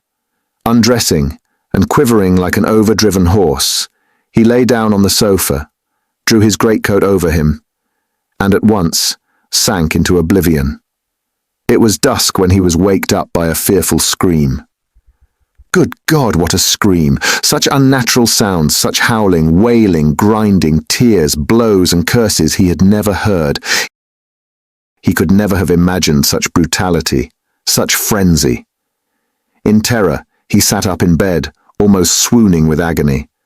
But the fighting, wailing and cursing grew louder and louder. And then, to his intense amazement, he caught the voice of his landlady. She was howling, shrieking and wailing, rapidly, hurriedly, incoherently, so that he could not make out what she was talking about. She was beseeching, no doubt, not to be beaten, for she was being mercilessly beaten on the stairs. The voice of her assailant was so horrible from spite and rage that it was almost a croak, but he too was saying something, and just as quickly and indistinctly, hurrying and spluttering. All at once Raskolnikov trembled. He recognized the voice. It was the voice of Ilya Petrovitch. Ilya Petrovitch here and beating the landlady. He's kicking her, banging her head against the steps. That's clear. That can be told from the sounds, from the cries and the thuds. How is it? Is the world topsy-turvy? He could hear people running in crowds from all the stories and all the staircases. He heard voices, exclamations, knocking, doors banging. But why, and how could it be? He repeated, thinking seriously that he had gone mad. But no, he heard too distinctly. And they would come to him then next. For no doubt it's all about that, about yesterday. Good God! He would have fastened his door with the latch, but he could not lift his hand. Besides, it would be useless. Terror gripped his heart like ice, tortured him and numbed him. But at last, all this uproar, after continuing about 10 minutes, began gradually to subside. The landlady was moaning and groaning. Ilya Petrovitch was still uttering threats and curses. But at last he too seemed to be silent, and now he could not be heard. Can he have gone away? Good Lord! Yes, and now the landlady is going too, still weeping and moaning. And then her door slammed. Now the crowd was going from the stairs to their rooms, exclaiming, disputing, calling to one another, raising their voices to a shout, dropping them to a whisper. There must have been numbers of them, almost all the inmates of the block. But good God, how could it be? And why? Why had he come here? Raskolnikov sank worn out on the sofa, but could not close his eyes. He lay for half an hour in such anguish, such an intolerable sensation of infinite terror as he had never experienced before. Suddenly, a bright light flashed into his room. Nastasia came in with a candle and a plate of soup. Looking at him carefully and ascertaining that he was not asleep, she set the candle on the table and began to lay out what she had brought. Bread, salt, a plate, a spoon. You have eaten nothing since yesterday, I warrant. You have been trudging about all day, and you are shaking with fever. Nastasia, what were they beating the landlady for? She looked intently at him. Who beat the landlady? Just now, half an hour ago, Ilya Petrovitch, the assistant superintendent, on the stairs. Why was he ill-treating her like that, and why was he here? Nastasia scrutinized him, silent and frowning, and her scrutiny lasted a long time. He felt uneasy, even frightened at her searching eyes. Nastasia, why don't you speak? He said timidly at last, in a weak voice. It's the blood, she answered at last softly, as though speaking to herself. Blood? What blood? He muttered, growing white and turning towards the wall. Nastasia still looked at him without speaking. Nobody has been beating the landlady, she declared at last in a firm, resolute voice. He gazed at her, hardly able to breathe. I heard it myself. I was not asleep, I was sitting up, he said still more timidly. I listened a long while. The assistant superintendent came. Everyone ran out onto the stairs from all the flats. No one has been here. That's the blood crying in your ears. When there's no outlet for it and it gets clotted, you begin fancying things. Will you eat something? He made no answer. Nastasia still stood over him, watching him. Give me something to drink. Nastasia. She went downstairs and returned with a white earthenware jug of water. He remembered only swallowing one sip of the cold water and spilling some on his neck. Then followed forgetfulness. Chapter 3. He was not completely unconscious, however, all the time he was ill. He was in a feverish state, sometimes delirious, sometimes half-conscious. He remembered a great deal afterwards. Sometimes it seemed as though there were a number of people round him. They wanted to take him away somewhere. There was a great deal of squabbling and discussing about him. Then he would be alone in the room. They had all gone away, afraid of him, and only now and then opened the door a crack to look at him. They threatened him, plotted something together, laughed and mocked at him. He remembered Nastasia often at his bedside. He distinguished another person too, whom he seemed to know very well, though he could not remember who he was, and this fretted him, even made him cry. Sometimes he fancied he had been lying there a month. At other times it all seemed part of the same day. But of that he had no recollection, and yet every minute he felt that he had forgotten something he ought to remember. He worried and tormented himself trying to remember, moaned, flew into a rage, or sank into awful, intolerable terror. Then he struggled to get up, would have run away, but someone always prevented him by force, and he sank back into impotence and forgetfulness. At last, he returned to complete consciousness. It happened at 10 o'clock in the morning. On fine days, the sun shone into the room at that hour, throwing a streak of light on the right wall and the corner near the door, Nastasia was standing beside him with another person, a complete stranger, who was looking at him very inquisitively. He was a young man with a beard, wearing a full short-waisted coat, and looked like a messenger. The landlady was peeping in at the half-opened door. Raskolnikov sat up. "Who is this, Nastasia?" he asked, pointing to the young man. "I say, he's himself again," she said. "He is himself," echoed the man. Concluding that he had returned to his senses, the landlady closed the door and disappeared. She was always shy and dreaded conversations or discussions. She was a woman of 40, not at all bad-looking, fat and buxom, with black eyes and eyebrows, good-natured from fatness and laziness, and absurdly bashful. "Who are you?" he went on, addressing the man. But at that moment the door was flung open, and, stooping a little, as he was so tall, Razumikin came in. "What a cabin it is!" he cried. "I'm always knocking my head. You call this a lodging?" "So you are conscious, brother? I've just heard the news from Pashenka." "He has just come to," said Nastasia. "Just come to," echoed the man again with a smile. "And who are you?" Razumikin asked, suddenly addressing him. "My name is Razumihin, at your service. Not Razumihin, as I am always called, but Razumihin, a student and gentleman, and he is my friend." "And who are you?" "I am the messenger from our office, from the merchant Shelopayev, and I've come on business." "Please, sit down." Razumikin seated himself on the other side of the table. "It's a good thing you've come too, brother," he went on to Raskolnikov. "For the last 4 days you have scarcely eaten or drunk anything. We had to give you tea in spoonfuls. I brought Zosimov to see you twice. You remember Zosimov? He examined you carefully and said at once it was nothing serious. Something seemed to have gone to your head. Some nervous nonsense, the result of bad feeding. He says you have not had enough beer and radish, but it's nothing much. It will pass and you will be all right. Zosimov is a first-rate fellow. He's making quite a name. Come, I won't keep you," he said, addressing the man again. "Will you explain what you want?" "You must know, Rodya, this is the second time they have sent from the office, but it was another man last time, and I talked to him." "Who was it came before?" "That was the day before yesterday, I venture to say, if you please, sir.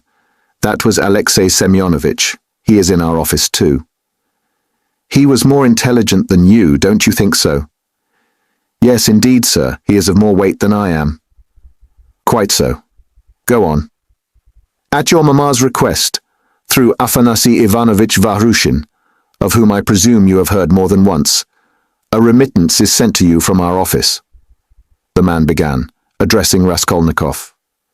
"If you are in an intelligible condition, I've 35 rubles to remit to you, as Semyon Semyonovitch has received from Afanasy Ivanovitch, at your mamma's request, instructions to that effect, as on previous occasions. Do you know him, sir?" "Yes, I remember." "Vahrushin," Raskolnikov said dreamily. "You hear? He knows Vahrushin," cried Razumikin. "He is in an intelligible condition, and I see you are an intelligent man too. Well, it's always pleasant to hear words of wisdom. That's the gentleman, Vahrushin, Afanasy Ivanovitch. And at the request of your mamma, who has sent you a remittance once before in the same manner through him, he did not refuse this time also, and sent instructions to Semyon Semyonovitch some days since to hand you 35 rubles in the hope of better to come. That hoping for better to come is the best thing you've said, though your mamma is not bad either. Come then, what do you say? Is he fully conscious, eh? That's all right, if only he can sign this little paper. He can scrawl his name. Have you got the book?" "Yes, here's the book. Give it to me. Here, Rodya, sit up. I'll hold you. Take the pen and scribble Raskolnikov for him. For just now, brother, money is sweeter to us than treacle." "I don't want it," said Raskolnikov, pushing away the pen. "Not want it? I won't sign it." "How the devil can you do without signing it?" "I don't want the money. don't want the money. Come, brother, that's nonsense, I bear witness. Don't trouble, please. It's only that he's on his travels again. But that's pretty common with him at all times, though. You are a man of judgment, and we will take him in hand, that is more simply. Take his hand, and he will sign it. Here. But I can come another time. No, no. Why should we trouble you? You are a man of judgment. Now, Rodya, don't keep your visitor. You see he is waiting. And he made ready to hold Raskolnikov's hand in earnest. Stop. I'll do it alone, said the latter, taking the pen and signing his name. The messenger took out the money and went away. Bravo! And now, brother, are you hungry?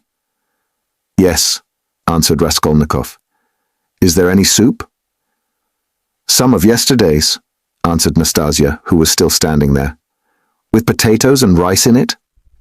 Yes, I know it by heart. Bring soup and give us some tea.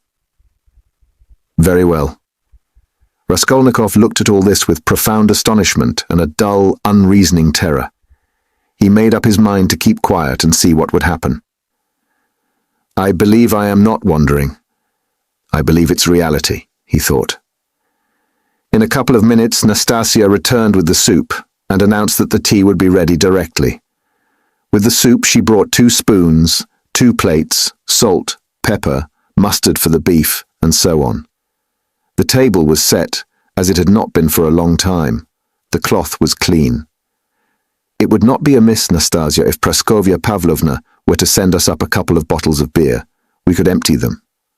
Well, you are a cool hand, muttered Nastasia, and she departed to carry out his orders.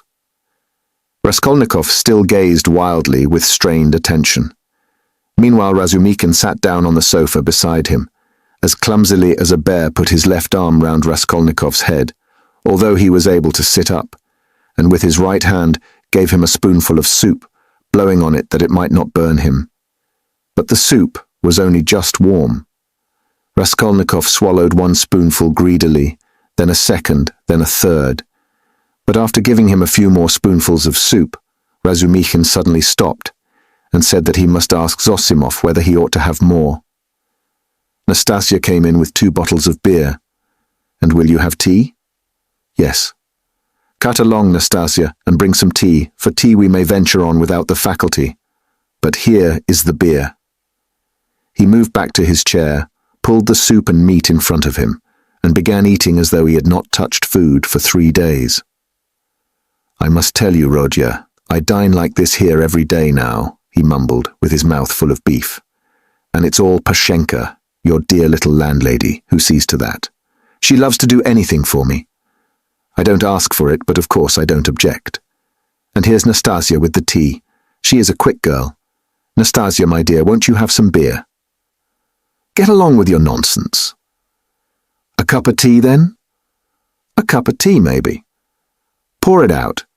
Stay, I'll pour it out myself. Sit down.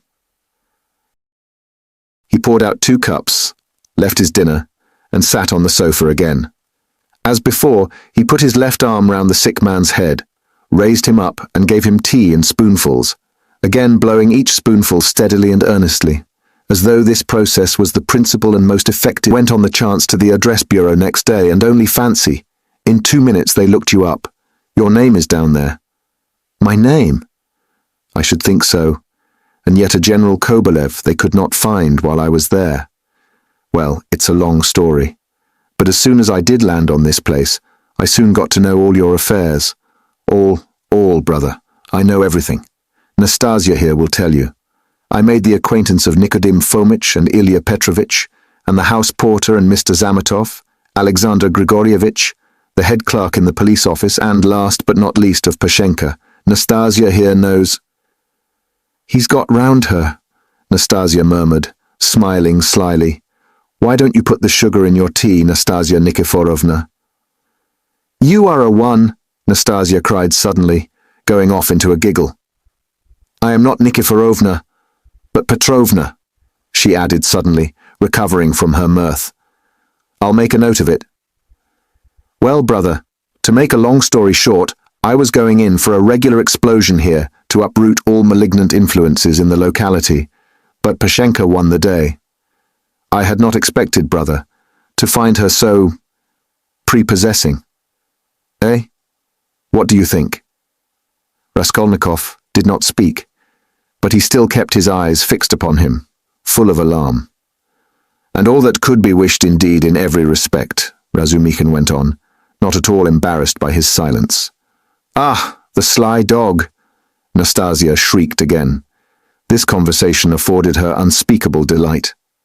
It's a pity, brother, that you did not set to work in the right way at first. You ought to have approached her differently. She is, so to speak, a most unaccountable character. But we will talk about her character later. How could you let things come to such a pass that she gave up sending you your dinner? And that I owe you. You must have been mad to sign an IOU. And that promise of marriage when her daughter Natalia Yegorovna was alive?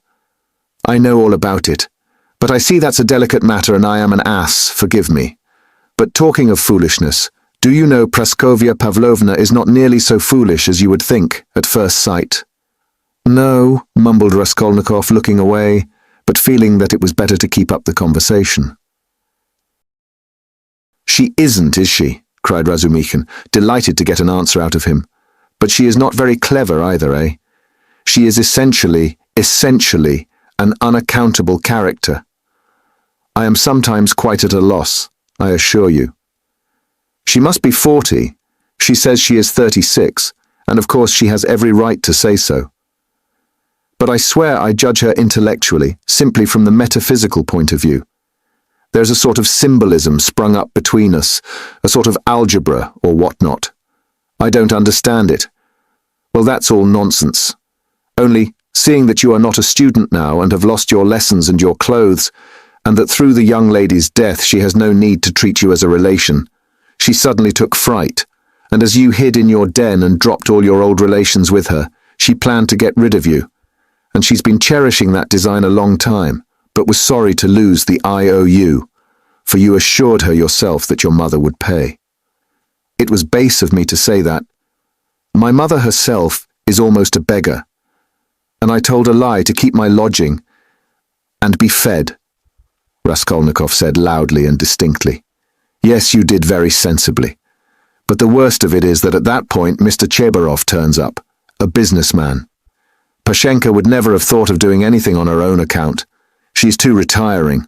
But the businessman is by no means retiring, and first thing he puts the question, is there any hope of realizing the IOU?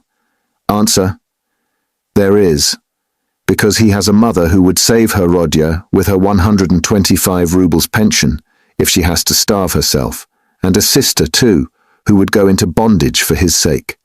That's what he was building upon. Why do you start? I know all the ins and outs of your affairs now, my dear boy. It's not for nothing that you were so open with Pashenka when you were her prospective son-in-law, and I say all this as a friend. But I tell you what it is. An honest and sensitive man is open, and a businessman listens and goes on eating you up. Well, then she gave the IOU by way of payment to this Chebarov, and without hesitation he made a formal demand for payment. When I heard of all this, I wanted to blow him up too, to clear my conscience. But by that time, harmony reigned between me and Pashenka, and I insisted on stopping the whole affair, engaging that you would pay. I went security for you, brother. Do you understand? We called Chebarov, flung him 10 rubles, and got the IOU back from him, and here I have the honor of presenting it to you. She trusts your word now. Here, take it. You see I have torn it. Razumikhin put the note on the table. Raskolnikov looked at him and turned to the wall without uttering a word. Even Razumikhin felt a twinge. I see, brother, he said a moment later, that I have been playing the fool again. I thought I should amuse you with my chatter, and I believe I have only made you cross. Was it you I did not recognize when I was delirious? Raskolnikov asked, after a moment's pause without turning his head. Yes, and you flew into a rage about it, especially when I brought Zametov one day. Zametov? The head clerk. What for? Raskolnikov turned round quickly and fixed his eyes on Razumikhin. What's the matter with you? What are you upset about? He wanted to make your acquaintance because I talked to him a lot about you. How could I have found out so much except from him? He is a capital fellow, brother, first rate. In his own way, of course. Now we are friends, see each other almost every day. I have moved into this part, you know. I have only just moved. I've been with him to Louise Ivanovna once or twice. Do you remember Louise Ivanovna? Did I say anything in delirium? I should think so. You were beside yourself. What did I rave about? What next? What did you rave about? What people do rave about? Well, brother, now I must not lose time. To work. He got up from the table and took up his cap. What did I rave about?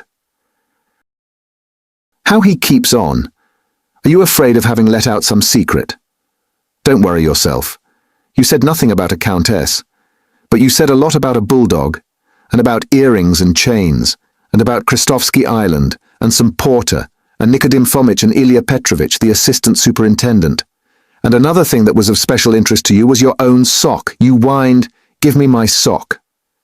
Zametov hunted all about your room for your socks, and with his own scented, ring-bedecked fingers, he gave you the rag. And only then were you comforted, and for the next 24 hours you held the wretched thing in your hand. We could not get it from you. It is most likely somewhere under your quilt at this moment. And then, you asked so piteously for fringe for your trousers. We tried to find out what sort of fringe, but we could not make it out. Now to business. Here are 35 rubles. I take 10 of them, and shall give you an account of them in an hour or two. I will let Zosimov know at the same time, though he ought to have been here long ago, for it is nearly 12.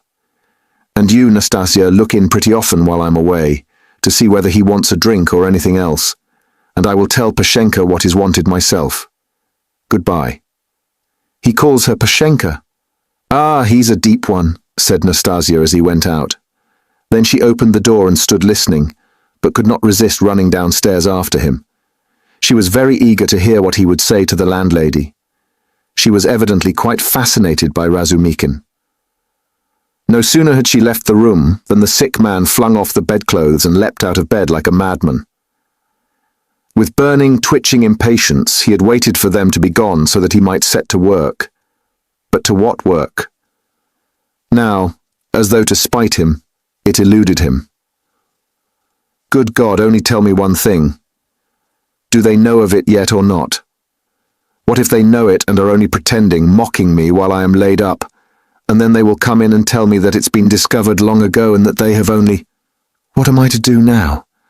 That's what I've forgotten, as though on purpose, forgotten it all at once, I remembered a minute ago.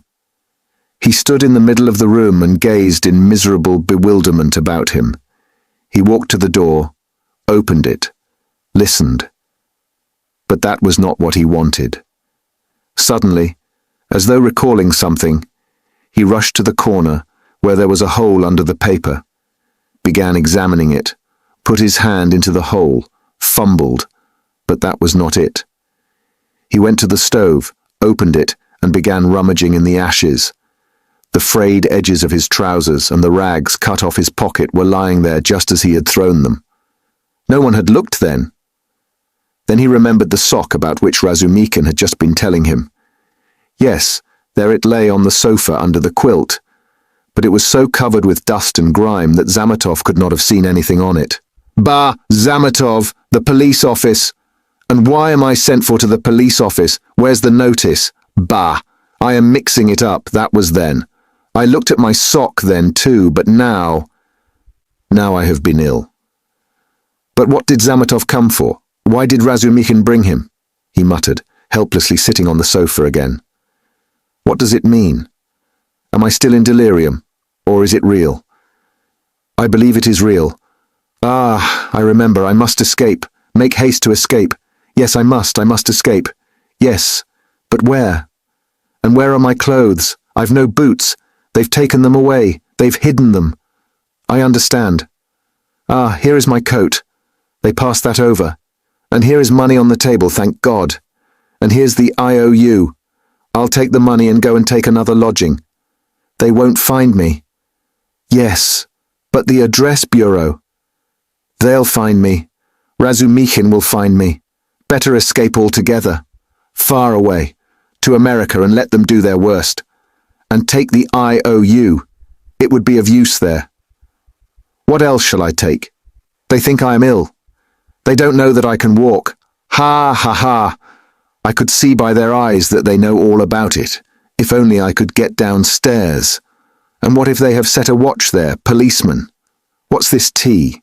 Ah, and here is beer left, half a bottle cold. He snatched up the bottle which still contained a glassful of beer and gulped it down with relish, as though quenching a flame in his breast. But in another minute the beer had gone to his head, and a faint and even pleasant shiver ran down his spine. He lay down and pulled the quilt over him. His sick and incoherent thoughts grew more and more disconnected, and soon a light, pleasant drowsiness came upon him. With a sense of comfort he nestled his head into the pillow, wrapped more closely about him the soft, wadded quilt which had replaced the old, ragged greatcoat, sighed softly and sank into a deep, sound, refreshing sleep. He woke up, hearing someone come in. He opened his eyes and saw Razumikhin standing in the doorway, uncertain whether to come in or not. Raskolnikov sat up quickly on the sofa and gazed at him, as though trying to recall something. "Ah, you are not asleep. Here I am. Nastasia, bring in the parcel," Razumikhin shouted down the stairs. "You shall have the account directly." "What time is it?" asked Raskolnikov, looking round uneasily. "Yes, you had a fine sleep, brother. It's almost evening. It will be 6 o'clock directly. You have slept more than 6 hours." "Good heavens. Have I? And why not? It will do you good. What's the hurry? A tryst, is it? We've all time before us. I've been waiting for the last 3 hours for you. I've been up twice and found you asleep. I've called on Zosimov twice, not at home, only fancy. But no matter, he will turn up. And I've been out on my own business too. You know I've been moving today, moving with my uncle. I have an uncle living with me now. But that's no matter. To business. Give me the parcel, Nastasia. We will open it directly. And how do you feel now, brother? I am quite well. I am not ill. Razumikhin, have you been here long? I tell you I've been waiting for the last 3 hours. No, before. How do you mean? How long have you been coming here? Why, I told you all about it this morning. Don't you remember? Raskolnikov pondered.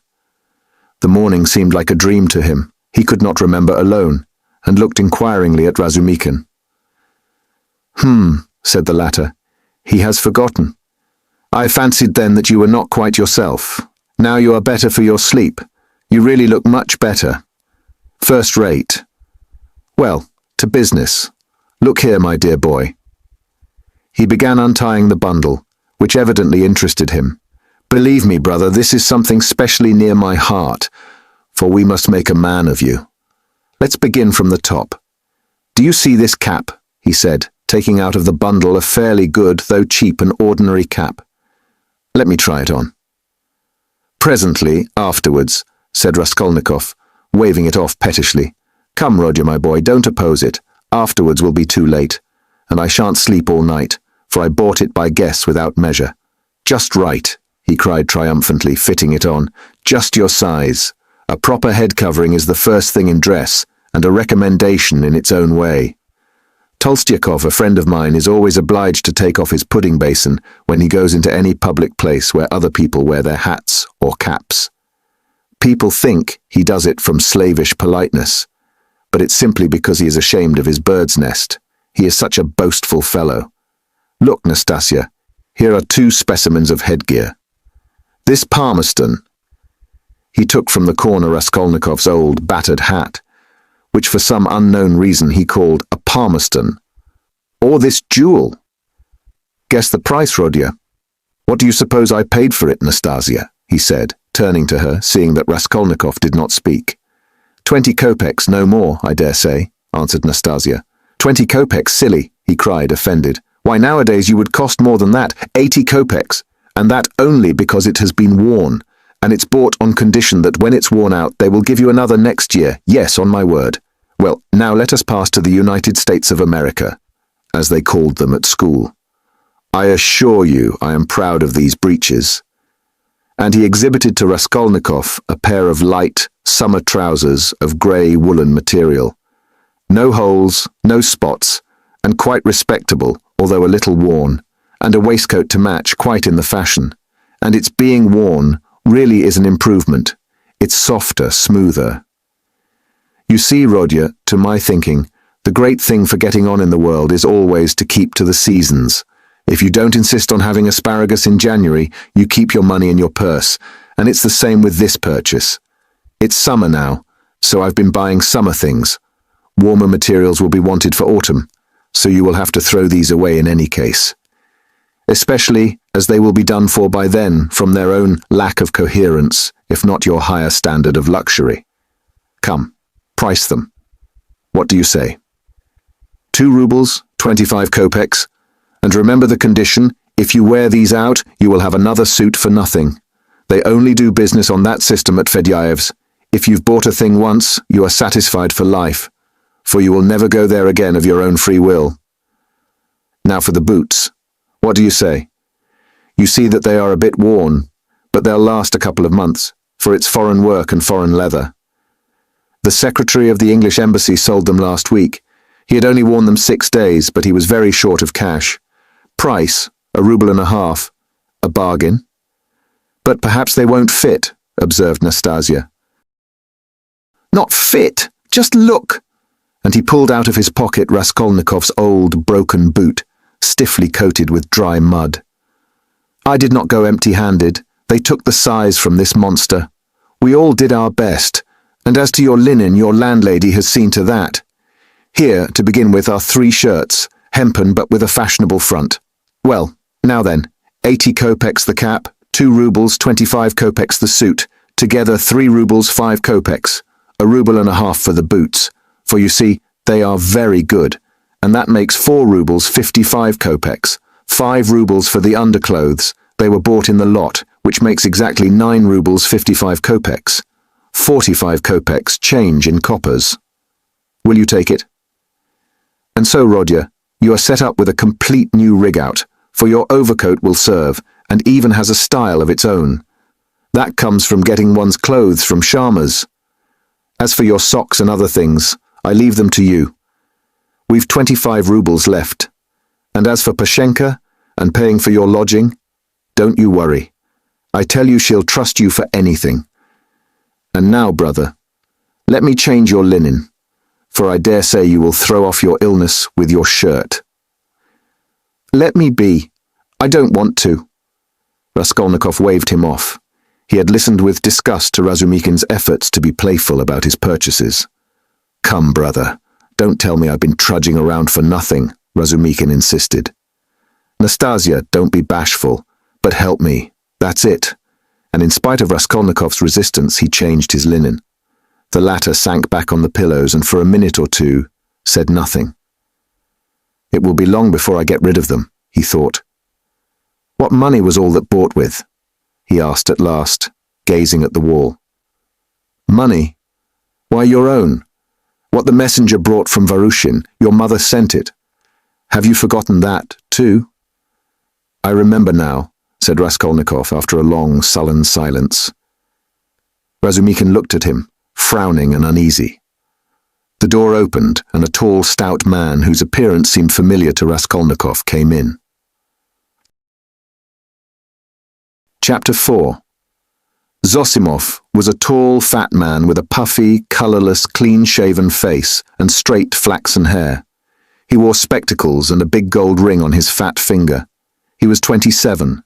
He had on a light grey, fashionable loose coat, light summer trousers, and everything about him loose, fashionable and spick and span. His linen was irreproachable, his watch chain was massive. In manner he was slow, and as it were, nonchalant, and at the same time studiously free and easy. He made efforts to conceal his self-importance, but it was apparent at every instant. All his acquaintances found him tedious, but said he was clever at his work. I've been to you twice today, brother.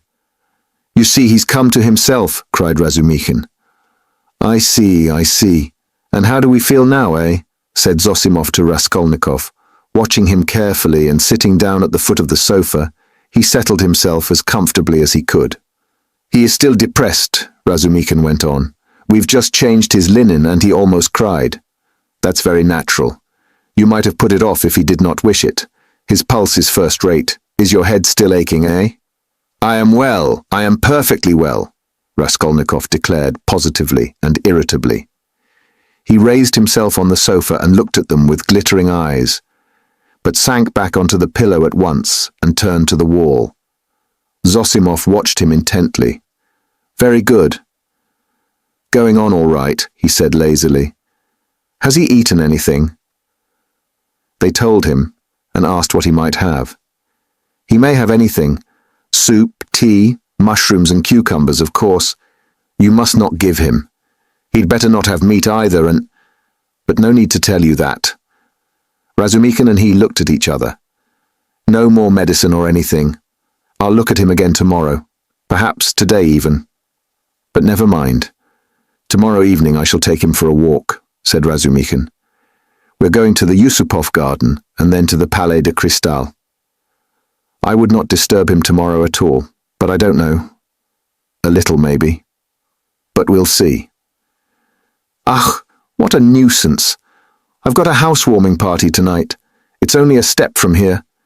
Couldn't he come? He could lie on the sofa. You are coming? Razumikin said to Zosimov. Don't forget you promised. All right, only rather later. What are you going to do? Oh, nothing. Tea, vodka, herrings. There will be a pie, just our friends. And who? All neighbours here. Almost all new friends, except my old uncle. And he is new too. He only arrived in Petersburg yesterday to see to some business of his. We meet once in 5 years. What is he? He's been stagnating all his life as a district postmaster, gets a little pension. He is 65, not worth talking about. But I am fond of him. Porfiry Petrovich, the head of the investigation department here, but you know him. Is he a relation of yours too? A very distant one. But why are you scowling? Because you quarrelled once, won't you come then? I don't care a damn for him. So much the better. Well, there will be some students, a teacher, a government clerk, a musician, an officer, and Zametov. Do tell me, please, what you or he, Zosimov nodded at Raskolnikov, can have in common with this Zametov. Oh, you particular gentleman. Principles. You are worked by principles, as it were by springs. You won't venture to turn round on your own account. If a man is a nice fellow, that's the only principle I go upon. Zametov is a delightful person. Though he does take bribes. Well, he does, and what of it? I don't care if he does take bribes, Razumikin cried, with unnatural irritability. I don't praise him for taking bribes. I only say he is a nice man in his own way. But if one looks at men in all ways, are there many good ones left? Why, I am sure I shouldn't be worth a baked onion myself, perhaps with you thrown in. That's too little. I'd give 2 for you. And I wouldn't give more than 1 for you. No more of your jokes.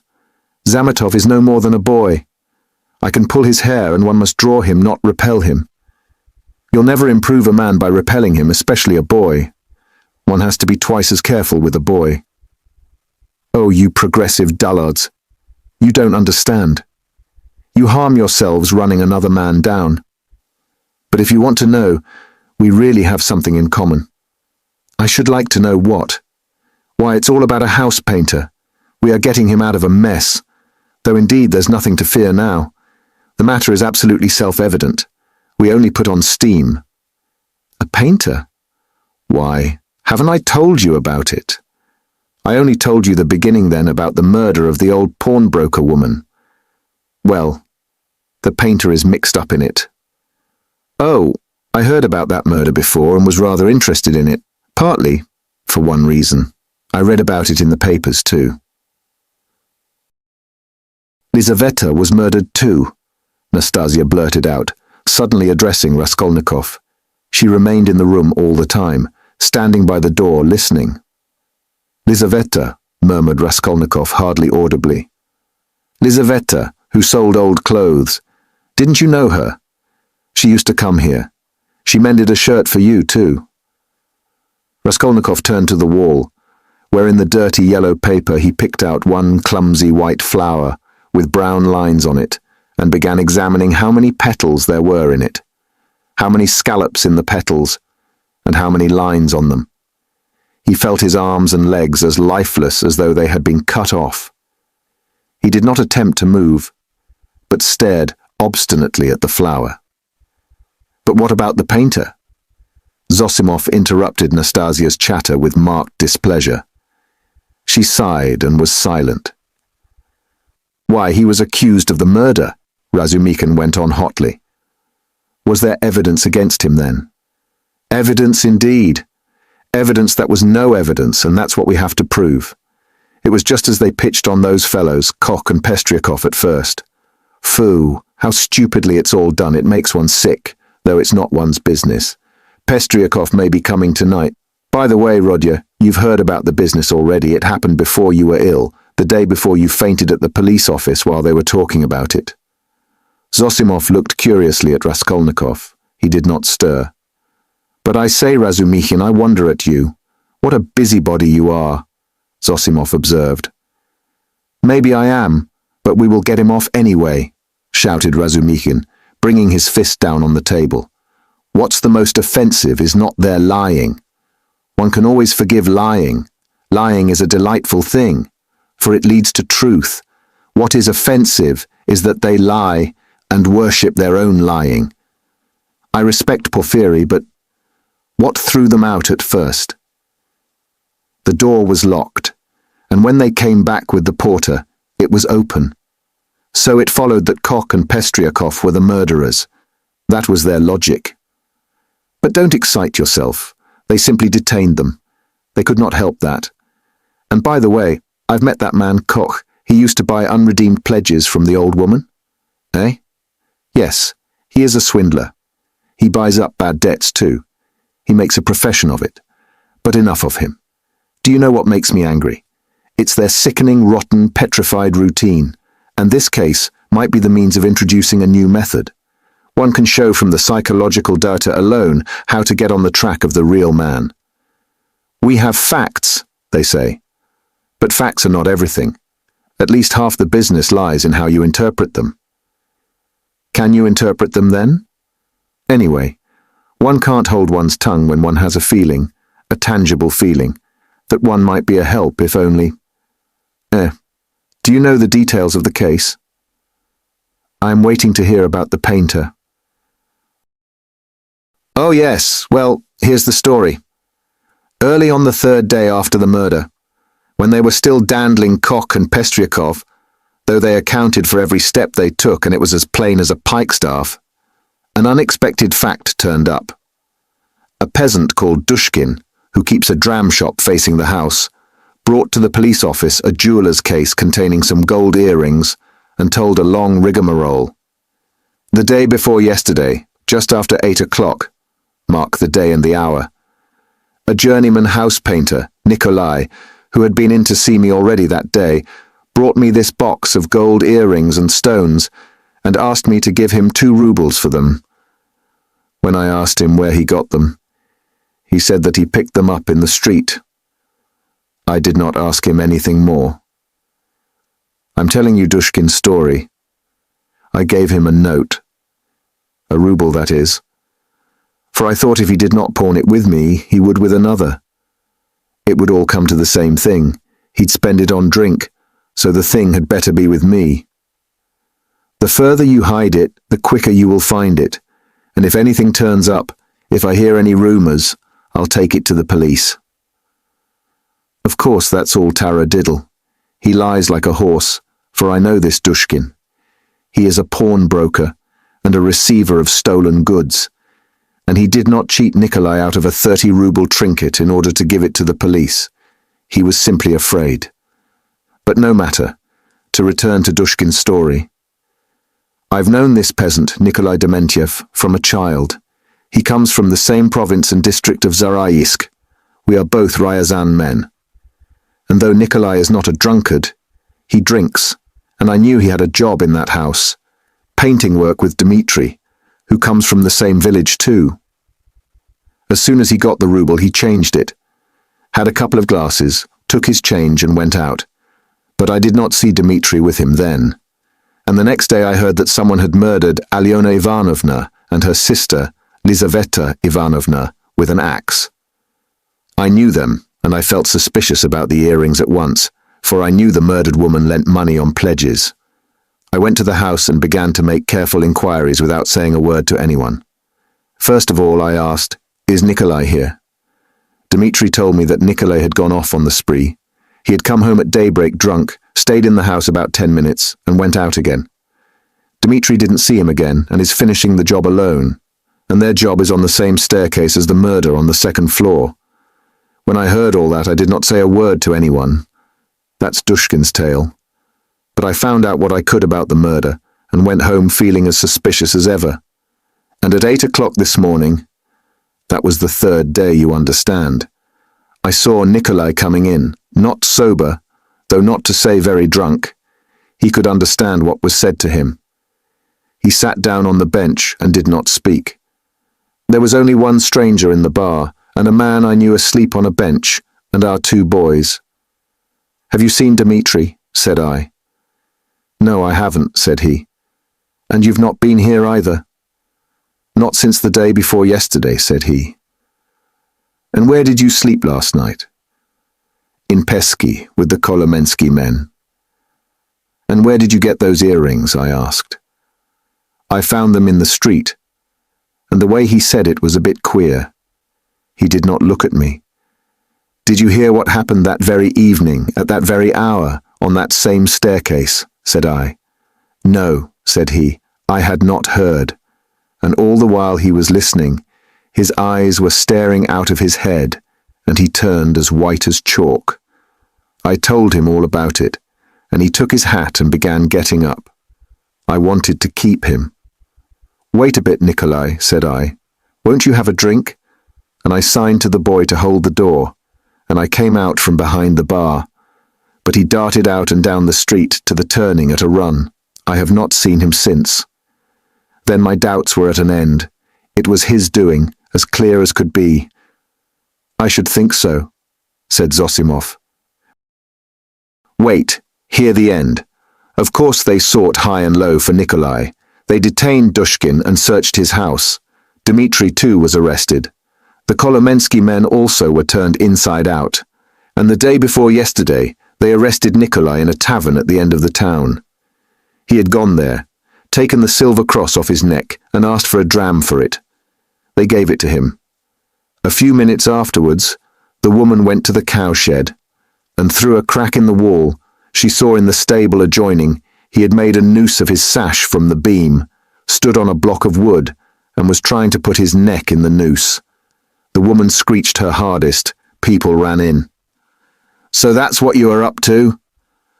"Take me," he says, "to such and such a police officer. I'll confess everything." Well, they took him to that police station, that is here, with a suitable escort. So they asked him this and that, how old he is, 22, and so on. At the question, when you were working with Dmitri, didn't you see anyone on the staircase at such and such a time? Answer: to be sure, folks may have gone up and down, but I did not notice them. And didn't you hear anything, any noise and so on? We heard nothing special. And did you hear, Nikolai, that on the same day widow so-and-so and her sister were murdered and robbed? I never knew a thing about it. The first I heard of it was from Afanasy Pavlovitch, the day before yesterday. And where did you find the earrings? I found them on the pavement. Why didn't you go to work with Dmitri the other day? Because I was drinking. And where were you drinking? Oh, in such and such a place. Why did you run away from Dushkin's? Because I was awfully frightened. What were you frightened of? That I should be accused? How could you be frightened if you felt free from guilt? Now, Zosimov, you may not believe me. That question was put literally in those words. I know it for a fact. It was repeated to me exactly. What do you say to that? Well, anyway, there's the evidence. I'm not talking of the evidence now, I'm talking about that question, of their own idea of themselves. Well, so they squeezed and squeezed him and he confessed. I did not find it in the street, but in the flat where I was painting with Dmitri. And how was that? Why, Dmitri and I were painting there all day, and we were just getting ready to go, and Dmitri took a brush and painted my face, and he ran off and I after him. I ran after him, shouting my hardest, and at the bottom of the stairs I ran right against the porter and some gentlemen, and how many gentlemen were there I don't remember, and the porter swore at me, and the other porter swore too, and the porter's wife came out, and swore at us too, and a gentleman came into the entry with a lady, and he swore at us too, for Dmitri and I lay right across the way. I got hold of Dmitri's hair, and knocked him down and began beating him. And Dmitri too caught me by the hair and began beating me. But we did it all not for temper but in a friendly way, for sport. And then Dmitri escaped and ran into the street, and I ran after him. But I did not catch him, and went back to the flat alone. I had to clear up my things. I began putting them together, expecting Dmitri to come. And there in the passage, in the corner by the door, I stepped on the box.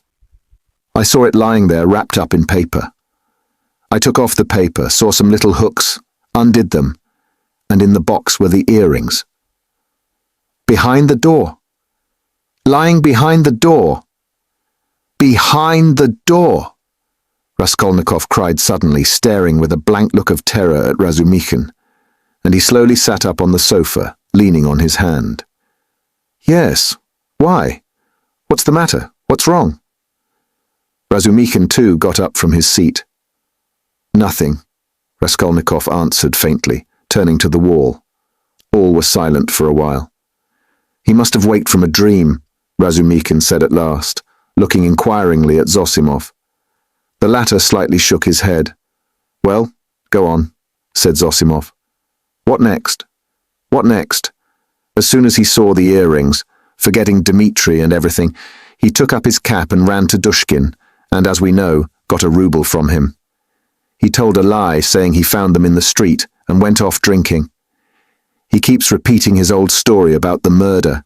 I know nothing of it, never heard of it till the day before yesterday. And why didn't you come to the police till now? I was frightened. And why did you try to hang yourself? From anxiety. What anxiety? That I should be accused of it. Well, that's the whole story. And now what do you suppose they deduced from that? Why, there's no supposing. There's a clue, such as it is. A fact. You wouldn't have your painter set free. Now they've simply taken him for the murderer. They haven't a shadow of doubt. That's nonsense. You are excited. But what about the earrings? You must admit that, if on the very same day an hour earrings from the old woman's box have come into Nikolai's hands, they must have come there somehow. That's a good deal in such a case. How did they get there? How did they get there? Cried Razumikhin. How can you, a doctor, whose duty it is to study man, and who has more opportunity than anyone else for studying human nature, how can you fail to see the character of the man in the whole story? Don't you see at once that the answers he has given in the examination are the holy truth? They came into his hand precisely as he has told us. He stepped on the box and picked it up. The holy truth. But didn't he own himself that he told a lie at first? Listen to me, listen attentively. The porter and Koch and Pestriakov, and the other porter and the wife of the first porter, and the woman who was sitting in the porter's lodge, and the man Krukov, who had just got out of a cab at that minute, and went in at the entry, with a lady on his arm, that is 8 or 10 witnesses. Agree that Nikolai had Dmitri on the ground, was lying on him, beating him, while Dmitri hung onto his hair, beating him too. They lay right across the way, blocking the thoroughfare. They were sworn at on all sides, while they're like children, the very words of the witnesses, were falling over one another, squealing, fighting and laughing with the funniest faces, and chasing one another like children, they ran into the street. Now take careful note. The bodies upstairs were warm, you understand, warm when they found them. If they, or Nikolai alone, had murdered them and broken open the boxes, or simply taken part in the robbery, allow me to ask you one question.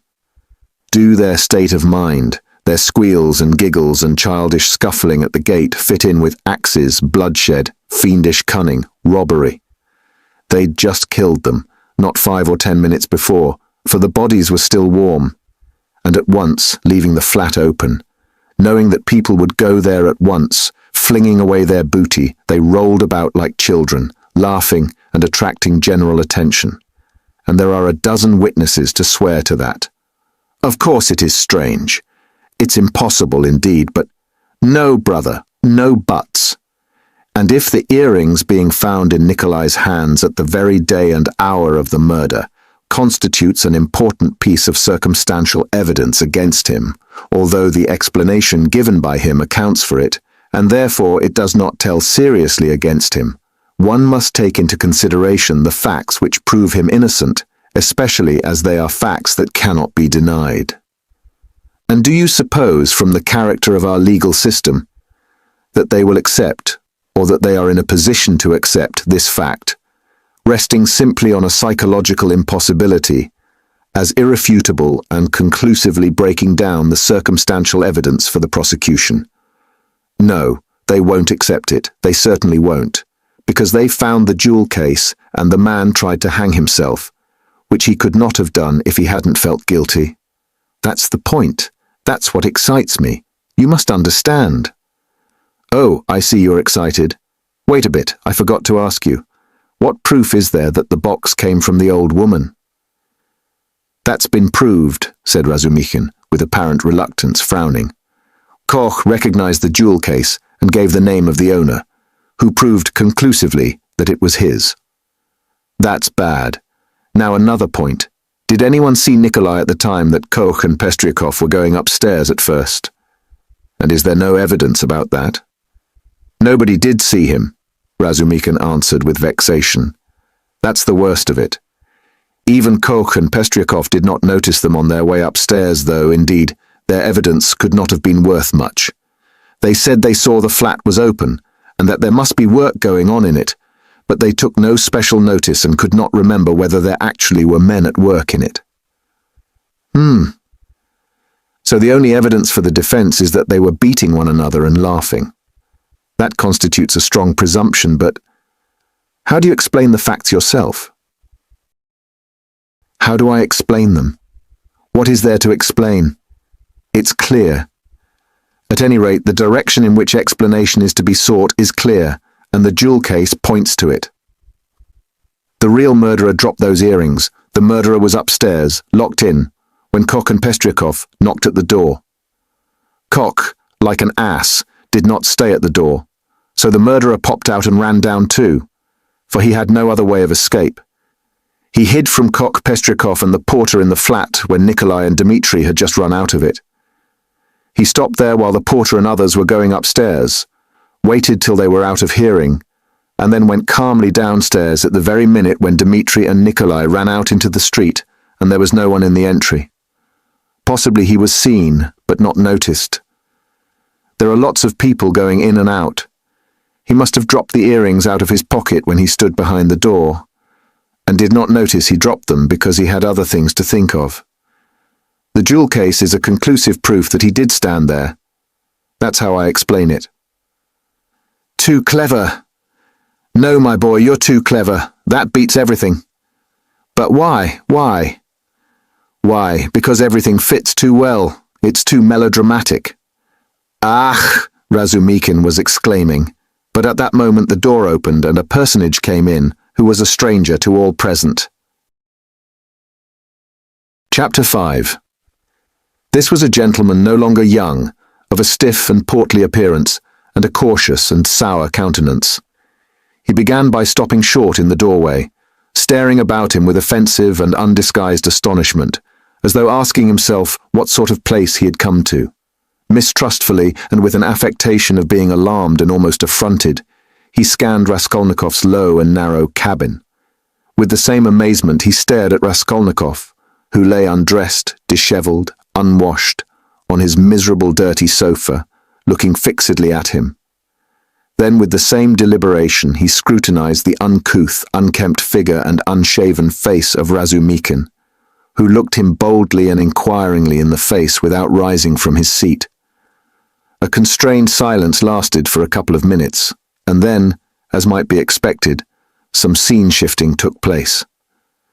Reflecting, probably from certain fairly unmistakable signs, that he would get nothing in this cabin, by attempting to overawe them, the gentleman softened somewhat, and civilly, though with some severity, emphasizing every syllable of his question, addressed Zosimov. Rodion Romanovich Raskolnikov, a student or formerly a student. Zosimov made a slight movement and would have answered, had not Razumikin anticipated him. Here he is lying on the sofa. What do you want? This familiar "what do you want" seemed to cut the ground from the feet of the pompous gentleman. He was turning to Razumikin, but checked himself in time and turned to Zosimov again. "This is Raskolnikov," mumbled Zosimov, nodding towards him. Then he gave a prolonged yawn, opening his mouth as wide as possible. Then he lazily put his hand into his waistcoat pocket, pulled out a huge gold watch in a round hunter's case, opened it, looked at it, and as slowly and lazily proceeded to put it back. Raskolnikov himself lay without speaking, on his back, gazing persistently, though without understanding, at the stranger.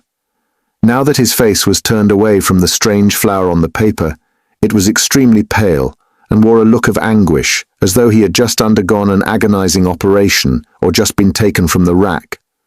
But the newcomer gradually began to arouse his attention, then his wonder, then suspicion and even alarm. When Zosimov said, "This is Raskolnikov," he jumped up quickly, sat on the sofa, and with an almost defiant but weak and breaking voice articulated, "Yes, I am Raskolnikov. What do you want?" The visitor scrutinized him and pronounced impressively, "Pyotr Petrovich Luzhin. I believe I have reason to hope that my name is not wholly unknown to you." But Raskolnikov, who had expected something quite different, gazed blankly and dreamily at him, making no reply, as though he heard the name of Pyotr Petrovich for the first time. "Is it possible that you can, up to the present, have received no information?" asked Pyotr Petrovich, somewhat disconcerted. In reply, Raskolnikov sank languidly back on the pillow, put his hands behind his head and gazed at the ceiling. A look of dismay came into Luzhin's face. Zosimov and Razumikin stared at him more inquisitively than ever, and at last he showed unmistakable signs of embarrassment. "I had presumed and calculated," he faltered, "that a letter posted more than 10 days, if not a fortnight ago—" "I say, why are you standing in the doorway?" Razumikin interrupted suddenly. "If you've something to say, sit down. Nastasia and you are so crowded. Nastasia, make room. Here's a chair. Thread your way in."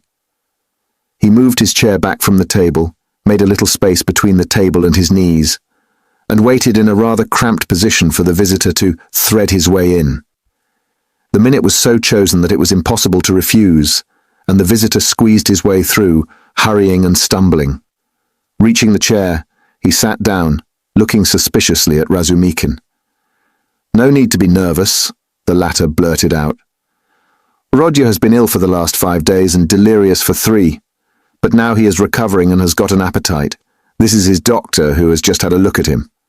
I am a comrade of Rodya's, like him, formerly a student, and now I am nursing him. So don't you take any notice of us, but go on with your business." "Thank you. But shall I not disturb the invalid by my presence and conversation?" Pyotr Petrovich asked of Zosimov. No, mumbled Zosimov. "You may amuse him." He yawned again. "He has been conscious a long time, since the morning," went on Razumikin, whose familiarity seemed so much like unaffected good nature, that Pyotr Petrovich began to be more cheerful, partly, perhaps, because this shabby and impudent person had introduced himself as a student. "Your mamma," began Luzhin. Razumikin cleared his throat loudly. Luzhin looked at him inquiringly. "That's all right. Go on." Luzhin shrugged his shoulders. "Your mamma had commenced a letter to you while I was sojourning in her neighborhood." On my arrival here, I purposely allowed a few days to elapse before coming to see you, in order that I might be fully assured that you were in full possession of the tidings. But now, to my astonishment— I know, Raskolnikov cried suddenly with impatient vexation. So you are the fiancé? I know, and that's enough. There was no doubt about Pyotr Petrovitch's being offended this time, but he said nothing. He made a violent effort to understand what it all meant. There was a moment's silence. Meanwhile, Raskolnikov, who had turned a little towards him when he answered, began suddenly staring at him again with marked curiosity, as though he had not had a good look at him yet, or as though something new had struck him. He rose from his pillow on purpose to stare at him. There certainly was something peculiar in Pyotr Petrovitch's whole appearance, something which seemed to justify the title of fiancé so unceremoniously applied to him. In the first place, it was evident, far too much so indeed, that Pyotr Petrovitch had made eager use of his few days in the capital to get himself up and rig himself out in expectation of his betrothed. A perfectly innocent and permissible proceeding indeed. Even his own, perhaps too complacent, consciousness of the agreeable improvement in his appearance might have been forgiven in such circumstances, seeing that Pyotr Petrovitch had taken up the role of fiancé. All his clothes were fresh from the tailor's, and were all right, except for being too new and too distinctly appropriate. Even the stylish new round hat had the same significance. Pyotr Petrovitch treated it too respectfully, and held it too carefully in his hands. The exquisite pair of lavender gloves, real Louvain, told the same tale, if only from the fact of his not wearing them, but carrying them in his hand for show. Light and youthful colours predominated in Pyotr Petrovitch's attire. He wore a charming summer jacket of a fawn shade, light thin trousers, a waistcoat of the same, new and fine linen, a cravat of the lightest cambric with pink stripes on it, and the best of it was, this all suited Pyotr Petrovitch. His very fresh and even handsome face looked younger than his 45 years at all times. His dark, mutton-chop whiskers made an agreeable setting on both sides, growing thickly upon his shining, clean-shaven chin. Even his hair, touched here and there with grey, though it had been combed and curled at a hairdresser's, did not give him a stupid appearance, as curled hair usually does, by inevitably suggesting a German on his wedding day. If there really was something unpleasing and repulsive in his rather good-looking and imposing countenance, it was due to quite other causes. After scanning Mr. Luzhin unceremoniously, Raskolnikov smiled malignantly, sank back on the pillow, and stared at the ceiling as before. But Mr. Luzhin hardened his heart, and seemed to determine to take no notice of their oddities. "I feel the greatest regret at finding you in this situation," he began, again breaking the silence with an effort. "If I had been aware of your illness, I should have come earlier. But you know what business is. I have, too, a very important legal affair in the Senate, not to mention other preoccupations which you may well conjecture. I am expecting your mamma and sister any minute." Raskolnikov made a movement and seemed about to speak. His face showed some excitement. Pyotr Petrovitch paused, waited, but as nothing followed, he went on. "Any minute. I have found a lodging for them on their arrival." "Where?" asked Raskolnikov weakly. "Very near here in Bakaleyev's house." "That's in Voskreshensky," put in Razumikin. "There are 2 stories of rooms let by a merchant called Yushin. I've been there." "Yes, rooms. A disgusting place. Filthy, stinking, and, what's more, of doubtful character. Things have happened there, and there are all sorts of queer people living there. And I went there about a scandalous business. It's cheap, though. I could not, of course, find out so much about it, for I'm a stranger in Petersburg myself," Pyotr Petrovitch replied huffily. "However, the 2 rooms are exceedingly clean, and as it is for so short a time, I've already taken a permanent, that is our future flat," he said, addressing Raskolnikov, "and I'm having it done up. And meanwhile I am myself cramped for room in a lodging with my friend Andrei Semyonovitch Lebedziatnikov in the flat of Madame Lipovetsel. It was he who told me of Bakalaev's house too. Lebeziatnikov, said Raskolnikov slowly, as if recalling something. Yes, Andrei Semyonovich Lebeziatnikov, a clerk in the ministry. Do you know him? Yes, no, Raskolnikov answered. Excuse me, I fancied so from your inquiry. I was once his guardian, a very nice young man, and advanced.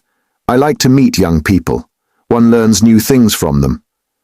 Luzhin looked round hopefully at them all. How do you mean? Asked Razumikin. In the most serious and essential matters, Pyotr Petrovitch replied, as though delighted at the question. You see, it's 10 years since I visited Petersburg. All the novelties, reforms, ideas have reached us in the provinces. But to see it all more clearly, one must be in Petersburg. And it's my notion that you observe and learn most by watching the younger generation. And I confess I'm delighted. At what? Your question is a wide one. I may be mistaken, but I fancy I find clearer views, more, so to say, criticism, more practicality. That's true, Zosimov let drop. Nonsense. There's no practicality. Razumikin flew at him. Practicality is a difficult thing to find. It does not drop down from heaven. And for the last 200 years we have been divorced from all practical life. Ideas, if you like, are fermenting, he said to Pyotr Petrovitch. And desire for good exists, though it's in a childish form, and honesty you may find, although there are crowds of brigands. Anyway, there's no practicality. Practicality goes well shod. I don't agree with you, Pyotr Petrovitch replied with evident enjoyment. Of course people do get carried away and make mistakes, but one must have indulgence. Those mistakes are merely evidence of enthusiasm for the cause and of abnormal external environment. If little has been done, the time has been but short. Of means I will not speak. It's my personal view, if you care to know, that something has been accomplished already. New valuable ideas, new valuable works are circulating in the place of our old, dreamy and romantic authors. Literature is taking a maturer form. Many injurious prejudices have been rooted up and turned into ridicule. In a word, we have cut ourselves off irrevocably from the past, and that, to my thinking, is a great thing. He's learnt it by heart to show off, Raskolnikov pronounced suddenly. What? Asked Pyotr Petrovitch, not catching his words, but he received no reply. That's all true, Zosimov hastened to interpose. Isn't it so? Pyotr Petrovitch went on, glancing affably at Zosimov. You must admit, he went on, addressing Razumikin with a shade of triumph and superciliousness, he almost added, young man, that there is an advance, or as they say now, progress in the name of science and economic truth. A commonplace. No, not a commonplace. Hitherto, for instance, if I were told, love thy neighbour, what came of it? Pyotr Petrovitch went on, perhaps with excessive haste. It came to my tearing my coat in half to share with my neighbour, and we both were left half naked. As a Russian proverb has it, catch several hares and you won't catch one. Science now tells us, love yourself before all men, for everything in the world rests on self-interest. You love yourself and manage your own affairs properly, and your coat remains whole.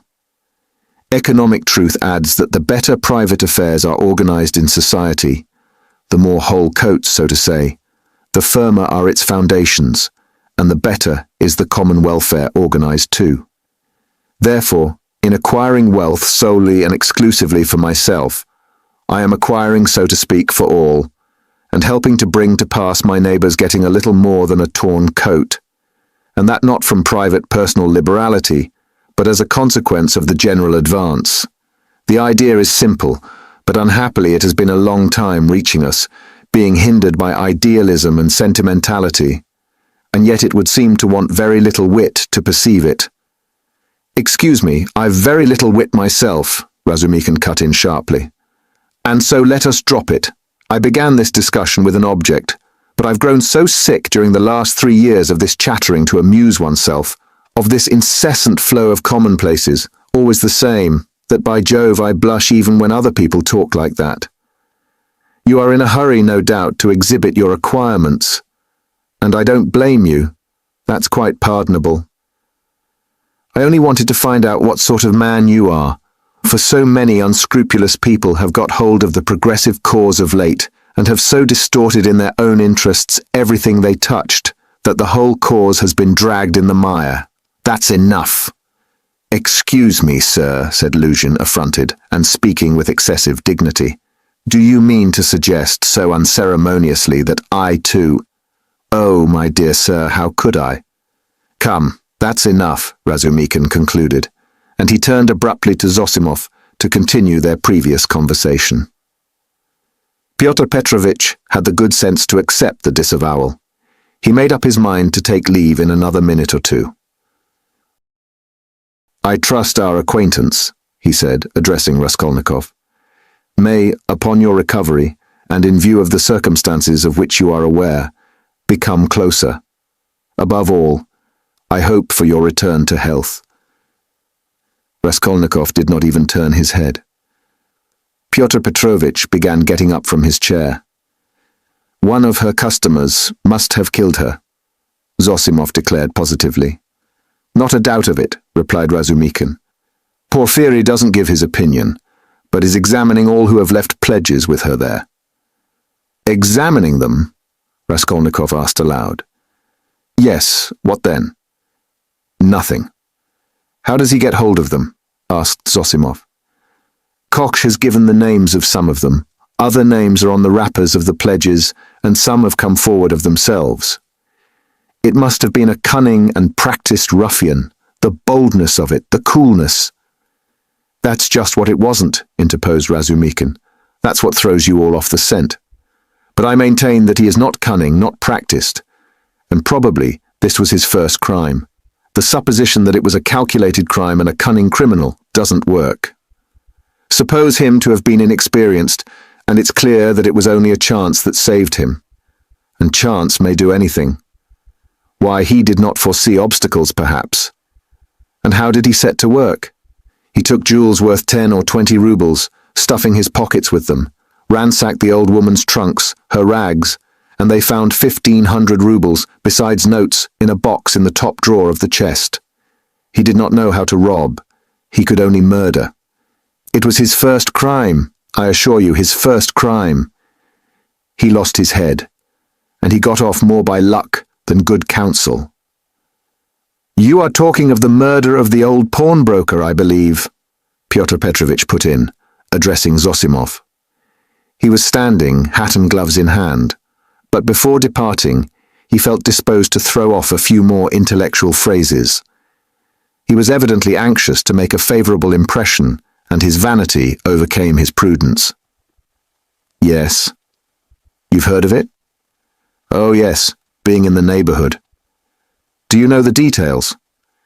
I can't say that, but another circumstance interests me in the case, the whole question, so to say. Not to speak of the fact that crime has been greatly on the increase among the lower classes during the last 5 years, not to speak of the cases of robbery and arson everywhere. What strikes me as the strangest thing is that in the higher classes too, crime is increasing proportionately. In one place one hears of a student's robbing the mail on the high road. In another place, people of good social position forge false banknotes. In Moscow of late, a whole gang has been captured who used to forge lottery tickets, and one of the ringleaders was a lecturer in universal history. Then our secretary abroad was murdered from some obscure motive of gain. And if this old woman, the pawnbroker, has been murdered by someone of a higher class in society, for peasants don't pawn gold trinkets, how are we to explain this demoralization of the civilized part of our society? There are many economic changes, put in Zosimov. How are we to explain it? Razumikin caught him up. It might be explained by our inveterate impracticality. How do you mean? What answer had your lecturer in Moscow to make to the question why he was forging notes? Everybody is getting rich one way or another, so I want to make haste to get rich too. I don't remember the exact words, but the upshot was that he wants money for nothing, without waiting or working. We've grown used to having everything ready-made, to walking on crutches, to having our food chewed for us. Then the great hour struck, and every man showed himself in his true colors. But morality, and so to speak, principles.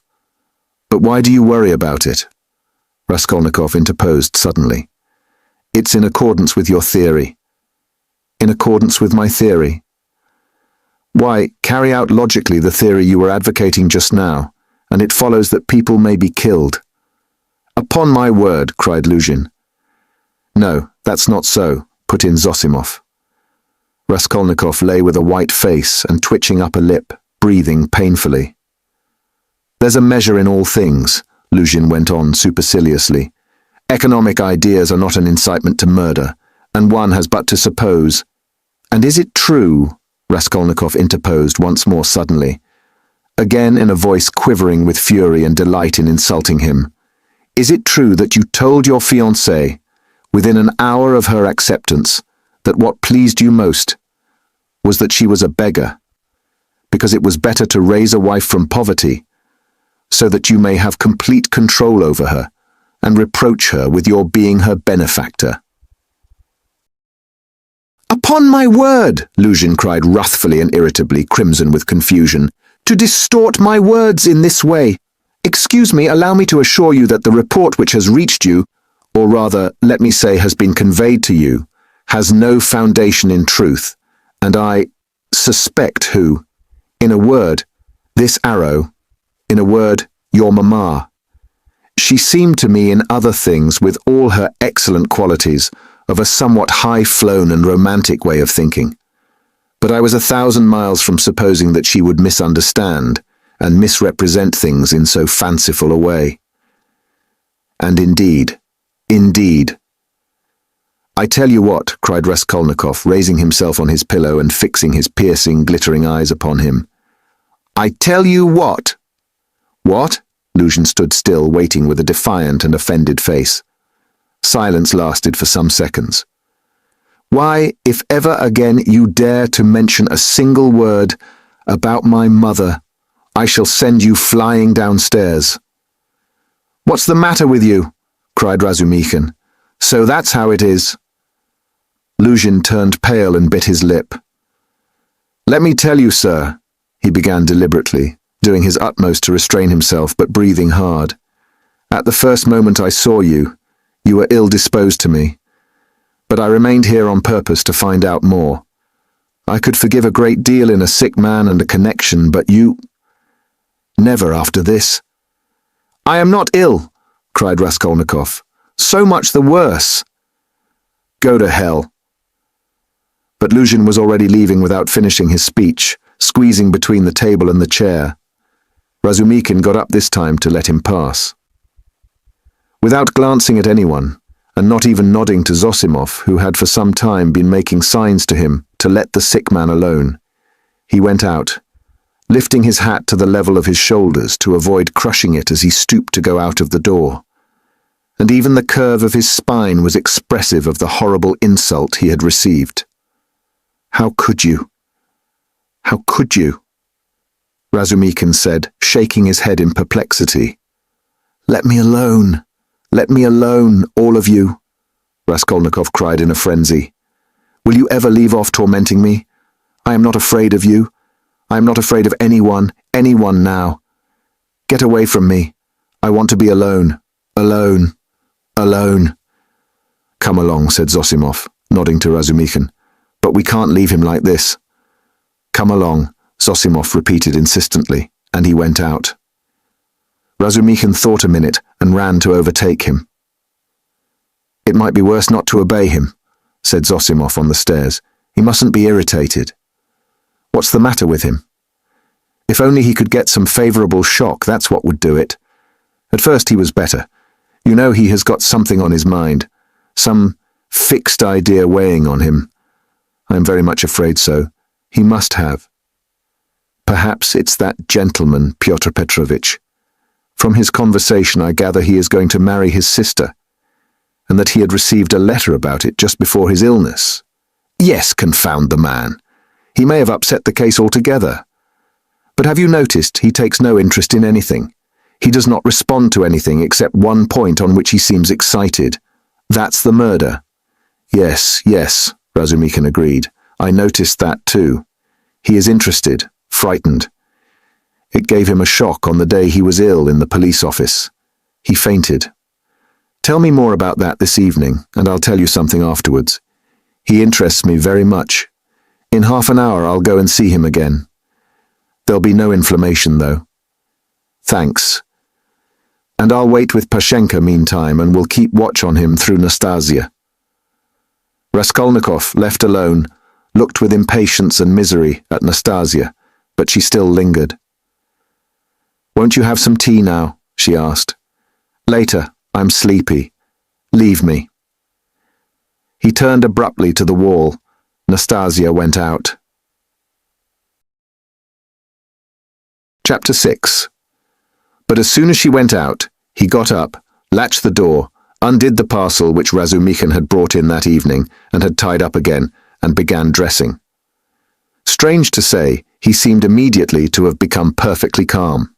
Not a trace of his recent delirium, nor of the panic fear that had haunted him of late. It was the first moment of a strange, sudden calm. His movements were precise and definite. A firm purpose was evident in them.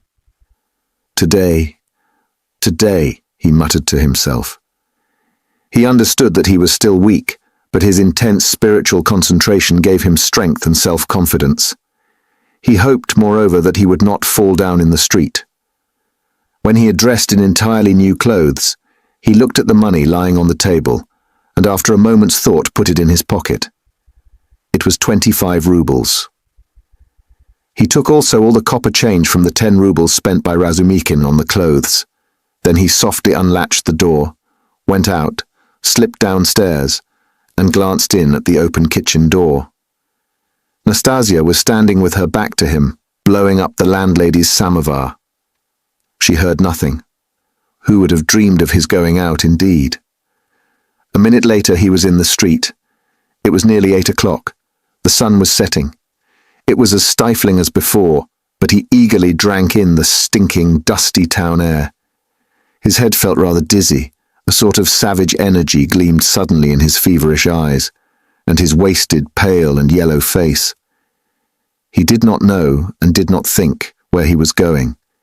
He had one thought only: that all this must be ended today, once for all, immediately, that he would not return home without it, because he would not go on living like that.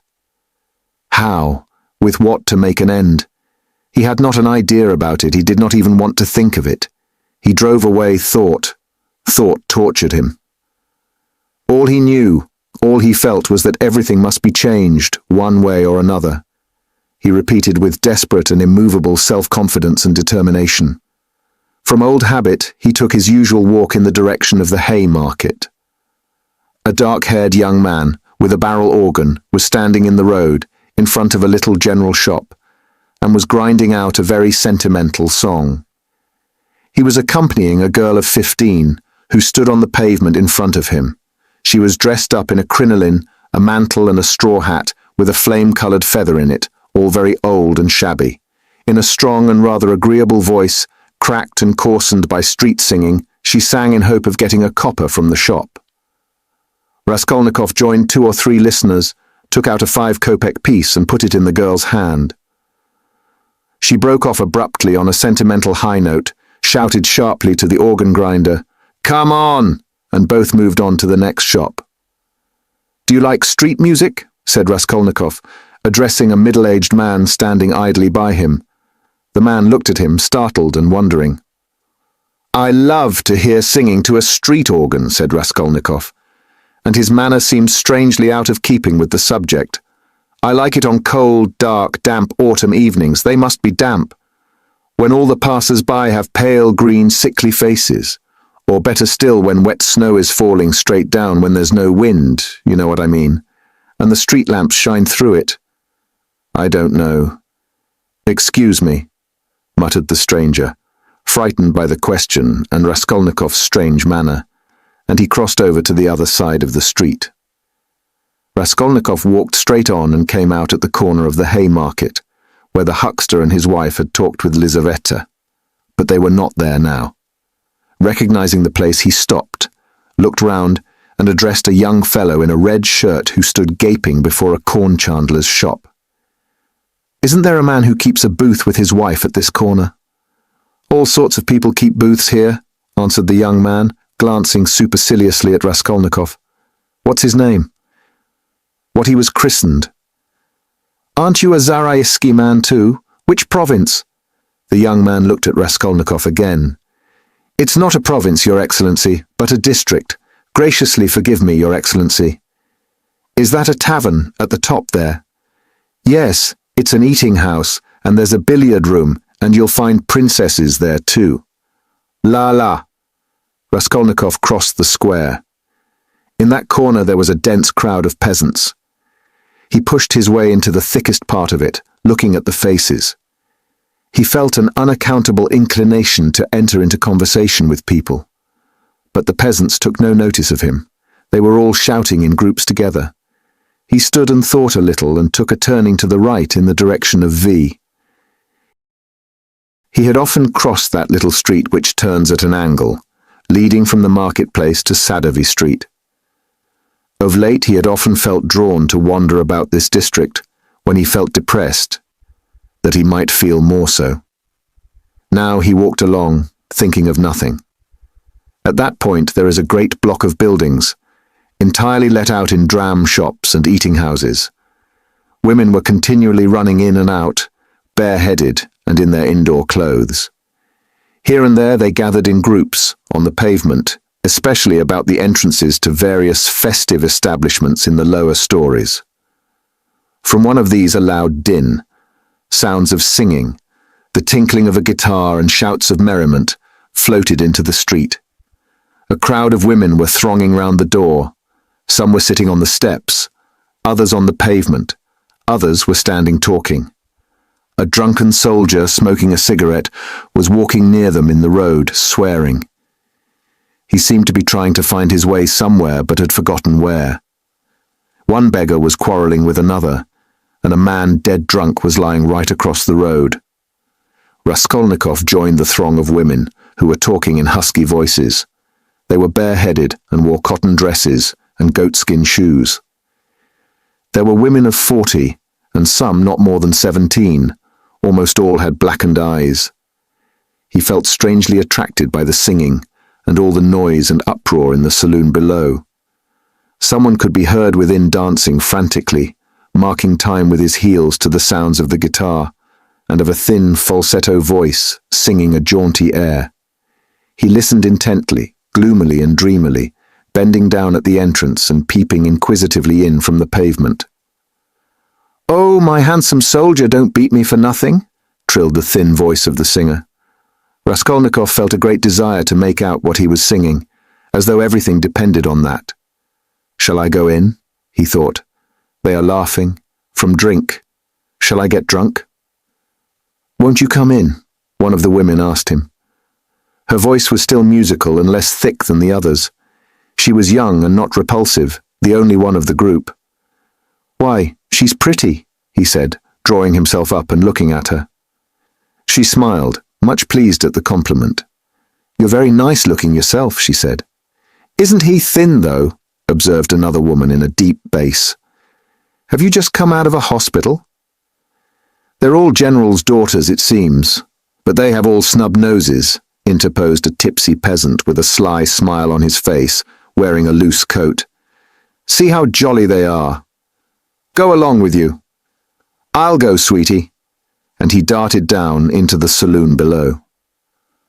Raskolnikov moved on. "I say, sir," the girl shouted after him. "What is it?" She hesitated. "I'll always be pleased to spend an hour with you, kind gentleman. But now I feel shy. Give me 6 kopecks for a drink. There's a nice young man." Raskolnikov gave her what came first, 15 kopecks. "Ah, what a good-natured gentleman. What's your name?" "Ask for Duklida." "Well, that's too much," one of the women observed, shaking her head at Duklida. "I don't know how you can ask like that. I believe I should drop with shame." Raskolnikov looked curiously at the speaker. She was a pock-marked wench of 30, covered with bruises, with her upper lip swollen. She made her criticism quietly and earnestly. Where is it, thought Raskolnikov. Where is it I've read that someone condemned to death says or thinks an hour before his death that if he had to live on some high rock, on such a narrow ledge that he'd only room to stand, and the ocean, everlasting darkness, everlasting solitude, everlasting tempest around him. If he had to remain standing on a square yard of space all his life, 1,000 years, eternity, it were better to live so than to die at once, only to live and live. Life, whatever it may be. How true it is. Good God, how true. Man is a vile creature, and vile is he who calls him vile for that, he added a moment later. He went into another street. Bah, the Palais de Cristal. Razumikhin was just talking of the Palais de Cristal. But what on earth was it I wanted? Yes, the newspapers. Zosimov said he'd read it in the papers.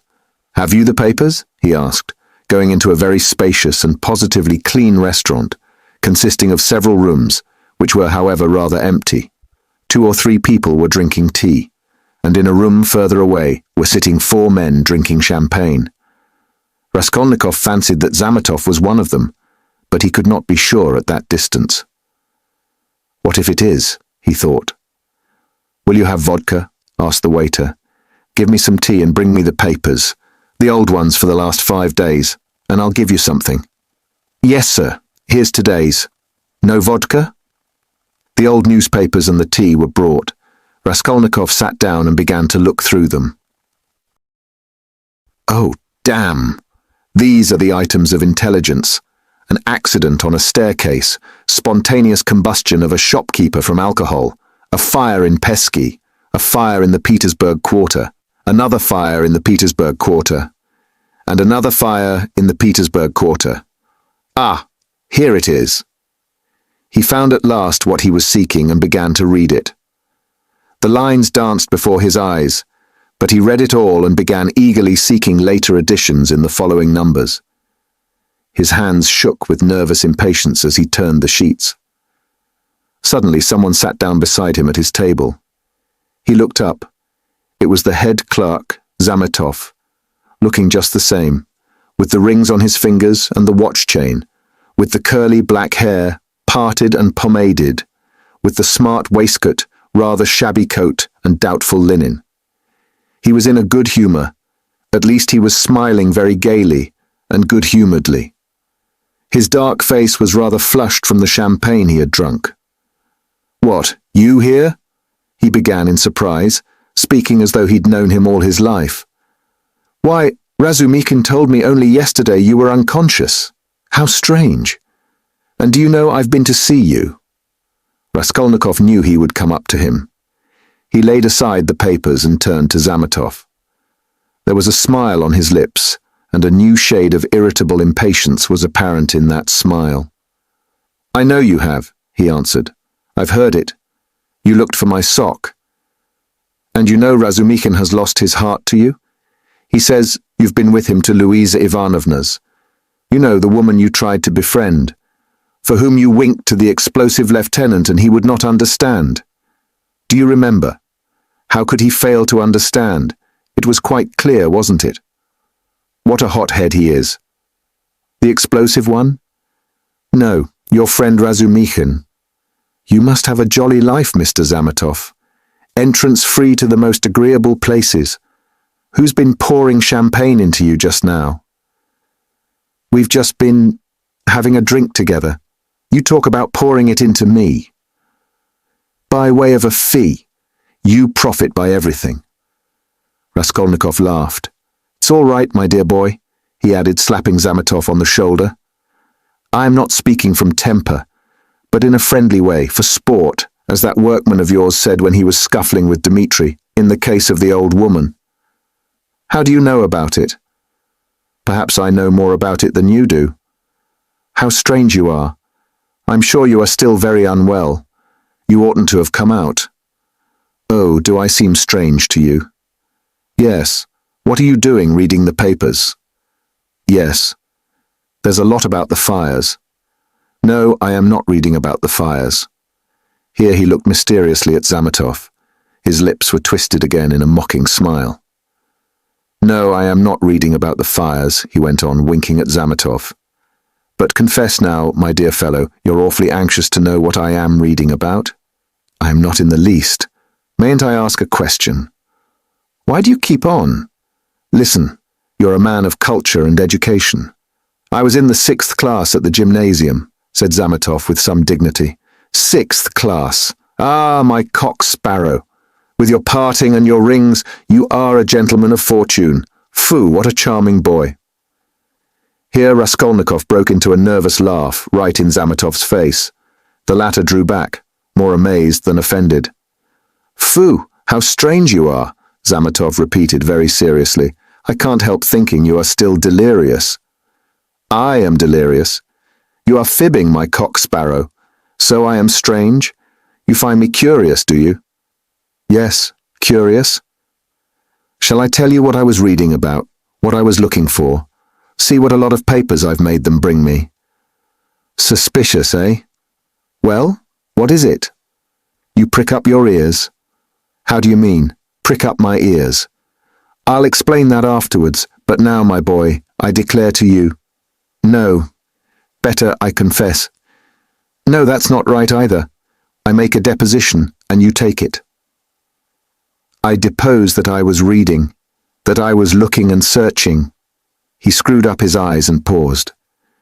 I was searching, and came here on purpose to do it, for news of the murder of the old pawnbroker woman, he articulated at last, almost in a whisper, bringing his face exceedingly close to the face of Zametov.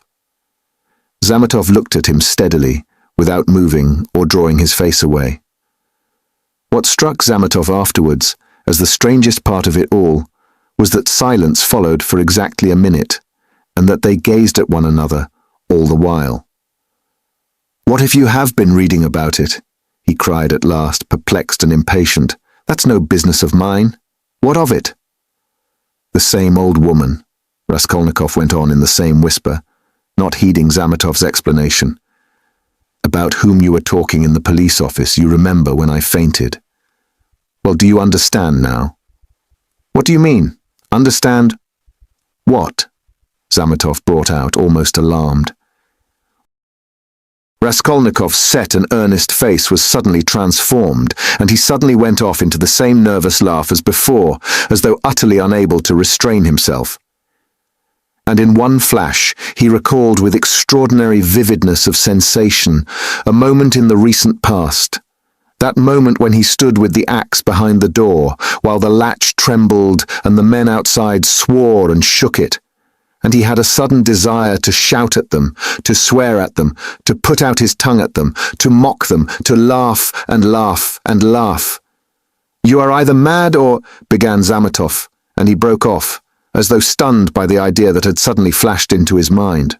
Or what? What? Come, tell me. Nothing, said Zametov, getting angry. It's all nonsense. Both were silent.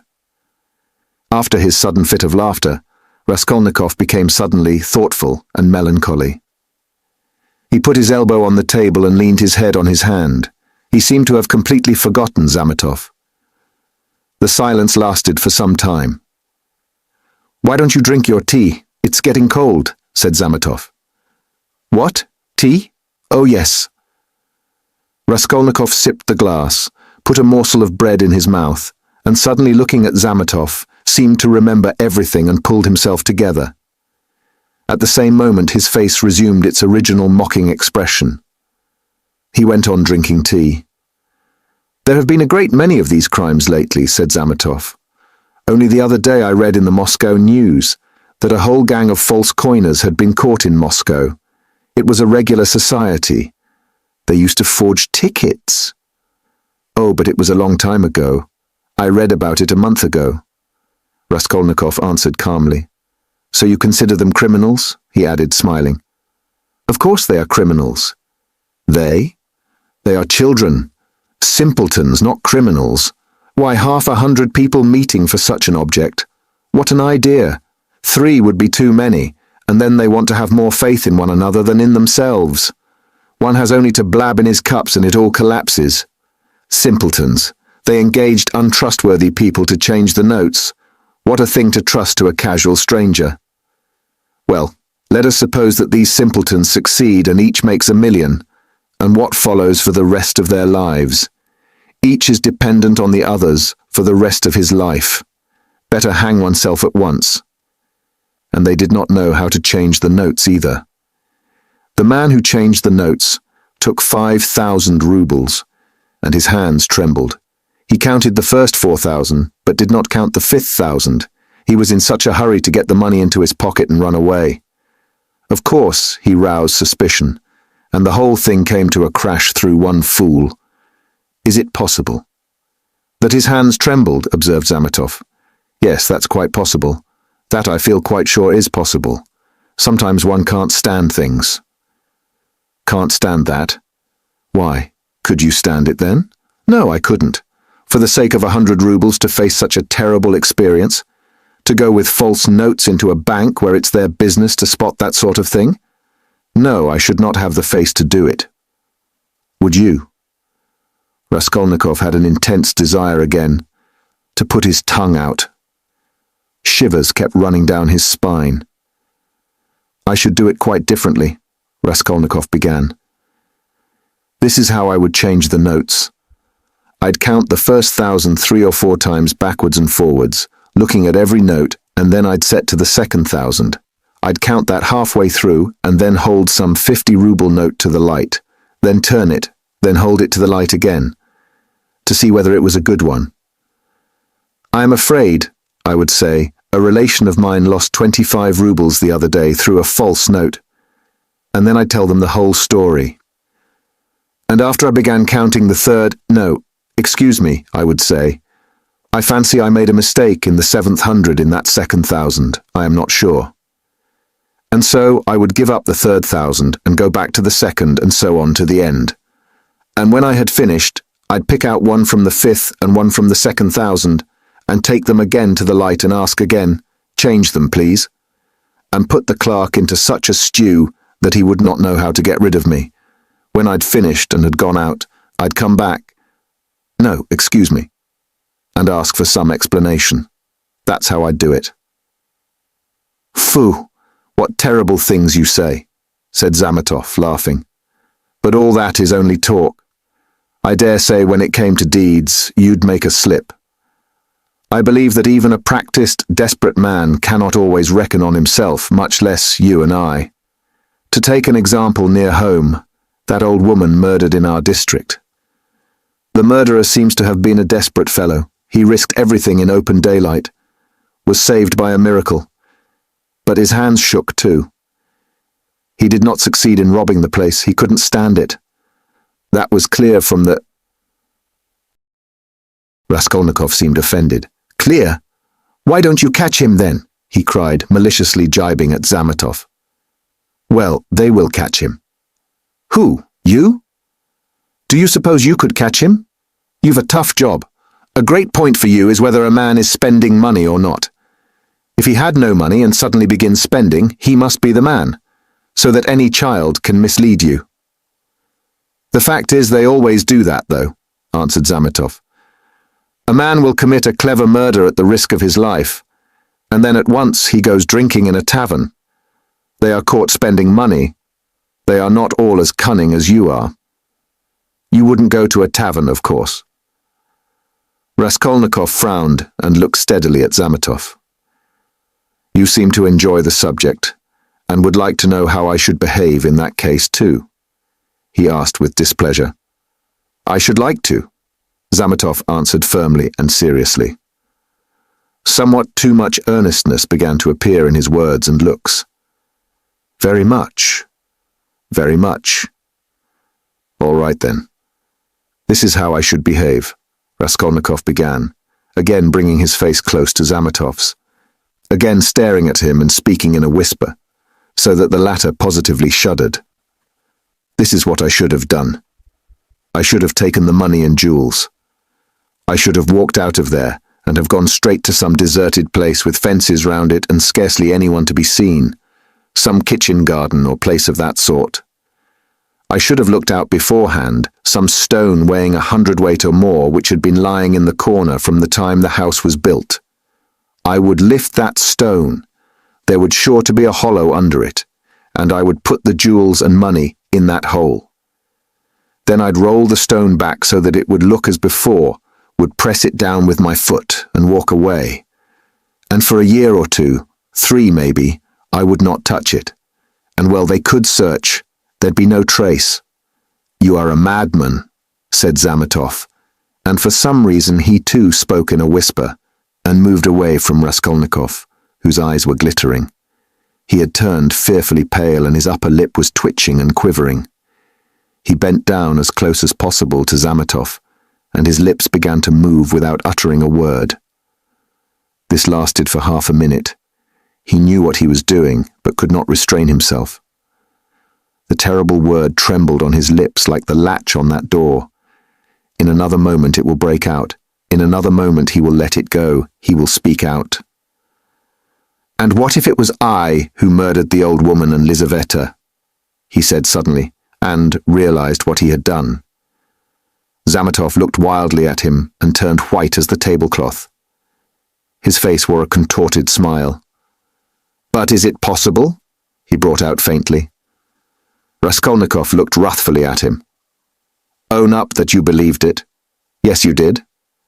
Not a bit of it. I believe it less than ever now, Zametov cried hastily. I've caught my cock sparrow. So you did believe it before, if now you believe less than ever. Not at all, cried Zametov, obviously embarrassed. Have you been frightening me so as to lead up to this? You don't believe it, then? What were you talking about behind my back when I went out of the police office? And why did the explosive lieutenant question me after I fainted?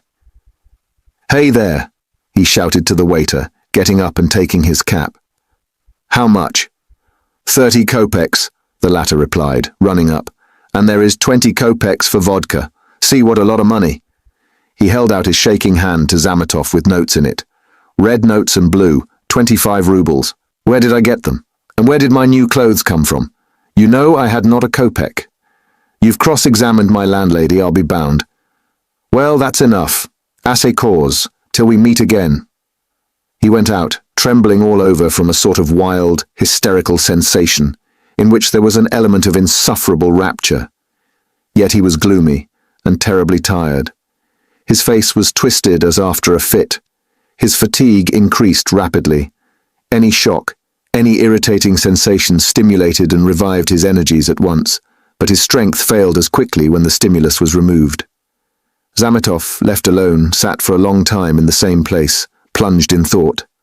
Raskolnikov had unwittingly worked a revolution in his brain on a certain point, and had made up his mind for him conclusively. Ilya Petrovitch is a blockhead, he decided. Raskolnikov had hardly opened the door of the restaurant when he stumbled against Razumikhin on the steps. They did not see each other till they almost knocked against each other. For a moment they stood looking each other up and down.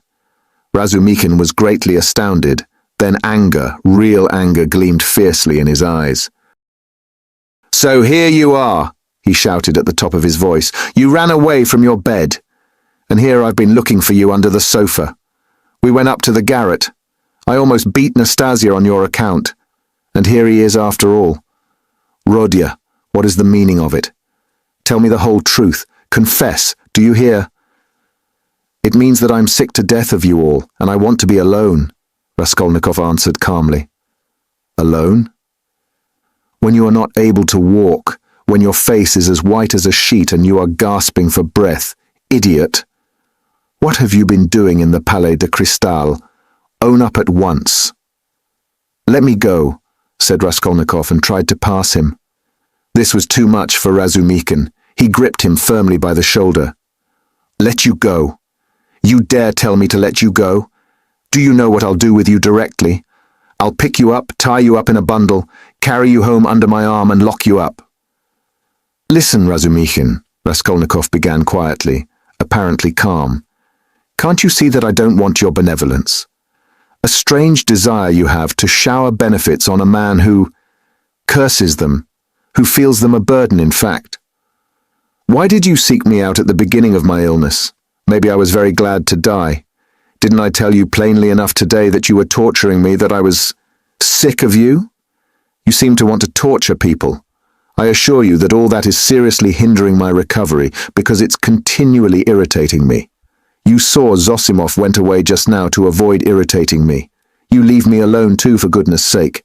What right have you indeed to keep me by force? Don't you see that I am in possession of all my faculties now? How can I persuade you not to persecute me with your kindness? I may be ungrateful, I may be mean. Only let me be, for God's sake. Let me be. Let me be. Let me be. He began calmly, gloating beforehand over the venomous phrases he was about to utter, but finished, panting for breath, in a frenzy, as he had been with Luzhin. Razumikhin stood a moment, thought, and let his hand drop. "Well, go to hell then," he said gently and thoughtfully. "Stay," he roared, as Raskolnikov was about to move. "Listen to me. Let me tell you that you are all a set of babbling, posing idiots. If you've any little trouble, you brood over it like a hen over an egg, and you are plagiarists even in that. There isn't a sign of independent life in you. You are made of spermaceti ointment, and you've lymph in your veins instead of blood. I don't believe in any one of you. In any circumstances, the first thing for all of you is to be unlike a human being. Stop!" he cried with redoubled fury, noticing that Raskolnikov was again making a movement. "Hear me out. You know I'm having a housewarming this evening. I dare say they've arrived by now. But I left my uncle there. I just ran in to receive the guests. And if you weren't a fool, a common fool, a perfect fool, if you were an original instead of a translation. You see, Rodya, I recognize you're a clever fellow, but you're a fool. And if you weren't a fool, you'd come round to me this evening instead of wearing out your boots in the street. Since you have gone out, there's no help for it. I'd give you a snug, easy chair. My landlady has one. A cup of tea, company. Or you could lie on the sofa, anywhere you would be with us. Zosimov will be there too. Will you come? No. Rubbish, Razumikhin shouted out of patience. How do you know? You can't answer for yourself. You don't know anything about it. Thousands of times I've fought tooth and nail with people and run back to them afterwards. One feels ashamed and goes back to a man. So remember, Pochinkov's house on the 3rd story. Why, Mr. Razumikhin, I do believe you'd let anybody beat you from sheer benevolence. Beat? Whom? Me? I'd twist his nose off at the mere idea. Pochinkov's house, 47 Babushkin's flat. I shall not come, Razumikhin. Raskolnikov turned and walked away. I bet you will, Razumikhin shouted after him. I refuse to know you if you don't. Stay. Hey, is Zametov in there? Yes. Did you see him? Yes. Talk to him? Yes. What about? Confound you, don't tell me then. Pochinkov's house, 47, Babushkin's flat, remember? Raskolnikov walked on and turned the corner into Sadovy Street. Razumikhin looked after him thoughtfully. Then with a wave of his hand he went into the house, but stopped short of the stairs. Confound it, he went on almost aloud. He talked sensibly, but yet, I am a fool. As if madmen didn't talk sensibly. And this was just what Zosimov seemed afraid of. He struck his finger on his forehead. What if... How could I let him go off alone? He may drown himself. Ugh, what a blunder. I can't. And he ran back to overtake Raskolnikov, but there was no trace of him. With a curse he returned with rapid steps to the Palais de Cristal to question Zametov. Raskolnikov walked straight to Kukushkin Bridge, stood in the middle, and leaning both elbows on the rail, stared into the distance. On parting with Razumikhin, he felt so much weaker that he could scarcely reach this place. He longed to sit or lie down somewhere in the street. Bending over the water, he gazed mechanically at the last pink flush of the sunset, at the row of houses growing dark in the gathering twilight, at one distant attic window on the left bank, flashing as though on fire in the last rays of the setting sun, at the darkening water of the canal, and the water seemed to catch his attention.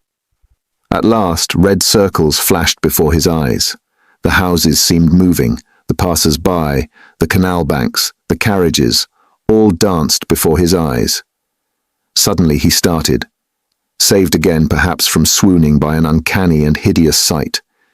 He became aware of someone standing on the right side of him. He looked and saw a tall woman with a kerchief on her head, with a long, yellow, wasted face and red, sunken eyes.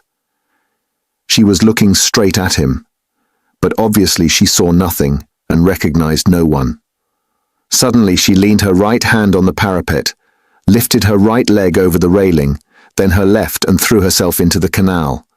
The filthy water parted and swallowed up its victim for a moment, but an instant later the drowning woman floated to the surface, moving slowly with the current, her head and legs in the water, her skirt inflated like a balloon over her back.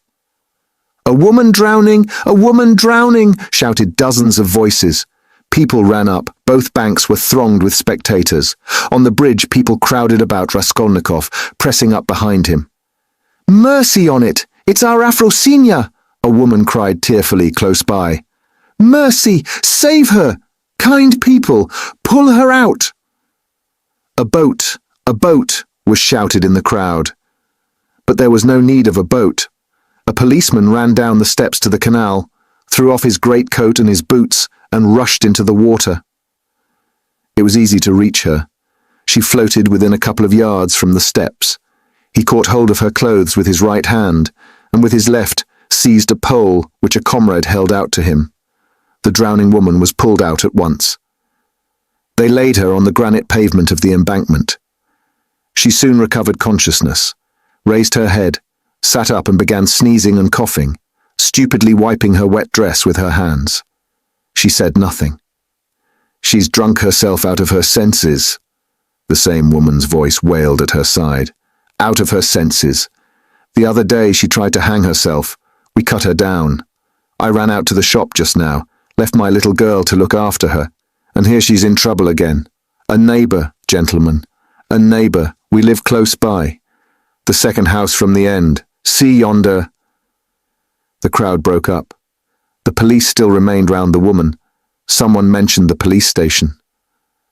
Raskolnikov looked on with a strange sensation of indifference and apathy. He felt disgusted. "No, that's loathsome. Water.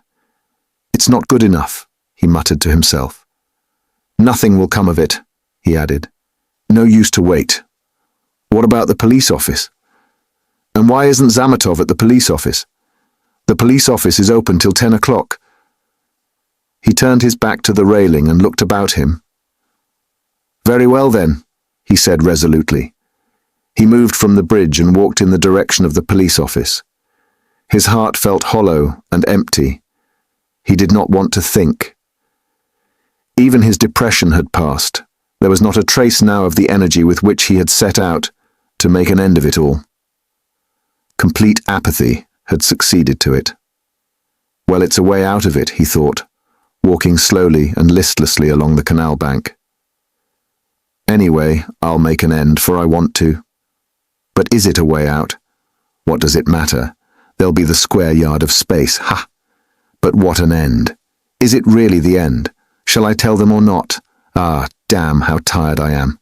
If I could find somewhere to sit or lie down soon. What I am most ashamed of is its being so stupid. But I don't care about that either. What idiotic ideas come into one's head. To reach the police office, he had to go straight forward and take the second turning to the left. It was only a few paces away.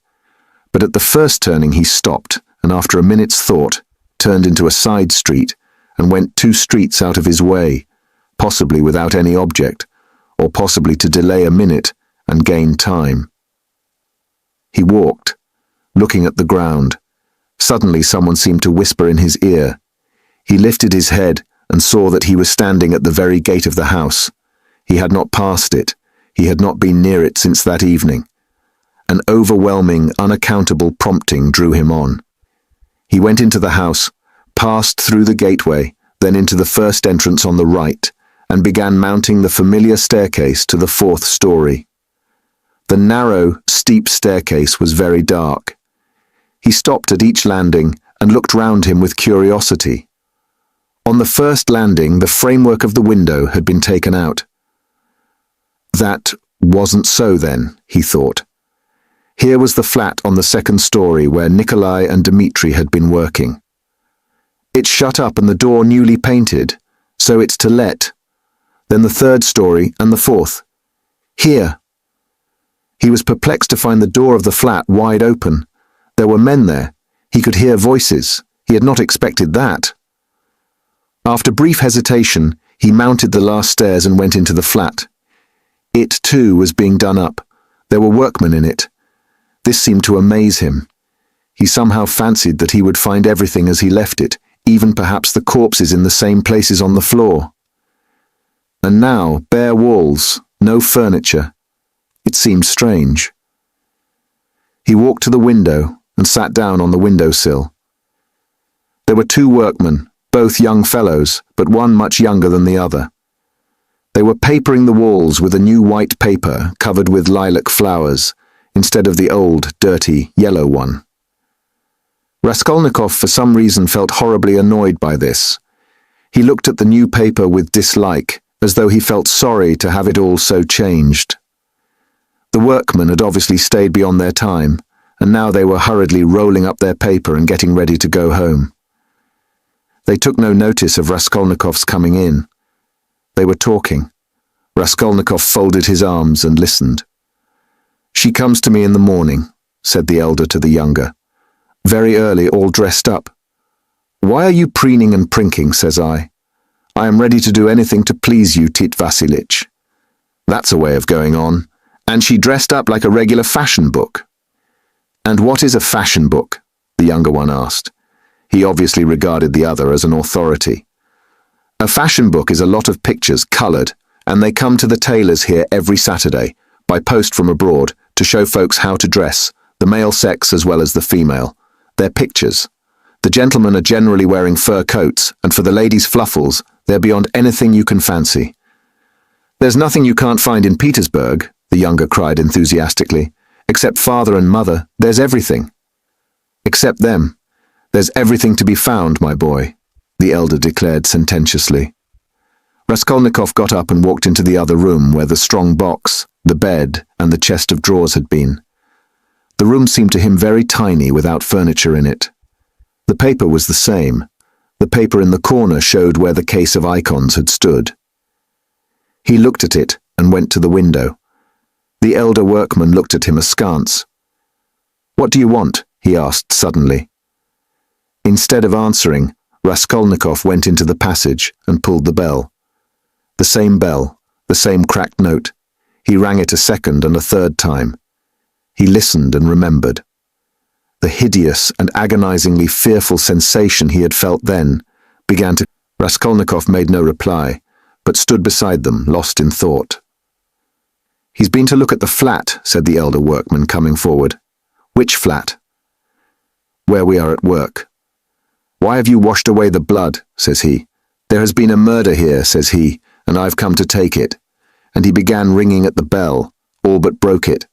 "Come to the police station," says he. "I'll tell you everything there." He wouldn't leave us.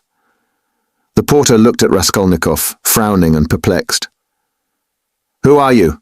he shouted as impressively as he could. "I am Rodion Romanovich Raskolnikov, formerly a student. I live in Shil's house, not far from here. Flat number 14. Ask the porter. He knows me." Raskolnikov said all this in a lazy, dreamy voice, not turning round but looking intently into the darkening street. "Why have you been to the flat?" "To look at it." "What is there to look at?" "Take him straight to the police station," the man in the long coat jerked in abruptly. Raskolnikov looked intently at him over his shoulder and said in the same slow, lazy tones, "Come along." "Yes, take him," the man went on more confidently. "Why was he going into that? What's in his mind, eh?" "He's not drunk, but God knows what's the matter with him," muttered the workman. "But what do you want?" the porter shouted again, beginning to get angry in earnest. "Why are you hanging about?" "You funk the police station then," said Raskolnikov jeeringly. "How funk it? Why are you hanging about?" "He's a rogue," shouted the peasant woman. "Why waste time talking to him?" cried the other porter, a huge peasant in a full, open coat and with keys on his belt. "Get along, he's a rogue and no mistake, get along!" And seizing Raskolnikov by the shoulder, he flung him into the street. He lurched forward but recovered his footing, looked at the spectators in silence, and walked away. "Strange man," observed the workman. "There are strange folks about nowadays," said the woman. "You should have taken him to the police station all the same," said the man in the long coat.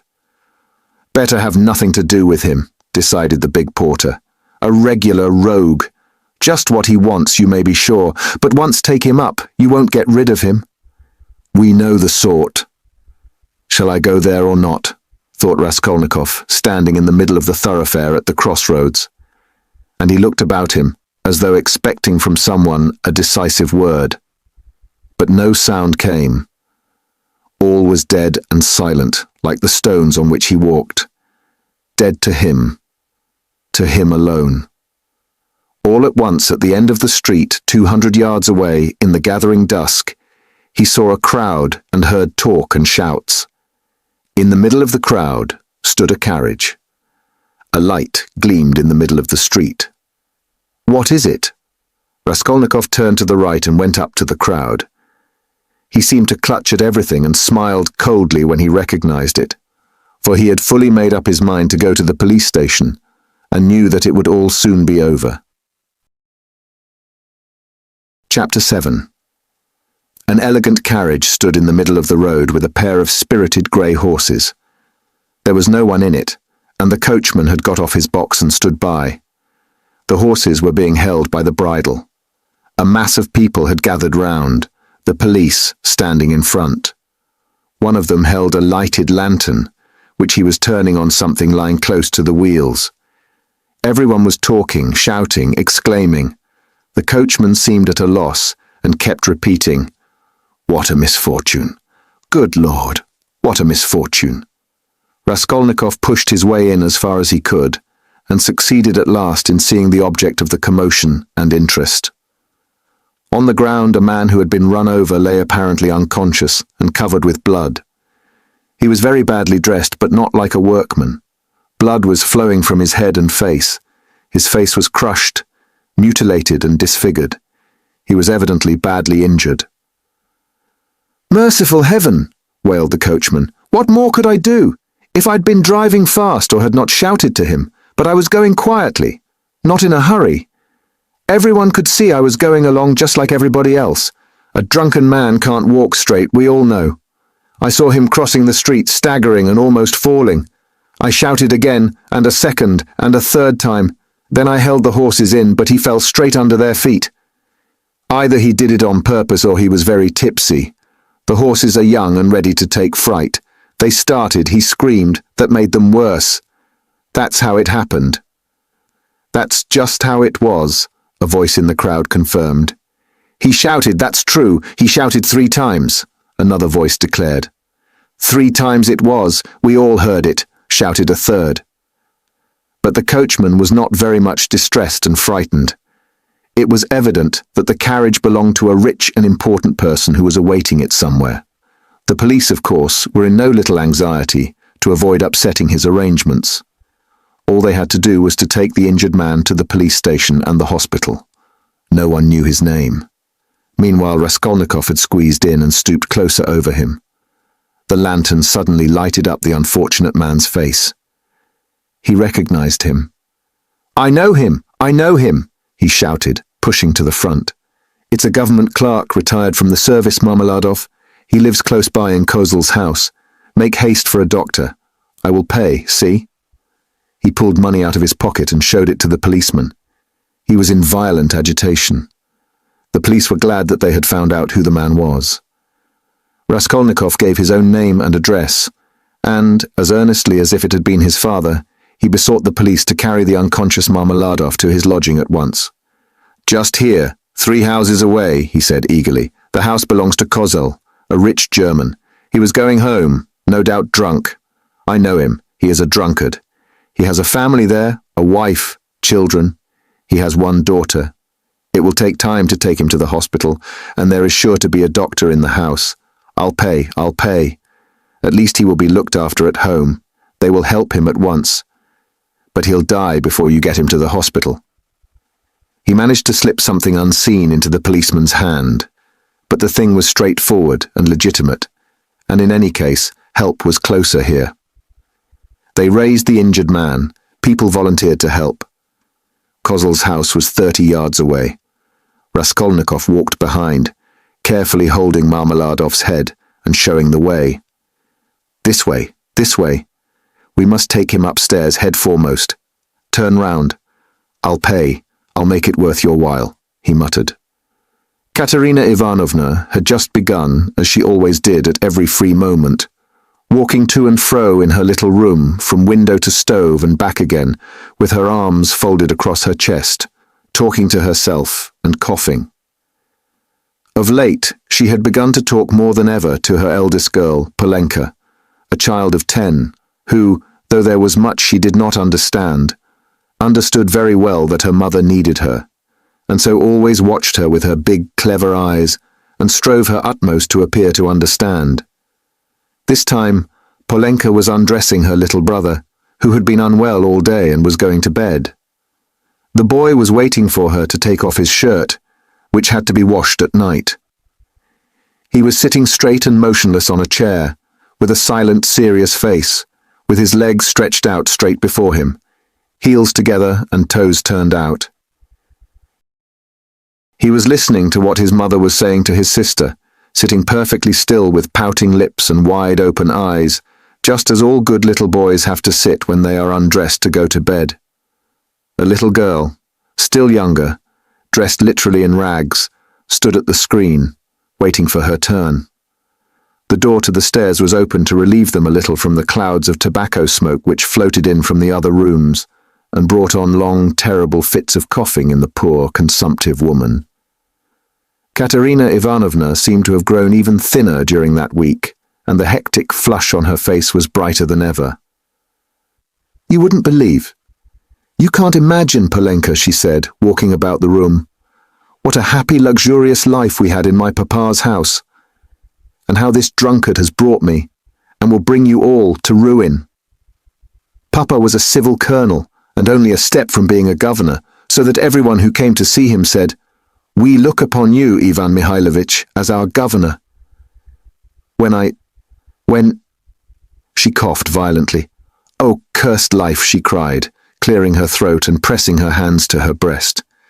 When at the last ball, at the Marshal's, Princess Bezemelny saw me, who gave me the blessing when your father and I were married, Polenka. She asked at once, 'Isn't that the pretty girl who danced the shawl dance at the breaking up?' You must mend that tear. You must take your needle and darn it as I showed you, or tomorrow, cough, cough, cough, he will make the hole bigger," she articulated with effort. Prince Shegolskoy, a kammerjunker, had just come from Petersburg then. He danced the mazurka with me and wanted to make me an offer next day. But I thanked him in flattering expressions and told him that my heart had long been another's. That other was your father, Polya. Papa was fearfully angry. "Is the water ready? Give me the shirt and the stockings." "Leader," said she to the youngest one, "you must manage without your chemise tonight, and lay your stockings out with it. I'll wash them together. How is it that drunken vagabond doesn't come in? He has worn his shirt till it looks like a dishclout. He has torn it to rags. I'd do it all together, so as not to have to work 2 nights running. Oh, dear. Cough, cough, cough, cough. Again. What's this?" she cried, noticing a crowd in the passage and the men who were pushing into her room, carrying a burden. "What is it? What are they bringing? Mercy on us!" "Where are we to put him?" asked the policeman, looking round when Marmeladov, unconscious and covered with blood, had been carried in. "On the sofa. Put him straight on the sofa, with his head this way," Raskolnikov showed him. "Run over in the road. Drunk!" someone shouted in the passage. Katerina Ivanovna stood, turning white and gasping for breath. The children were terrified. Little Lida screamed, rushed to Polenka and clutched at her, trembling all over. Having laid Marmeladov down, Raskolnikov flew to Katerina Ivanovna. "For God's sake, be calm. Don't be frightened," he said, speaking quickly. "He was crossing the road and was run over by a carriage. Don't be frightened. He will come too. I told them to bring him here. I've been here already, you remember? He will come too. I'll pay." "He's done it this time," Katerina Ivanovna cried despairingly, and she rushed to her husband. Raskolnikov noticed at once that she was not one of those women who swoon easily. She instantly placed under the luckless man's head a pillow, which no one had thought of, and began undressing and examining him. She kept her head, forgetting herself, biting her trembling lips and stifling the screams which were ready to break from her. Raskolnikov meanwhile induced someone to run for a doctor. There was a doctor, it appeared, next door but one. "I've sent for a doctor," he kept assuring Katerina Ivanovna. "Don't be uneasy. I'll pay. Haven't you water? And give me a napkin or a towel, anything, as quick as you can. He is injured, but not killed, believe me. We shall see what the doctor says." Katerina Ivanovna ran to the window. There, on a broken chair in the corner, a large earthenware basin full of water had been stood, in readiness for washing her children's and husband's linen that night. This washing was done by Katerina Ivanovna at night, at least twice a week, if not oftener. For the family had come to such a pass that they were practically without change of linen, and Katerina Ivanovna could not endure uncleanliness. And rather than see dirt in the house, she preferred to wear herself out at night, working beyond her strength when the rest were asleep, so as to get the wet linen hung on a line and dry by the morning. She took up the basin of water at Raskolnikov's request, but almost fell down with her burden. But the latter had already succeeded in finding a towel, wetted it, and began washing the blood off Marmeladov's face. Katerina Ivanovna stood by, breathing painfully and pressing her hands to her breast. She was in need of attention herself. Raskolnikov began to realize that he might have made a mistake in having the injured man brought here. The policeman, too, stood in hesitation. "Polenka!" cried Katerina Ivanovna. "Run to Sonia. Make haste. If you don't find her at home, leave word that her father has been run over and that she is to come here at once, when she comes in. Run, Polenka. There, put on the shawl." "Run your fastest!" cried the little boy on the chair suddenly, after which he relapsed into the same dumb rigidity, with round eyes, his heels thrust forward, and his toes spread out. Meanwhile, the room had become so full of people that you couldn't have dropped a pin. The policeman left, all except one, who remained for a time, trying to drive out the people who came in from the stairs. Almost all Madame Lipovexel's lodgers had streamed in from the inner rooms of the flat. At first they were squeezed together in the doorway, but afterwards they overflowed into the room. Katerina Ivanovna flew into a fury.